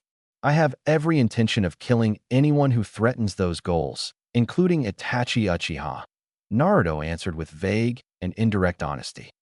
Sasuke then smirked. Then I guess we are the same after all. All right, Naruto, given how honest and sincere you've been about all of this, I'll be your ally. Thanks, Sasuke. I'm glad we could finally see eye to eye, Naruto nodded as he extended his hand. Sasuke then reached his out as they shook hands and stared into each other's eyes with newfound resolve and optimism. The Uchiha's thoughts were racing. I never expected Naruto of all people to confide in me like this. So, he's a lone survivor of his clan too. Maybe we really are similar? I never would have imagined having any respect for him, but he's clearly matured if he would go to this length to ally with me. Maybe having his help won't be a hindrance after all, at the very least. It's nice knowing that someone else around here understands how I feel. Plus, I definitely owe him for telling me about the eternal Mangekyo Sharingan. After finishing their handshake, Sasuke then spoke up again. Well, if we're going to be training partners, where would you like to start? You're better than me at taijutsu, so I wouldn't mind practicing, Naruto stated. Hehe, you're that eager to get pummeled again? All right, I'll analyze your weaknesses and point out where you need to improve, Sasuke chuckled. A moment later, his eyes widened in disbelief. Naruto just made him laugh. How? He quickly regained his stoic composure as the two got into combat stances. I won't go easy on you since I know you can actually fight now, Sasuke stated seriously. That's what I'm talking about, Naruto exclaimed before the two ran in and began their brawl. 2 hours later, both genin collapsed on the ground, lying side by side as they stared up into the sky. Their melee training had been extremely intense and non-stop for 2 straight hours, and both were severely exhausted. While Sasuke was indeed superior to Naruto in taijutsu, he did not have the same stamina that Naruto seemed to, or the same toughness. The blonde would get up no matter how many times he went down, and he vastly improved over the course of their sparring to the point where they were almost equal near the end. Sasuke found the training extremely beneficial for his personal sake, as well since going that long and that hard would do wonders to improve his battle stamina. Naruto would indeed make a worthy training partner. As the two genin caught their breath and stared at the sky, Sasuke broke the silence. You're definitely trained. That much is obvious. You almost got me a few times. Hehe. Well, I appreciate your observations on my shortcomings. I didn't know I left that opening on my side. Naruto chuckled in response. Even back when I was kicking your ass every day, you always got back up. You have some inhuman stamina. I always thought you'd be dangerous if you actually knew what you were doing. Seems I was right, Sasuke smirked. Hey, it wasn't every day, was it? Naruto shook his head as he sat up. Sasuke shrugged. Close enough, but if anything, it's impressive to see how far you've come. Though I am curious about what your actual strengths are. Clearly you're way better than I am at accuracy, and don't think I've forgotten how you almost snuck up on me earlier. My greatest strength is probably my chakra reserves and stamina. What would you say yours is? Naruto wondered. I'd say I'm balanced in taijutsu and ninjutsu, but my greatest shortcoming is your greatest strength. My endurance needs a lot of work. I have above average chakra levels, but they're probably less significant than yours, Sasuke answered as he sat up. I saw you practicing fire jutsus when I showed up earlier. How much ninjutsu do you know? Naruto asked. Sasuke sighed. I know a few fire jutsus. If I'm anything like my brother, I'll probably have an affinity for the lightning element as well. Do you know any ninjutsu, Naruto? I know a bit of everything. Wind is my strongest affinity, but I have a strong affinity for earth and water as well, he answered. Wait, what? You know multiple types of elemental jutsus? Sasuke gawked. Naruto nodded as he stood up. Yeah, watch this. Wind style, gale palm. Sasuke watched with disbelief as Naruto clasped his hands and shot a wave of compressed air from his hands which leveled a tree in the distance. Before Sasuke could even process what he was seeing, Naruto pulled out a kunai and performed another jutsu, wind style, vacuum sword. An arc of compressed wind then flew off the edge of the kunai, which was now imbued with wind chakra, as it flew off and sliced several trees down. Sasuke then stood up and spoke disbelievingly. I'm honestly impressed, Naruto. Elemental ninjutsus are not something genin are commonly skilled in. Your turn. Show me your fire, Naruto replied as he stepped back. The Uchiha nodded before flipping through hand signs and exhaling powerfully. Fire style. Great fireball. A fireball then erupted from Sasuke's mouth as he poured as much chakra as he could into it. To Naruto, it actually seemed way stronger than the ones he was practicing earlier. It was almost as if Sasuke didn't want to get shown up by him. As it blanketed the field and exploded, Naruto laughed. Pretty good. Better put that out before you burn the Uchiha district down. Water style, wild water wave. A stream of water shot out of Naruto's mouth as he put out the fire Sasuke had just started. The Uchiha then looked at him again and smirked. And you're saying you can use earth style as well? Earth style, stone shuriken. Naruto shouted as he flashed his signs before launching stony projectiles from the ground shaped into shurikens. Sasuke then laughed. Ah, you're stronger than I am. Unbelievable. I must be dreaming. Come on, Uchiha. I know you got more in your arsenal than just a fireball, Naruto goaded. The other genin gave him an amused look. I really did underestimate you. Fine, fire style, flame spread. Naruto watched curiously as fire manifested over a kunai that Sasuke had just drawn. Naruto then manifested wind chakra over his kunai as he stared the other genin down. Let's see how your blade work is, Naruto, he remarked. You're on, Sasuke. Naruto laughed as the two charged in to duel once again.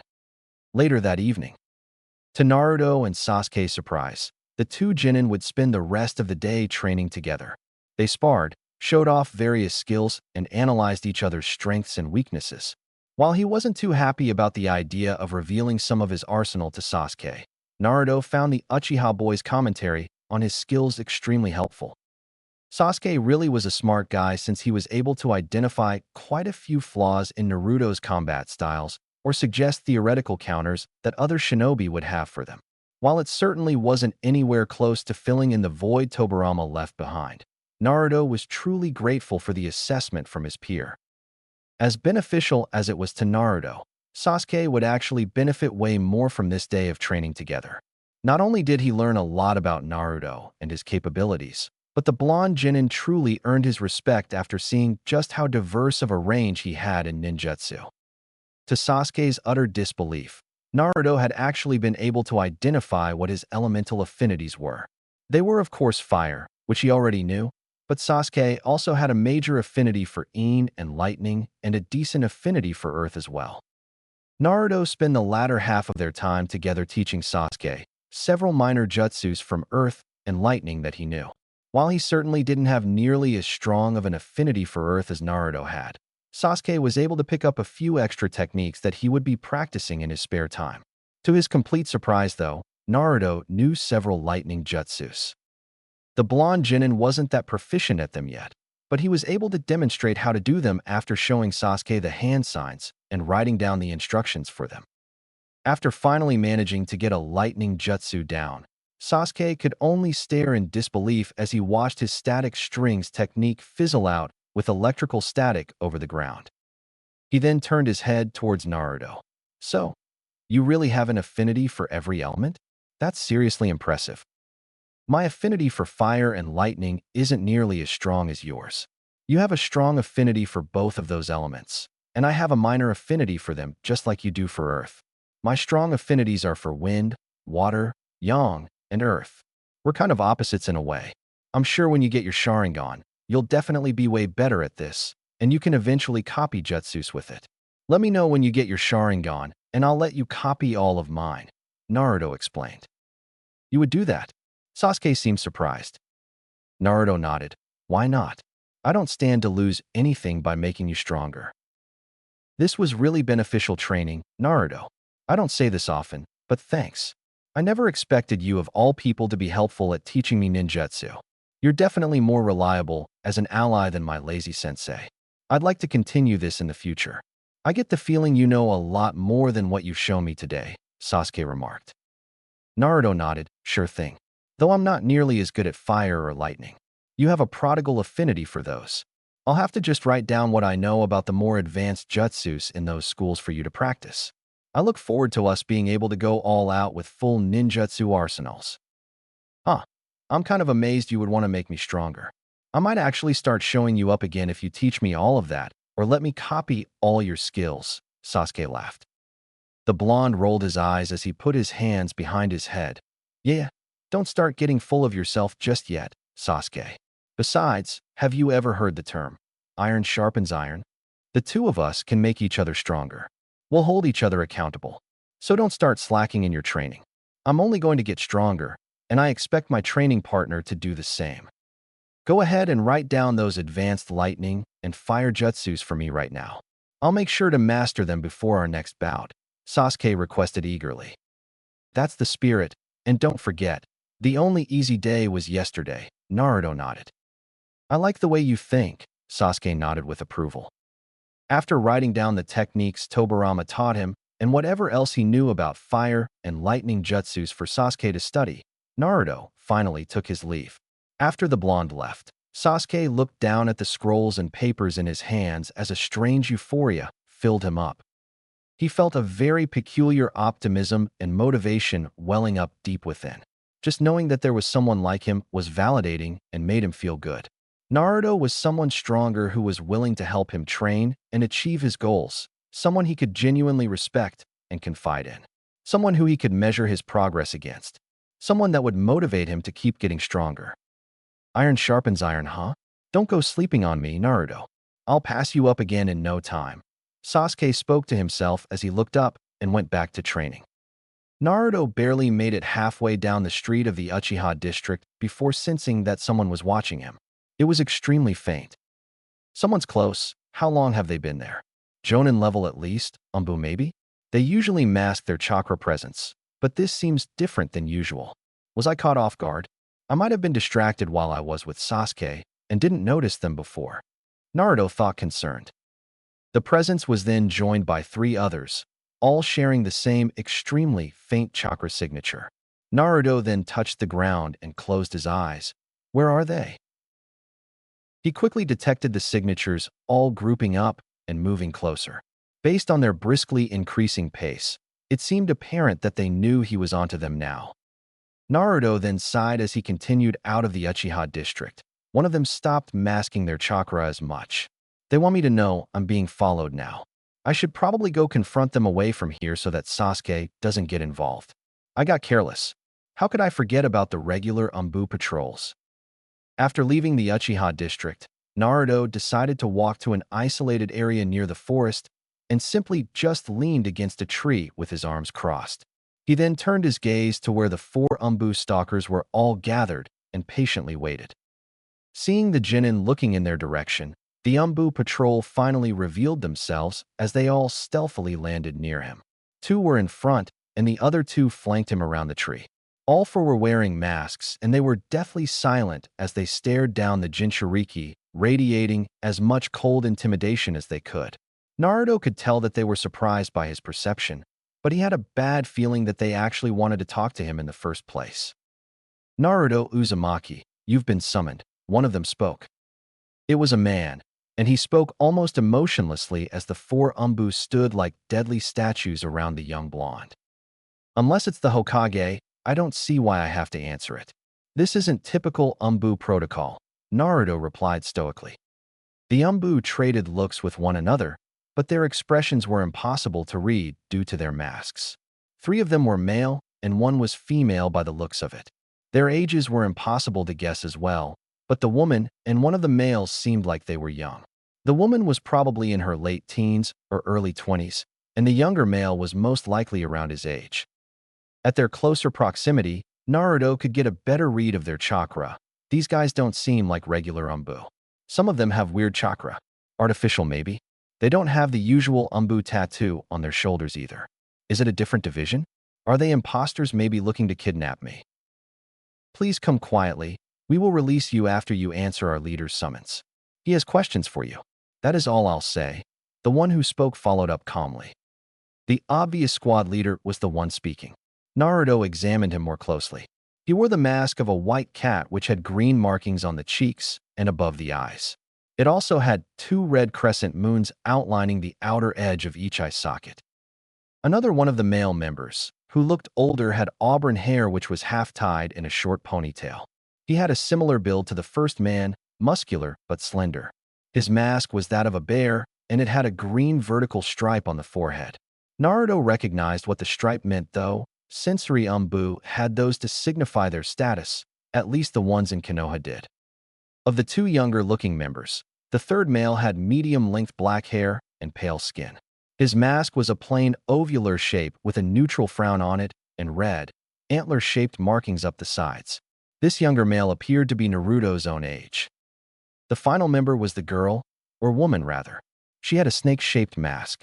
The most distinguishable feature Naruto could identify about the woman was her short but spiky ponytail, which was fanned out behind her head. Her hair was a darkish violet color. She also wore fishnet armlets and had a fishnet shirt beneath her Umbu flak jacket. Naruto then looked around at the 4 of them. I could probably escape. These guys can't take me if I use all my abilities, but I should play this smart and find out what they want and who they are first. The Genin didn't move as he looked them over calmly and analytically. If I take out their sensory teammate quickly, I can remove their ability to track me as easily. They won't be able to catch me. I should wait until we're moving though. They have me surrounded right now and have their guards up. Or I could sneak attack him and run off to divert them with a shadow clone and pick them off one at a time. Whoever these guys are, they definitely don't work for the Hokage. That could be a good thing or a bad thing. What happens if I don't want to go? Naruto stalled for time and asked petulantly as he feigned a bratty attitude to get them to lower their guards. They all eased up slightly from his act, as Naruto seemed less hostile and more like a defiant kid now. We would prefer to do this the easy way. The sensory Umbu with the bear mask then spoke up. Naruto sighed as he put his hands behind his head. Yeah, all right. You got me. Guess I'll go with you lame weirdos. He's a cheeky little brat, isn't he? The snake-masked woman scoffed. The younger Umbu male didn't speak at all, but followed alongside the woman as the 2 older males took point. They escorted Naruto in a square formation and led him further away into the forest. The one with the cat mask then looked over the bear mask Umbu. It would be smart to blindfold him. Don't bother, Kino. He's a sensory type. Clearly a good one too if he could detect us at the range he did. Why do you think he's so difficult to track? He's not a normal child and he can't be deceived easily, the bear mask Umbu replied. You really think so? This kid doesn't seem like a sensory type or all that strong. The woman with the snake mask spoke from behind. He sensed us all the way back at the Uchiha district and let us catch up to him. Don't underestimate the boy, Kasaka. He's very dangerous and unpredictable. The leader clearly instructed us to take the boy seriously, and I agree with his caution, the bear mask Umbu replied. The fourth member who had the red antlers on his mask then spoke for the first time. Strike Team 4 said he has a habit of vanishing and reappearing in mundane places. It seems apparent he's skilled at misdirection. I've also heard contrasting reports of him being in two places at once. I agree with Kuma's concerns. Naruto Uzumaki is dangerous and cunning. I figured it was only a matter of time before that happened. My cover might actually be blown already if their leader thinks I'm strong and dangerous. Bear Mask Guy also knows I'm a sensory ninja too. Naruto thought grimly. Naruto patiently bided his time as he waited for them to get further out into the woods and away from any witnesses. He wanted to make his move now, but decided to wait since it would be good to gather information on where these guys' base was. Something about this is definitely sketchy. Umbu headquarters are on the other side of the village. They could actually be infiltrators and imposters. I might actually have to kill someone for the first time if that's the case. Naruto weighed his options as he assessed the scenarios he could potentially be faced with. Hearing Naruto's voice, that thought caused Kurama to sound almost jovial as his voice echoed in the blonde's head. What did I just wake up to? Are we being kidnapped? We going to kill these guys, Naruto? Hopefully I don't have to, but I'm going to see where their base is. Apparently, their leader summoned me. These guys aren't regular Umbu. I suspect they're infiltrators from another village or possibly a shadow branch of Umbu in Konoha. Tobirama-sensei did mention that Danzo had his own people. I'm going to assume that's who this leader they're talking about is if they are really Konoha Umbu, Naruto explained. Hihio, really? Finally, something entertaining is happening, the fox exclaimed. After walking in silence for a bit, Naruto and his Umbu escort finally reached some kind of bunker out in the woods. All of the Umbu stopped briefly when they saw Naruto stop. They immediately all turned around to face him warily as the Genin's demeanor got cold and serious all of a sudden. Why did you stop? Don't try anything foolish, boy. The bear mask Umbu spoke a bit more dangerously than before. Naruto then drew a kunai faster than any of them had ever seen before as he threw the dagger at the bear mask Umbu. Everything happened so quickly that they didn't even notice the seal on the handle of the kunai. The man barely managed to evade it as the blade scraped the side of his mask, but he was not expecting Naruto to practically teleport behind him and grab the kunai mid-throw as it erupted with wind chakra. Before any of them could even react, Naruto jabbed the blade into the bear mask Umbu's body between his right shoulder and upper back, just above the flak jacket. While landing, Naruto simultaneously ripped the kunai out before dropping low and spinning his legs as hard as possible to trip the bear-masked Umbu from behind. The Genin then pulled out two more of his special kunai with seals and lit all three up with chakra between his fingers as he threw them in different directions. By this point, the other Umbu had finally moved in to react. All three of them dodged the hypersonic speed of the wind-infused kunai, but in mere fractions of a second, all three felt themselves being sliced and stabbed, unable to retaliate or even see Naruto moving. After they were all temporarily immobilized, he bolted as hard as he could back into the forest away from the direction of the village. Once he was out of their sight, he made a shadow clone with a significant amount of chakra to go lead the Umbu on a wild goose chase so that he could stealth back around and pick them off. Naruto's unpredictable escape was so deadly and fast that the other Umbu seemed stunned as they all looked around in disbelief. Damn it, Kino, don't let him get away. Kasaka, cut him off, the bear mask Umbu announced before grimacing in pain. What the hell just happened? How did he move that fast? Kasaka demanded as she and Kino bolted after Naruto as fast as they could. The bear mask Umbu then looked at the remaining young Umbu teammate. Get eyes in the air. Sai, we can't let him escape and report this to the Hokage. He's running in the opposite direction of the village for some reason. You were right. Kuma, he is dangerous, Sai noted emotionlessly before pulling out his paintbrush. He never got the chance to use it as a blur quickly knocked him off his feet, not even a second later. Both Kuma and Sai were horrified to see Naruto had doubled back to them almost immediately after leading Kino and Kasaka away. Before Sai could even get up again, Naruto flashed through his hand signs and quietly cast an earth jutsu to trap the youngest Umbu member in the ground. Kuma drew a kunai just in time to block a wind-infused swipe from Naruto's kunai a second later. The two pushed back and forth briefly, but Naruto abruptly pulled back and spun his kunai around the man's guard, slashing his arm. Urgh! Kuma groaned in pain as he jumped back and stared at Naruto warily. He could only watch as the blonde swiftly moved over to kick Sai in the back of the head, knocking him unconscious. Given the fact that the youngest Umbu member was still stuck in the ground, he couldn't do anything to stop it.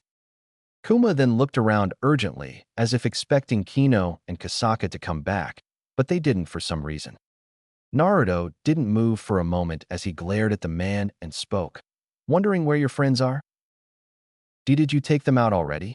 Kuma demanded. His stoic and professional demeanor was quickly beginning to waver. Are you guys actually part of Umbu and Konoha? You sure don't seem to be. My first guess would be infiltrators from another village here to abduct the Nine Tails. For your sake, I hope that's not true. The other option is you don't want the Hokage knowing about this. In that case, I have to consider you a threat that needs to be dealt with. Naruto spoke dangerously. Why you know about the Nine Tails? Kuma gasped. Naruto glared at him. Of course I do. You guys must think I'm an idiot. Just then, Naruto sensed his shadow clone being dispelled. The other two Umbu managed to trap it in a clever pincer and were shocked when it dissipated into smoke. Damn, I don't have long before they get back. Better take this guy out quickly, Naruto thought seriously. To his utter dread, over a dozen more Umbu members all came pouring out of the bunker and ran in to reinforce Kuma. The bear-masked Umbu seemed relieved by it, as one even began to start healing the man while the others moved in to surround Naruto. Guess I'm fighting all of them then, Naruto thought, annoyed as he drew a special kunai again with the seal on the handle. Be careful, he's deadly and fast, Kuma announced to the others as they moved in to surround the genin. Naruto then infused his kunai with wind chakra again before putting the handle in his mouth. Afterwards, he flashed through hand signs. Earth style. Rock wall.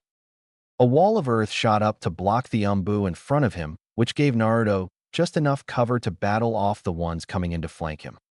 For the next minute or so, he fought them all off with inhuman alacrity and stamina as he used countless jutsus, kunai fencing, and taijutsu. The whole time he was doing this, not one of them realized that Naruto was putting seals all around the battlefield, and even on them with elite subtlety.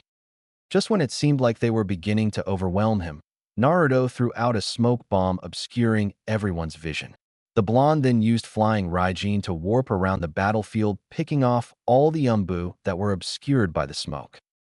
Nobody could react fast enough or even process what was going on as Naruto took out over a dozen of the Umbu in mere seconds. He didn't kill them, but he didn't hesitate to wound them out of commission. As the smoke settled, Kuma and the remaining Umbu there all backed away with evident fear as Naruto walked out of it. The sight of 13 downed Umbu members, including the unconscious Sai, behind him was mortifying to them. What the hell just happened? The female Umbu who healed Kuma asked fearfully. He really is a monster, another one of them remarked. Naruto had a chilling battle calmness as he blankly stared at the remaining Umbu members without saying a word for a good few seconds. You know, I'm getting really sick of you guys stalking me all the time. I didn't kill any of them yet. I wonder what the Hokage would think about Umbu trying to lure me to some bunker outside of the village? Unless you want him to find out about this, I suggest one of you starts talking. You guys can't bully me or intimidate me. Naruto finally broke his silence. Wood style, silent strangle jutsu. A voice which sounded like Kino's came from behind. Naruto was caught off guard by this, as he did not expect anyone else could use with style. Branches and roots erupted out of the ground as they wrapped the Jinchuriki up. The blonde then turned his attention towards the return of Kino and Kasaka, who both seemed out of breath and serious. Kino's arm was transformed into a large tree of wood and was the source of the branches and roots now constricting Naruto. How in the world does an Umbu know with style? Isn't it a unique Kekkei Genkai that only the Shodame Hokage and I have? Naruto thought, shocked. Kasaka was panting, but she took in the scene and spoke grimly as she saw the 13 downed Umbu members. Kuma, what the hell happened? She broke her bearing and demanded angrily. I told you fools to not underestimate him. Good job catching him, Kino. Kuma let out a sigh as he walked closer to look at Naruto. The blonde was in a bind, literally, and he was debating on the best way to get out of this situation now. I could use my own with style, but I don't want that kind of attention from Umbu. I probably shouldn't have even used Flying Raijin, but I don't think any of them knew what it was or really noticed the seals. Naruto then felt his chakra being drained by Kino's would strangle and stayed still as he conserved his energy. Not so tough now, are you, kid? Kuma hissed before backhanding Naruto. The blonde gave Kuma an angry glare before spitting out blood from the heavy hit. Sensing Kino's chakra now, Naruto could tell it was artificial. He could mimic with style, but his chakra almost didn't seem like his own in some ways. If I teleport in this position, they'll be able to realize I'm using seals, but the only way out of this other than that is to reverse his Wujutsu. I guess I gotta pick my poison. I can't believe I let myself get caught off guard. Tobirama-sensei would be pissed if he saw me in this predicament. I guess what he said was right.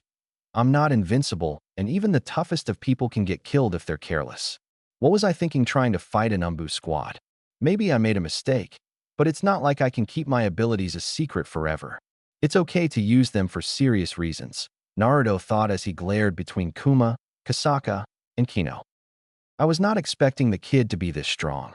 I mean, taking out a platoon of Umbu as a genin is crazy work. Kasaka shook her head and let out a sigh of relief. He was smart. He lured Kasaka and I away so he could pick us off one by one. He even attacked our sensor first so that Kuma wouldn't notice the diversion. He went after our weakest member, Sai, afterwards. This kid is far more tactical than most jonin are. How on earth did he gain this kind of combat experience? Didn't he just become a genin? Kino added. Well, knock him out real quick so we can take him to the base and bring him to the boss, Kasaka told Kuma. Moments later, all of them backed away fearfully as Kino's wood constriction began to start moving on its own. What are you doing, Kino? Kuma demanded. It's not me.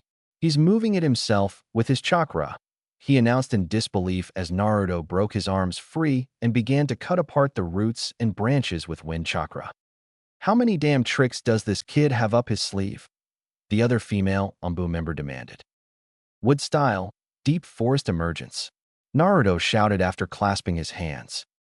All of the Umbu could not even fathom what just happened as trees erupted beneath all of them, binding every single one of them into tight, constricting holds.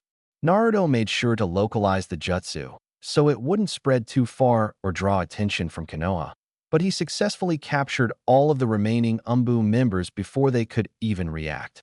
In truth, though, they were so shocked by his use of wood style that most of them didn't even move after seeing it.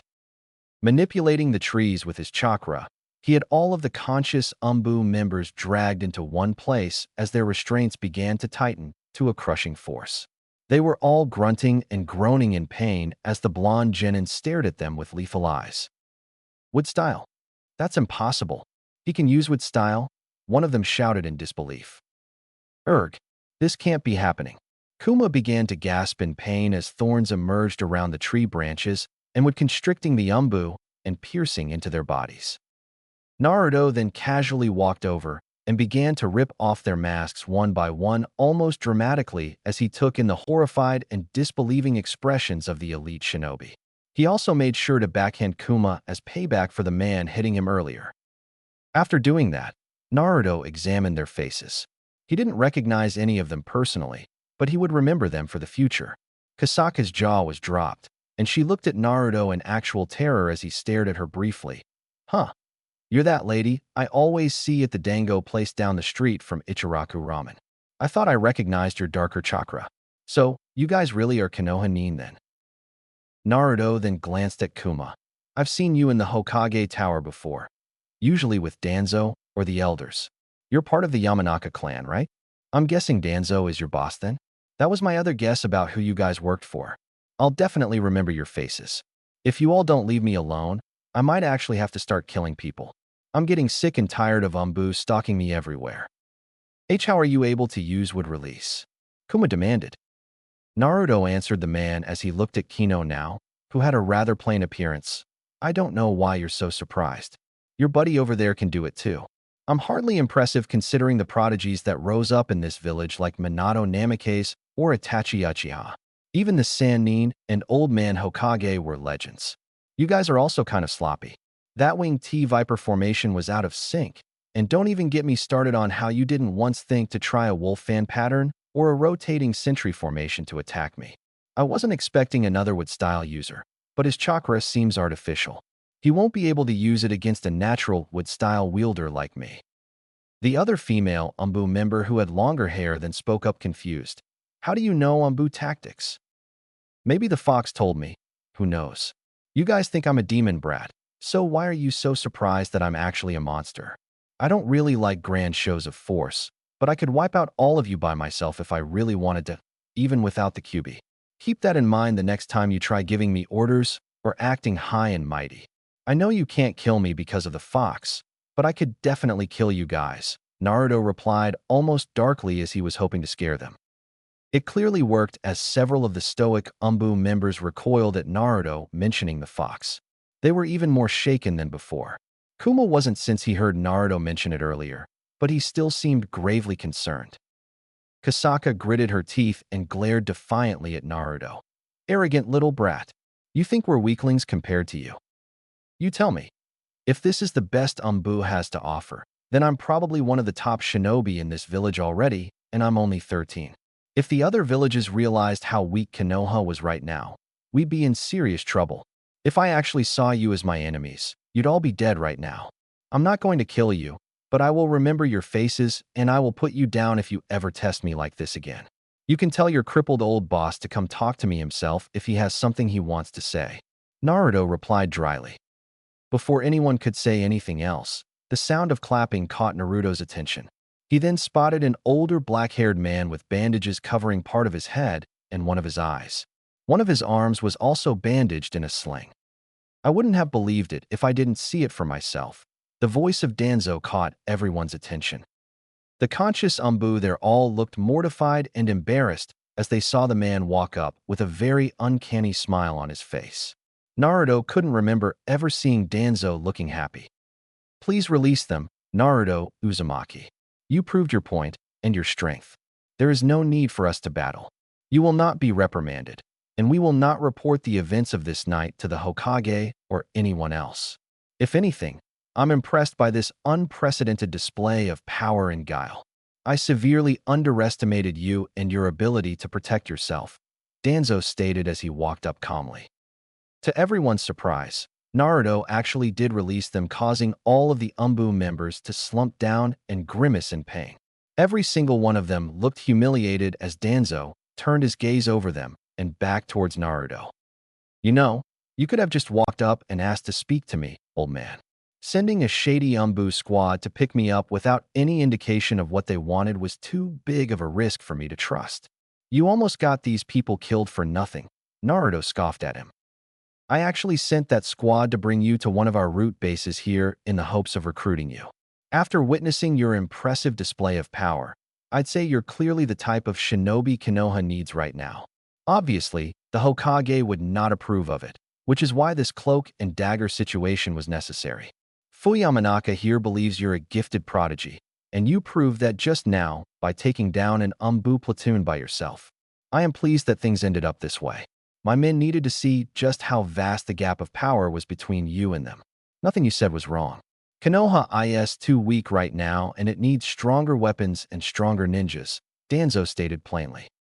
So, he wanted me to retaliate to see how strong I actually was. Cunning old bastard, isn't he? Maybe running was the better option, But if Danzo was on to me, I guess this was inevitable at some point anyways. Naruto thought seriously. You want to recruit me? That's surprising. I thought you hated me. I've never heard of Root before. Is that why some of these Umbu members seem different? Naruto asked, confused. Danzo nodded. Yes, Root is a special division of Umbu. It is a Tier 1 elite black ops organization within the shinobi military of Konoha that exists in order to wage war from the shadows and make the difficult decisions that the Soft Council and the Hokage don't have the stomach to do. Everyone in it is sworn to secrecy. You see, boy, for some of us, the last great shinobi war never really ended. Our enemies are constantly probing us for weaknesses. You are considered a valuable asset, being our village's only Jinchuriki. The Umbu watch you because there are many enemies of Konoha who would love nothing more than to acquire the Kyuubi's vessel for themselves. So, you're acting independently of the Hokage's orders then? That's bordering on treason. Naruto shook his head. The Sandaime is strong and wise, and I have always respected him. But Hiruzen is getting old and soft. He believes the days of great danger and war are long behind us. Long gone are the days when the Senju and Sarutobi clans were feared and legends like the Yondaime struck fear into the hearts of the shinobi world. Hiruzen is unwilling to see the threat the other villages and nations pose the weaker ours becomes. He's too afraid to provoke them and does nothing about their increasing boldness. I've heard you say that you wish to become the Hokage one day. You very well may at some point considering your already impressive power. To wield the legendary wood style of the Shodaime naturally, such a boon is exactly what Konoha needs. A resurgence in the might of Konoha's undisputed supremacy. Danzo exclaimed. You were the Nidaime's student once, right? Naruto followed up after an awkward silence. Danzo seemed surprised by Naruto's unusual knowledge of that, but he nodded. I was indeed, along with Hiruzen Sarutobi. Unlike him, however, I strongly adhere to the same morals my teacher instilled in me about the importance of projecting strength and always being prepared for war. I overheard recently that you are aware of the Uzumaki clan and that a member of the clan trained you. Is that correct? Yes. Naruto lied. Who is this clan member? Can you be certain that they are not a threat to Konoha? Danzo asked. He definitely can't be. He's dead. It doesn't matter who he was, but I'll say this much. He told me I'm related to the Senju clan since the Shodaime was married to Mito Uzumaki of Yuzushio. She's apparently one of my ancestors. I suppose that's where my wood style comes from. Naruto answered with actual honesty now. That's impossible, Danzo-sama. That would mean he's an heir of the Senju clan. No wonder he can use wood release. He's a descendant of the Shodaime, like Lady Tsunade. Fuyamanaka, whom Naruto formerly knew as Kuma, exclaimed with awe. Danzo's one visible eye widened in surprise. A lost heir of the Senju, and not soft-hearted or broken like Tsunade Senju either. Listen up, all of you. Nobody is to speak of this to anyone else, or you're dead. I will not have Hiruzen interfere. He won't see what you represent, Naruto Uzumaki. He would seek to soften you and allow other villages to get strong while your great power would be shackled in the name of peace. That might work for some villages, but not all of them. We can't be passive. Konoha needs your power. Naruto understood what Danzo was implying. It was very similar to Tobirama's outlook on current-day Konoha and what he wanted Naruto to understand about the political sphere of the shinobi nations. Unlike Danzo, though, Tobirama had a balanced outlook and wasn't an opposite extreme of Hiruzen Sarutobi. As much as Naruto didn't fully agree with Danzo's perspective, he also didn't agree with the Sandaimes. He would need to find a way to get both of them to trust him eventually. He remembered his sensei telling him that it would be foolish to commit to either extreme, and he should keep the good and necessary aspects of both outlooks within his own. In other words, he needed a balanced point of view. He needed to be a bridge between Danzo and Hiruzen's polar opposite outlooks on how to handle national politics. Naruto thought about that for a moment as he weighed the pros and cons of Danzo. As immoral and extreme as this man was, he was a necessary evil. It would be smart to be involved with Danzo's machinations so that Naruto could temper them with morality when necessary, or so that he could remove this man from power if he became a liability. On the flip side, He could use Danzo for when he needed to drop the hammer and destroy real threats to Konoha without having to go through the regular village politics or the Hokage. The genin then quoted Tobirama directly. True and lasting peace can only be maintained through absolute strength. I respect Hashirama's will of fire and the love and mercy it encourages, but not all people can be reasoned with or forgiven. I believe in adhering to it when I can, but I won't be limited by its idealism. I won't allow our own compassion and mercy to be weaponized against us. Show mercy when you can and deliver death when you must. Shine like a brilliant light, but always cast a shadow on those who would try to snuff it out. Be vigilant in peace. Be victorious in war. Be a sacrifice in death.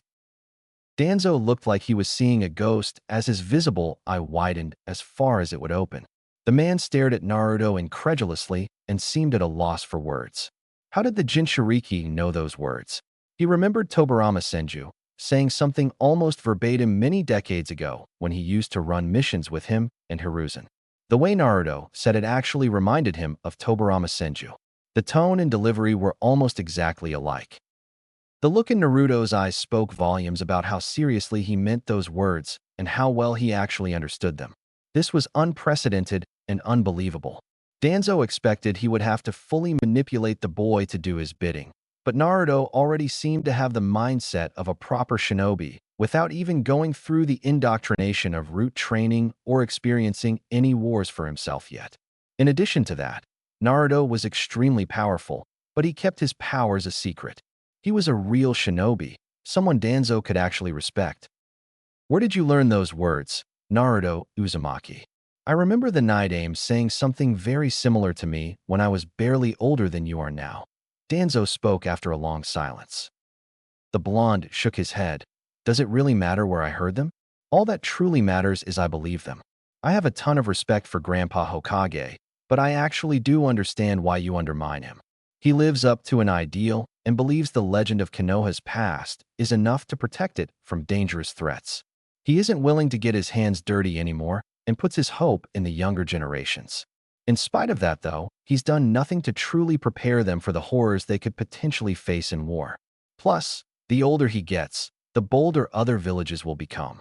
There is no ideal successor as the next Hokage right now, and I think that's the old man's biggest blunder. I personally resent the fact that he never considered mentoring me to be his successor, especially considering my father was the Hokage. Surely, he knew how strong I could actually become. He thinks coddling me and lying to me about the 9 tails or Minato Namikaze is protecting me, but it's not. From my perspective, it seems like negligence, and it's setting me and the village up for failure. I'm always going to be a target, and I am the village's weapon.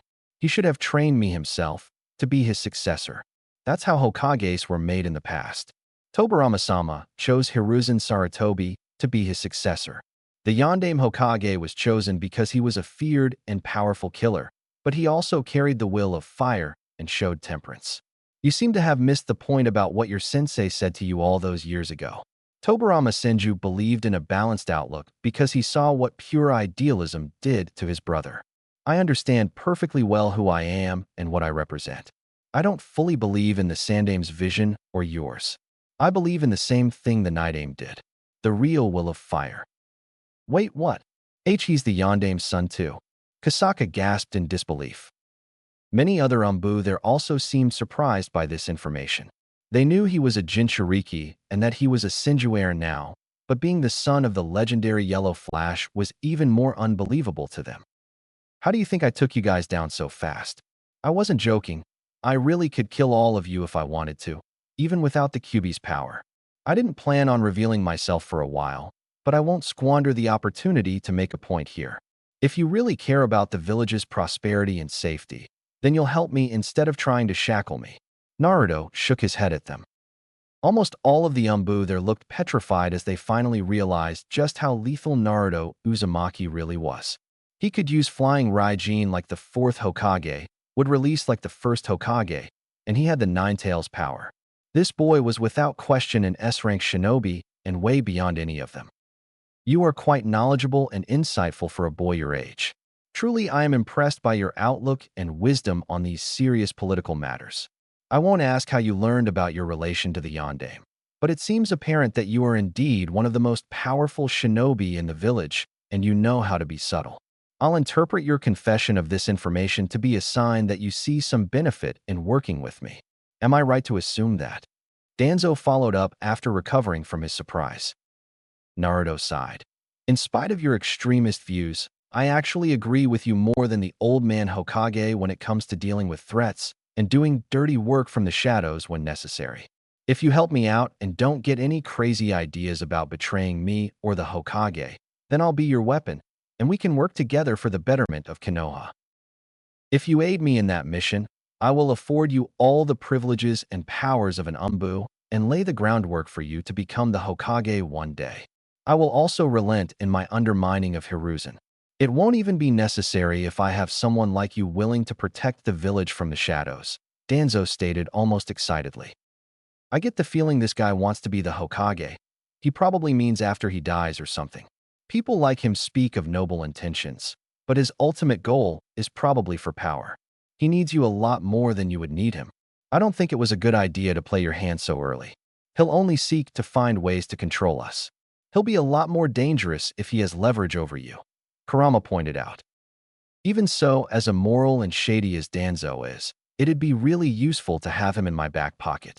I could get out of that Genin crap and actually start running real missions and getting stronger.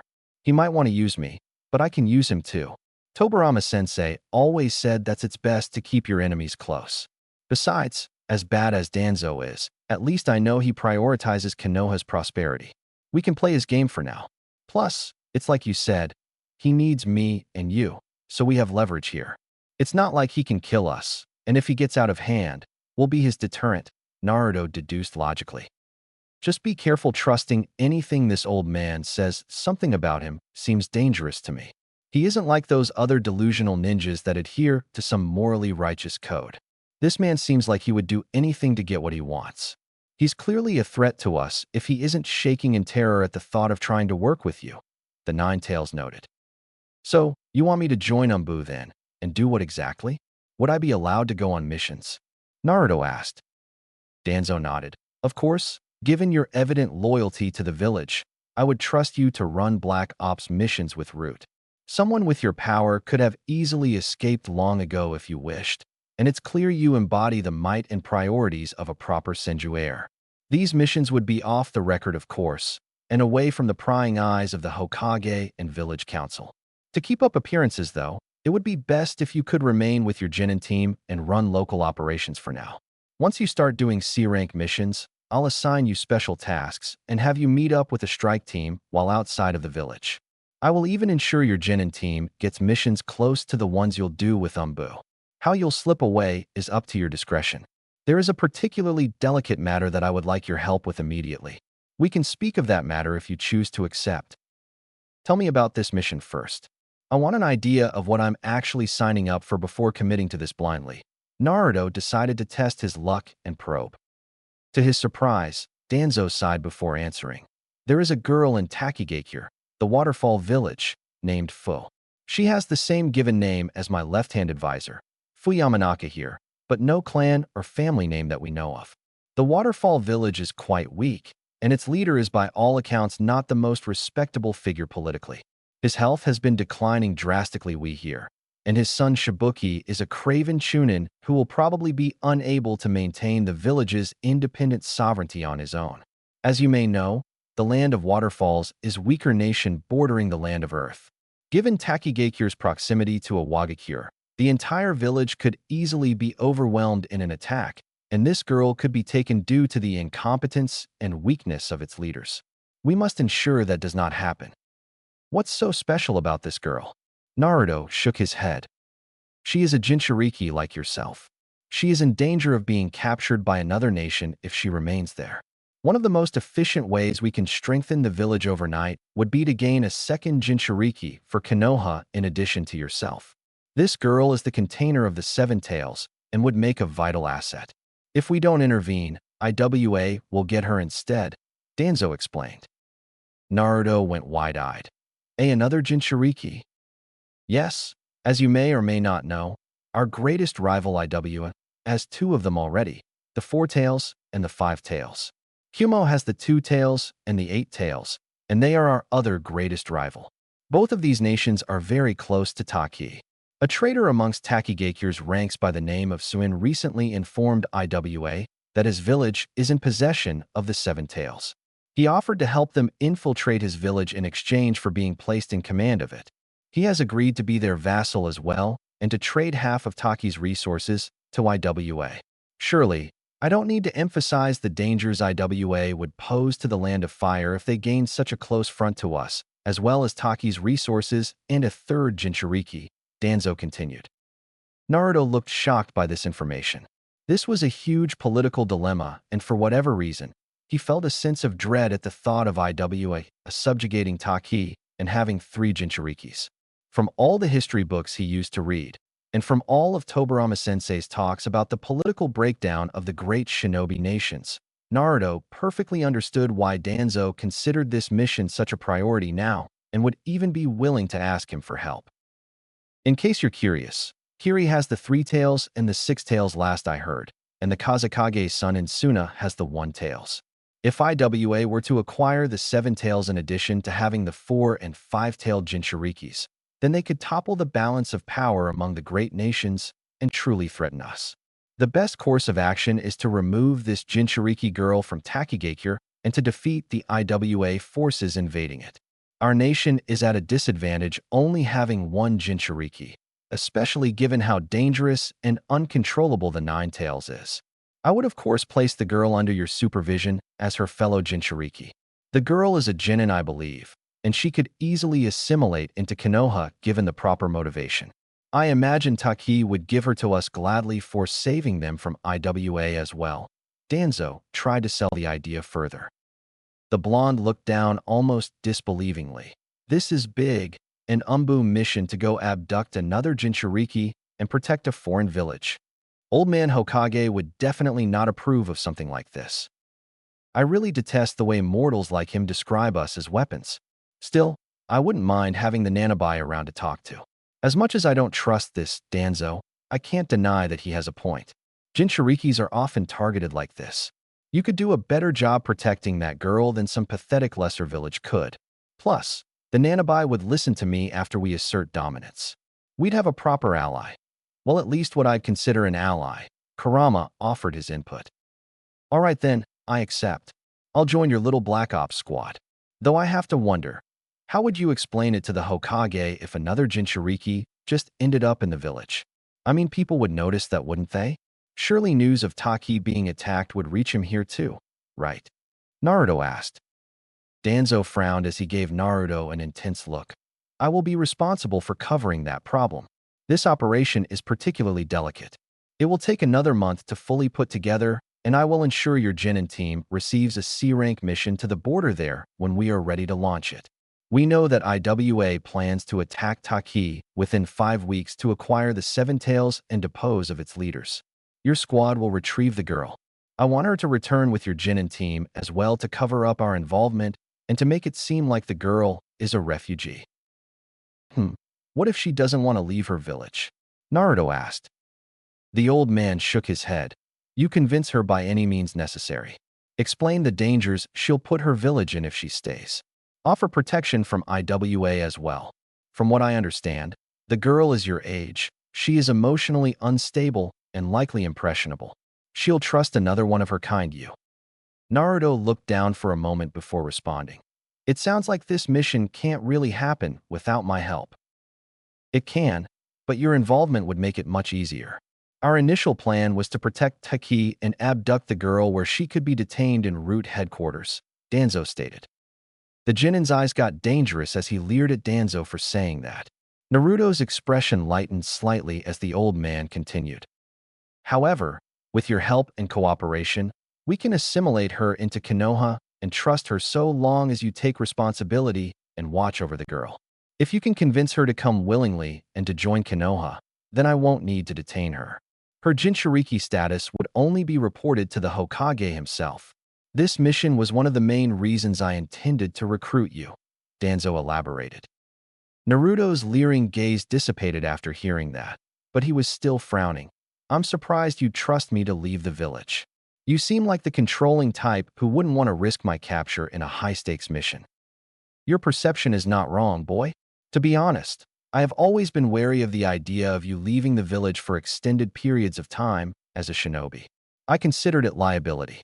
My impression of you changed after you snuck into the Hokage Tower Library vault to copy down jutsus from the Forbidden Scroll and learn them on your own. Yes, boy, I am well aware that you have been using shadow clones, and I imagine you learned the flying Raijin from the scroll as well. I can't even imagine how someone of your age has the intellect to learn something that only the Nidaime and Yondaime could. Clearly, you're a prodigy, but knowing that you can use Wood Release and Flying Raijin has convinced me that I can rely on you completely to safeguard the village and yourself. Wood Release will also give you the ability to detain and suppress other Bijou and Jinchurikis like the first Hokage once did. Danzo stated knowingly. Wow, how long have you known? Naruto asked surprised. About 2 years now. I could tell it was a shadow clone I saw in the library, and my rude umbu have reported seeing you in 2 different places at once.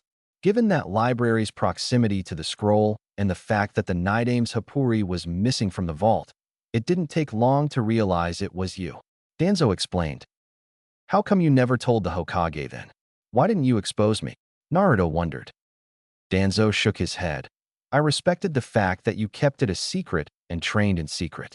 That told me all I needed to know about what kind of a shinobi you would be. The kind who is willing to work from the shadows and to live in humility so that he can accomplish a greater mission. Clearly, glory is not what motivates you. I found it fascinating how you had the mindset of the children I train en route without any direction or oversight. To put it simply, it would have been a waste. Clearly you're good at keeping secrets, and I knew that one day I might be able to rely on you to help me. I guess I underestimated you too. Even so, I have some concerns. Is it really necessary or right to abduct this Jinchuriki girl from Taki?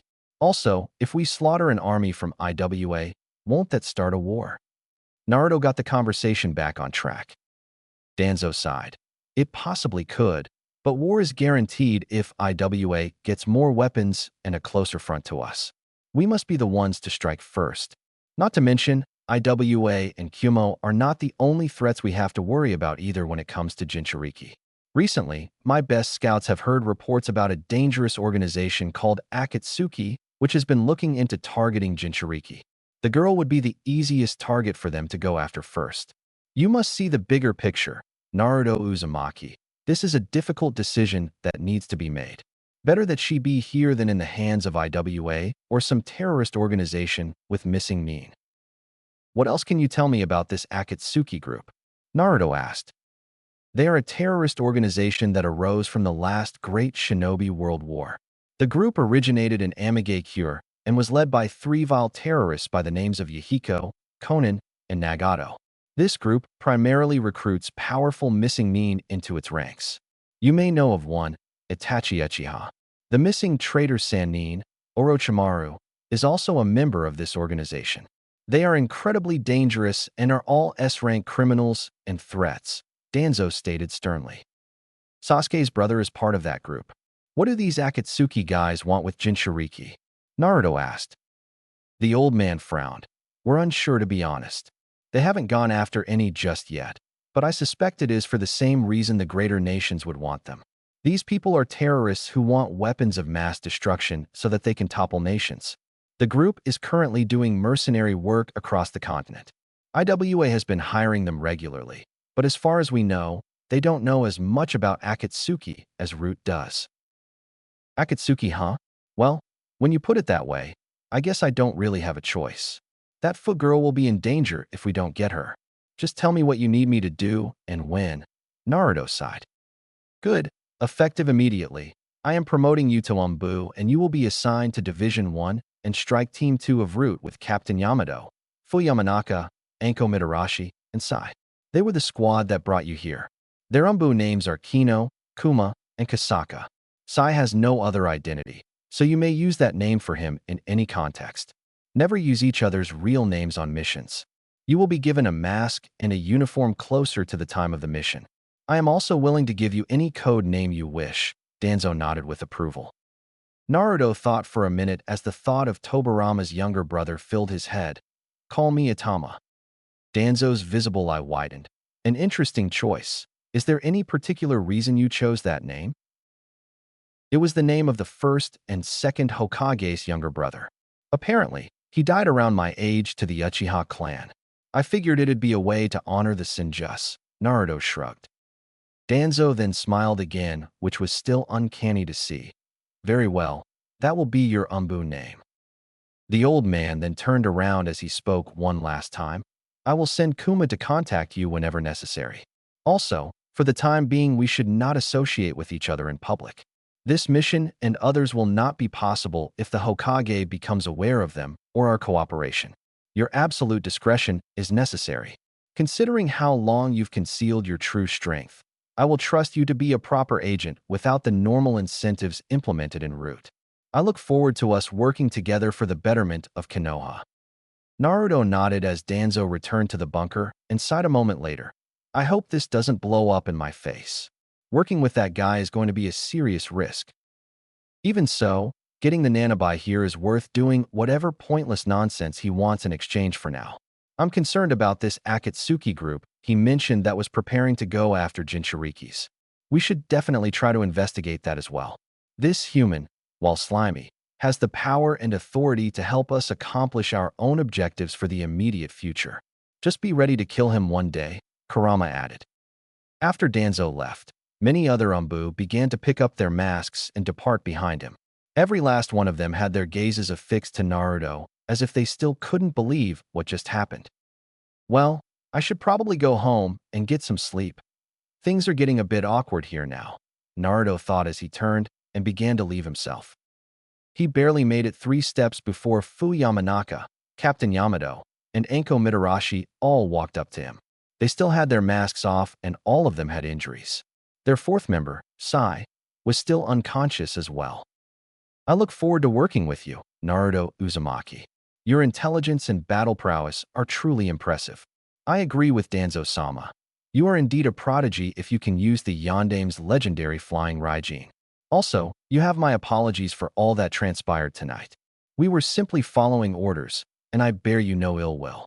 As your strike team leader, I will happily assist you whenever you need anything. Yamato stated politely as he nodded his head at the blonde. So, this guy's real name is Yamato? It'll be interesting working with someone else who can use wood release. At least he seems nice, Naruto thought as he gave Yamato a reciprocal nod of approval. When we inevitably have to kill these humans, I suppose we can spare this one. At least he knows how to show the proper respect. Kurama snarled. Anko had her arms crossed and looked annoyed. I don't like you, kid, but I'm a professional and I'll work with you. Don't go getting cocky though just because you're some kind of Senju heir or the Yondame's kid. Royal prodigy or not, you're still an arrogant brat to me and my junior here. Also, don't ever speak to me in public for any reason. We are not friends, we're teammates. Got that? That's fine with me, Dango lady. Hopefully, I'll only ever see you on missions. I'll make sure to avoid your favorite Dango spot too. Naruto nodded at her. For whatever reason, Anko looked even more perturbed by Naruto's casual acceptance of her rejection and his obvious lack of interest in her approval. She then looked away almost bitterly. Naruto didn't care enough about her feelings to even wonder why. Fu Yamanaka then shook his head. I take the village's safety and prosperity as seriously as Danzo-sama does. So long as you and I share that same sentiment, I will gladly work alongside you. Naruto Uzumaki. I knew you were gifted, but I didn't realize you were this gifted. It seems you've impressed Danzo-sama as well. That's not easy to do. Getting him to tell you about the mission prior to your committing is also unprecedented. He's never been that candid or upfront to any recruit I've ever seen before. Clearly, he believes that you will be our secret weapon. I hope his faith and trust in you isn't misplaced, and I sincerely hope you can keep that monster fox sealed inside of you under control as well. Definitely killing that one first, Kurama growled in Naruto's mind. The Jinchuriki could feel the 9 tails tackling his cage. For your sake, you better hope you never have to see me use the fox's power.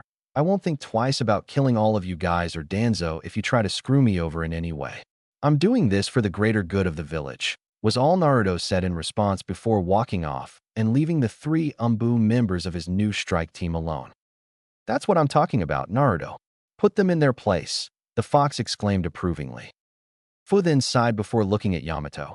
Danzo-sama is taking a massive risk trusting that boy.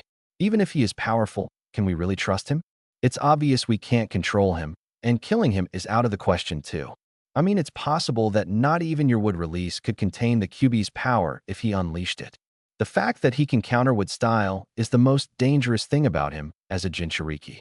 Then he is flying Raijin on top of it all too. It's utterly ludicrous. I know, but I think I understand why Danzo-sama is doing this. Naruto Uzumaki is loyal to the village in spite of everything he's likely experienced as a Jinchuriki. His blood ties to the Senju clan and the 4th Hokage are most likely why. They're also quite a big deal politically. There are many who believe Jiraiya-sama or Tsunade Senju-sama will likely be the top candidates to be the next Hokage once the Sandaime retires again. Given Lady Tsunade's pedigree, it seems unquestionable to choose a living Senju and a Sannin if she is willing to take the mantle. That boy, though, he is strong-willed and ruthless. That is the type of person Danzo-sama would want to defend Konoha. It's someone he would approve of as a successor one day. The fact that he's very powerful also means he can ward off anyone after the 9 tails. That will take a lot of pressure off of us. I am also relieved to know that he bears no thoughts of treason against the Hokage as well. He could certainly influence Danzo-sama in a good way, I think. Yamato noted. Don't go speaking like that. Kino, most of us here still don't trust you after you came back. If this information gets leaked to the Hokage, you'll be the first person I suspect, Fu spoke threateningly. Yamato shook his head. It won't, Kuma. I don't always agree with Danzo-sama, but I do agree with the necessity of his role and the work we do for Root. So long as it is for the betterment of Konoha, I won't have any objections. I'm just glad to know the boy shares my sentiments about everything. I'm looking forward to working with him. We'll be in serious trouble if that kid decides to go rogue. I mean, he was right about what he said. He might actually be one of the strongest shinobi in the village already. Plus, he's only going to get stronger. Fu shook his head. All the more reason to be his ally then. I'd strongly advise giving him a reason to trust us. Calling him demon and backhanding him is not a good idea. But I suppose you paid for that already. Yamato shook his head. So, he's Yellow Flash's son, and that attack he used to catch us off guard, the legendary flying Raijin? Enko asked annoyed. Fu Yamanaka nodded. It would seem so. I can't even fathom how a child learns something so advanced. It's uncanny beyond description. Not even the best scholars in Konoha have been able to decipher how to use that ability on the Forbidden Scroll. I'm still confused as to how he learned Umbu formations and advanced ninjutsu when he just became a genin. I mean, has he been spying on us all this time too? Enko shook her head. I'm returning to base. You two should go update Sai when he wakes up, Fu Yamanaka sighed before taking his leave. Enko then looked at Yamato. Can't believe we gotta work with 2 kids now. I'll take care of Sai. You should go get your injuries tended. It looks like you're still bleeding, Kasaka. Yamato replied before walking off. Enko scoffed as she departed herself. Damn brat, he thinks he's better than us. How the hell is someone his age so powerful? I've been doing this for way longer. He looked at us like we were civilians. Root headquarters, some time later. Sir, are you certain that was the right decision to make about the boy? I didn't expect you to give him such a long leash or trust him not to expose us. You even told him about the mission before securing his loyalty. Why? Fu Yamanaka asked Danzo. The old man was facing away as he looked over a picture of his younger self. The picture had Danzo, Hiruzen, Koharu, and Hamura when they were young kids. Tobirama was standing behind them with his arms crossed looking serious. I never thought the boy would share your outlook on things, sensei. Danzo thought as he stared at the picture and remembered his youth. Danzo then spoke without turning around. Fu, that boy doesn't need a short leash. He understands the politics far better than someone his age rightfully should. He kept his power hidden all this time, even from the Hokage. Him sharing the Nidaime's outlook on things was the last thing I ever expected from him. Besides, he is definitely loyal to the village considering his pedigree. He wants to be Hokage one day, and I believe we should help him. I will groom him to be my successor. Hiruzen has no idea how badly be blundered by neglecting that boy. I won't let it go to waste. I haven't seen a shinobi with his potential since Itachi or Shursui. Do you think it's possible he was trying to manipulate us? I have concerns, sir. He is far too powerful to not have any failsafe for dealing with him. If he were to go rogue or turn against us. Fu trailed off. Danzo then turned around. He won't if we give him what he wants. For normal agents or assets, I like to maintain a certain level of control, but that's not always possible for exceptionally powerful individuals. We struck gold getting him on our side, and we have to take the risk in exchange for his great power. With him, we can truly accomplish some of my more ambitious projects. The boy is very smart. He knows we can't kill him because of the QB and the Hokage. He defeated 3 strike teams of Root to showcase that we can't intimidate or coerce him either. He forced our submission to his whims, and he could report us at any time to the Hokage if we were to make him an enemy. He has the leverage here, Fu, and he knew it. To be honest, I actually respect the boy for the way he handled things. Plus, even if we can't control him, he was receptive to working with Root and maintaining secrecy. We can't afford to lose him as an ally. Controlling him won't even be necessary if our objectives are aligned and if he trusts us. Be sure to keep that in mind and treat him with proper respect. The boy aside, I have concerns about Captain Yamato. His return to Root is still weighing heavily on me, Danzo-sama. What if he reports this to the Hokage or to the main branch of Umbu? Fu asked. Danzo shook his head. I'm well aware of Captain Yamato's capability of being a double agent and spy. Honestly, that's fine. It was worth the risk of reobtaining his wood-style abilities for Root. Those won't be necessary if we have Naruto Uzumaki. Besides, he won't be able to contain the QB boy with wood-style from what I saw, Fu pointed out. Danzo then shook his head. You wonder why I allowed Captain Yamato to return? Think about it for a moment, Fu. Due to his abilities, he was the Hokage's top Umbu agent for watching Naruto Uzumaki. He will feel a greater sense of loyalty and discretion if the boy also works for us. So that's why you allowed it. Because you knew he'd stay quiet to watch the boy then? Even so, he'll be a massive liability if he reports everything to the Sandaime Hokage. Fu sighed. The old man shook his head. I actually asked him to come back to Root specifically so he could watch over the boy. I told him that I wanted to recruit Naruto Uzumaki and would place the boy under his watch on Umbu. My condition was that he accept a cursed seal under his tongue. I also assured him that I would not commit any true treason against Hiruzen. He actually accepted a cursed seal? Well, at least we have a failsafe for him then. Fu let out a sigh of relief. How has Anko Mitarashi been assimilating to Root? Danzo changed the subject. Fu frowned. She's been doing well enough, Danzo-sama. Considering she's kind of an outcast in the village, I don't suspect her of getting cold feet or turning against Root. A lot of the mainstream military doesn't trust her, which makes her easy to control. She made it clear that she'll do anything Root wants if we help her get revenge against Orochimaru. Her insight into Orochimaru is the primary reason I recruited her. She is exceptionally gifted among Jonin, and her abilities shouldn't be squandered. I also have a special mission for her here. Danzo handed a small scroll to Fu. Fu looked at it briefly before Danzo's voice sounded again. Read it. The auburn-haired man opened the scroll as he read it over for a moment. His eyes then widened as he looked up at Danzo. You want her to do that? You wanted a failsafe, didn't you? Danzo shook his head. Fu Yamanaka then looked down at the scroll again uncertainly. I don't see her taking this well, sir. She's quite proud and would find it insulting.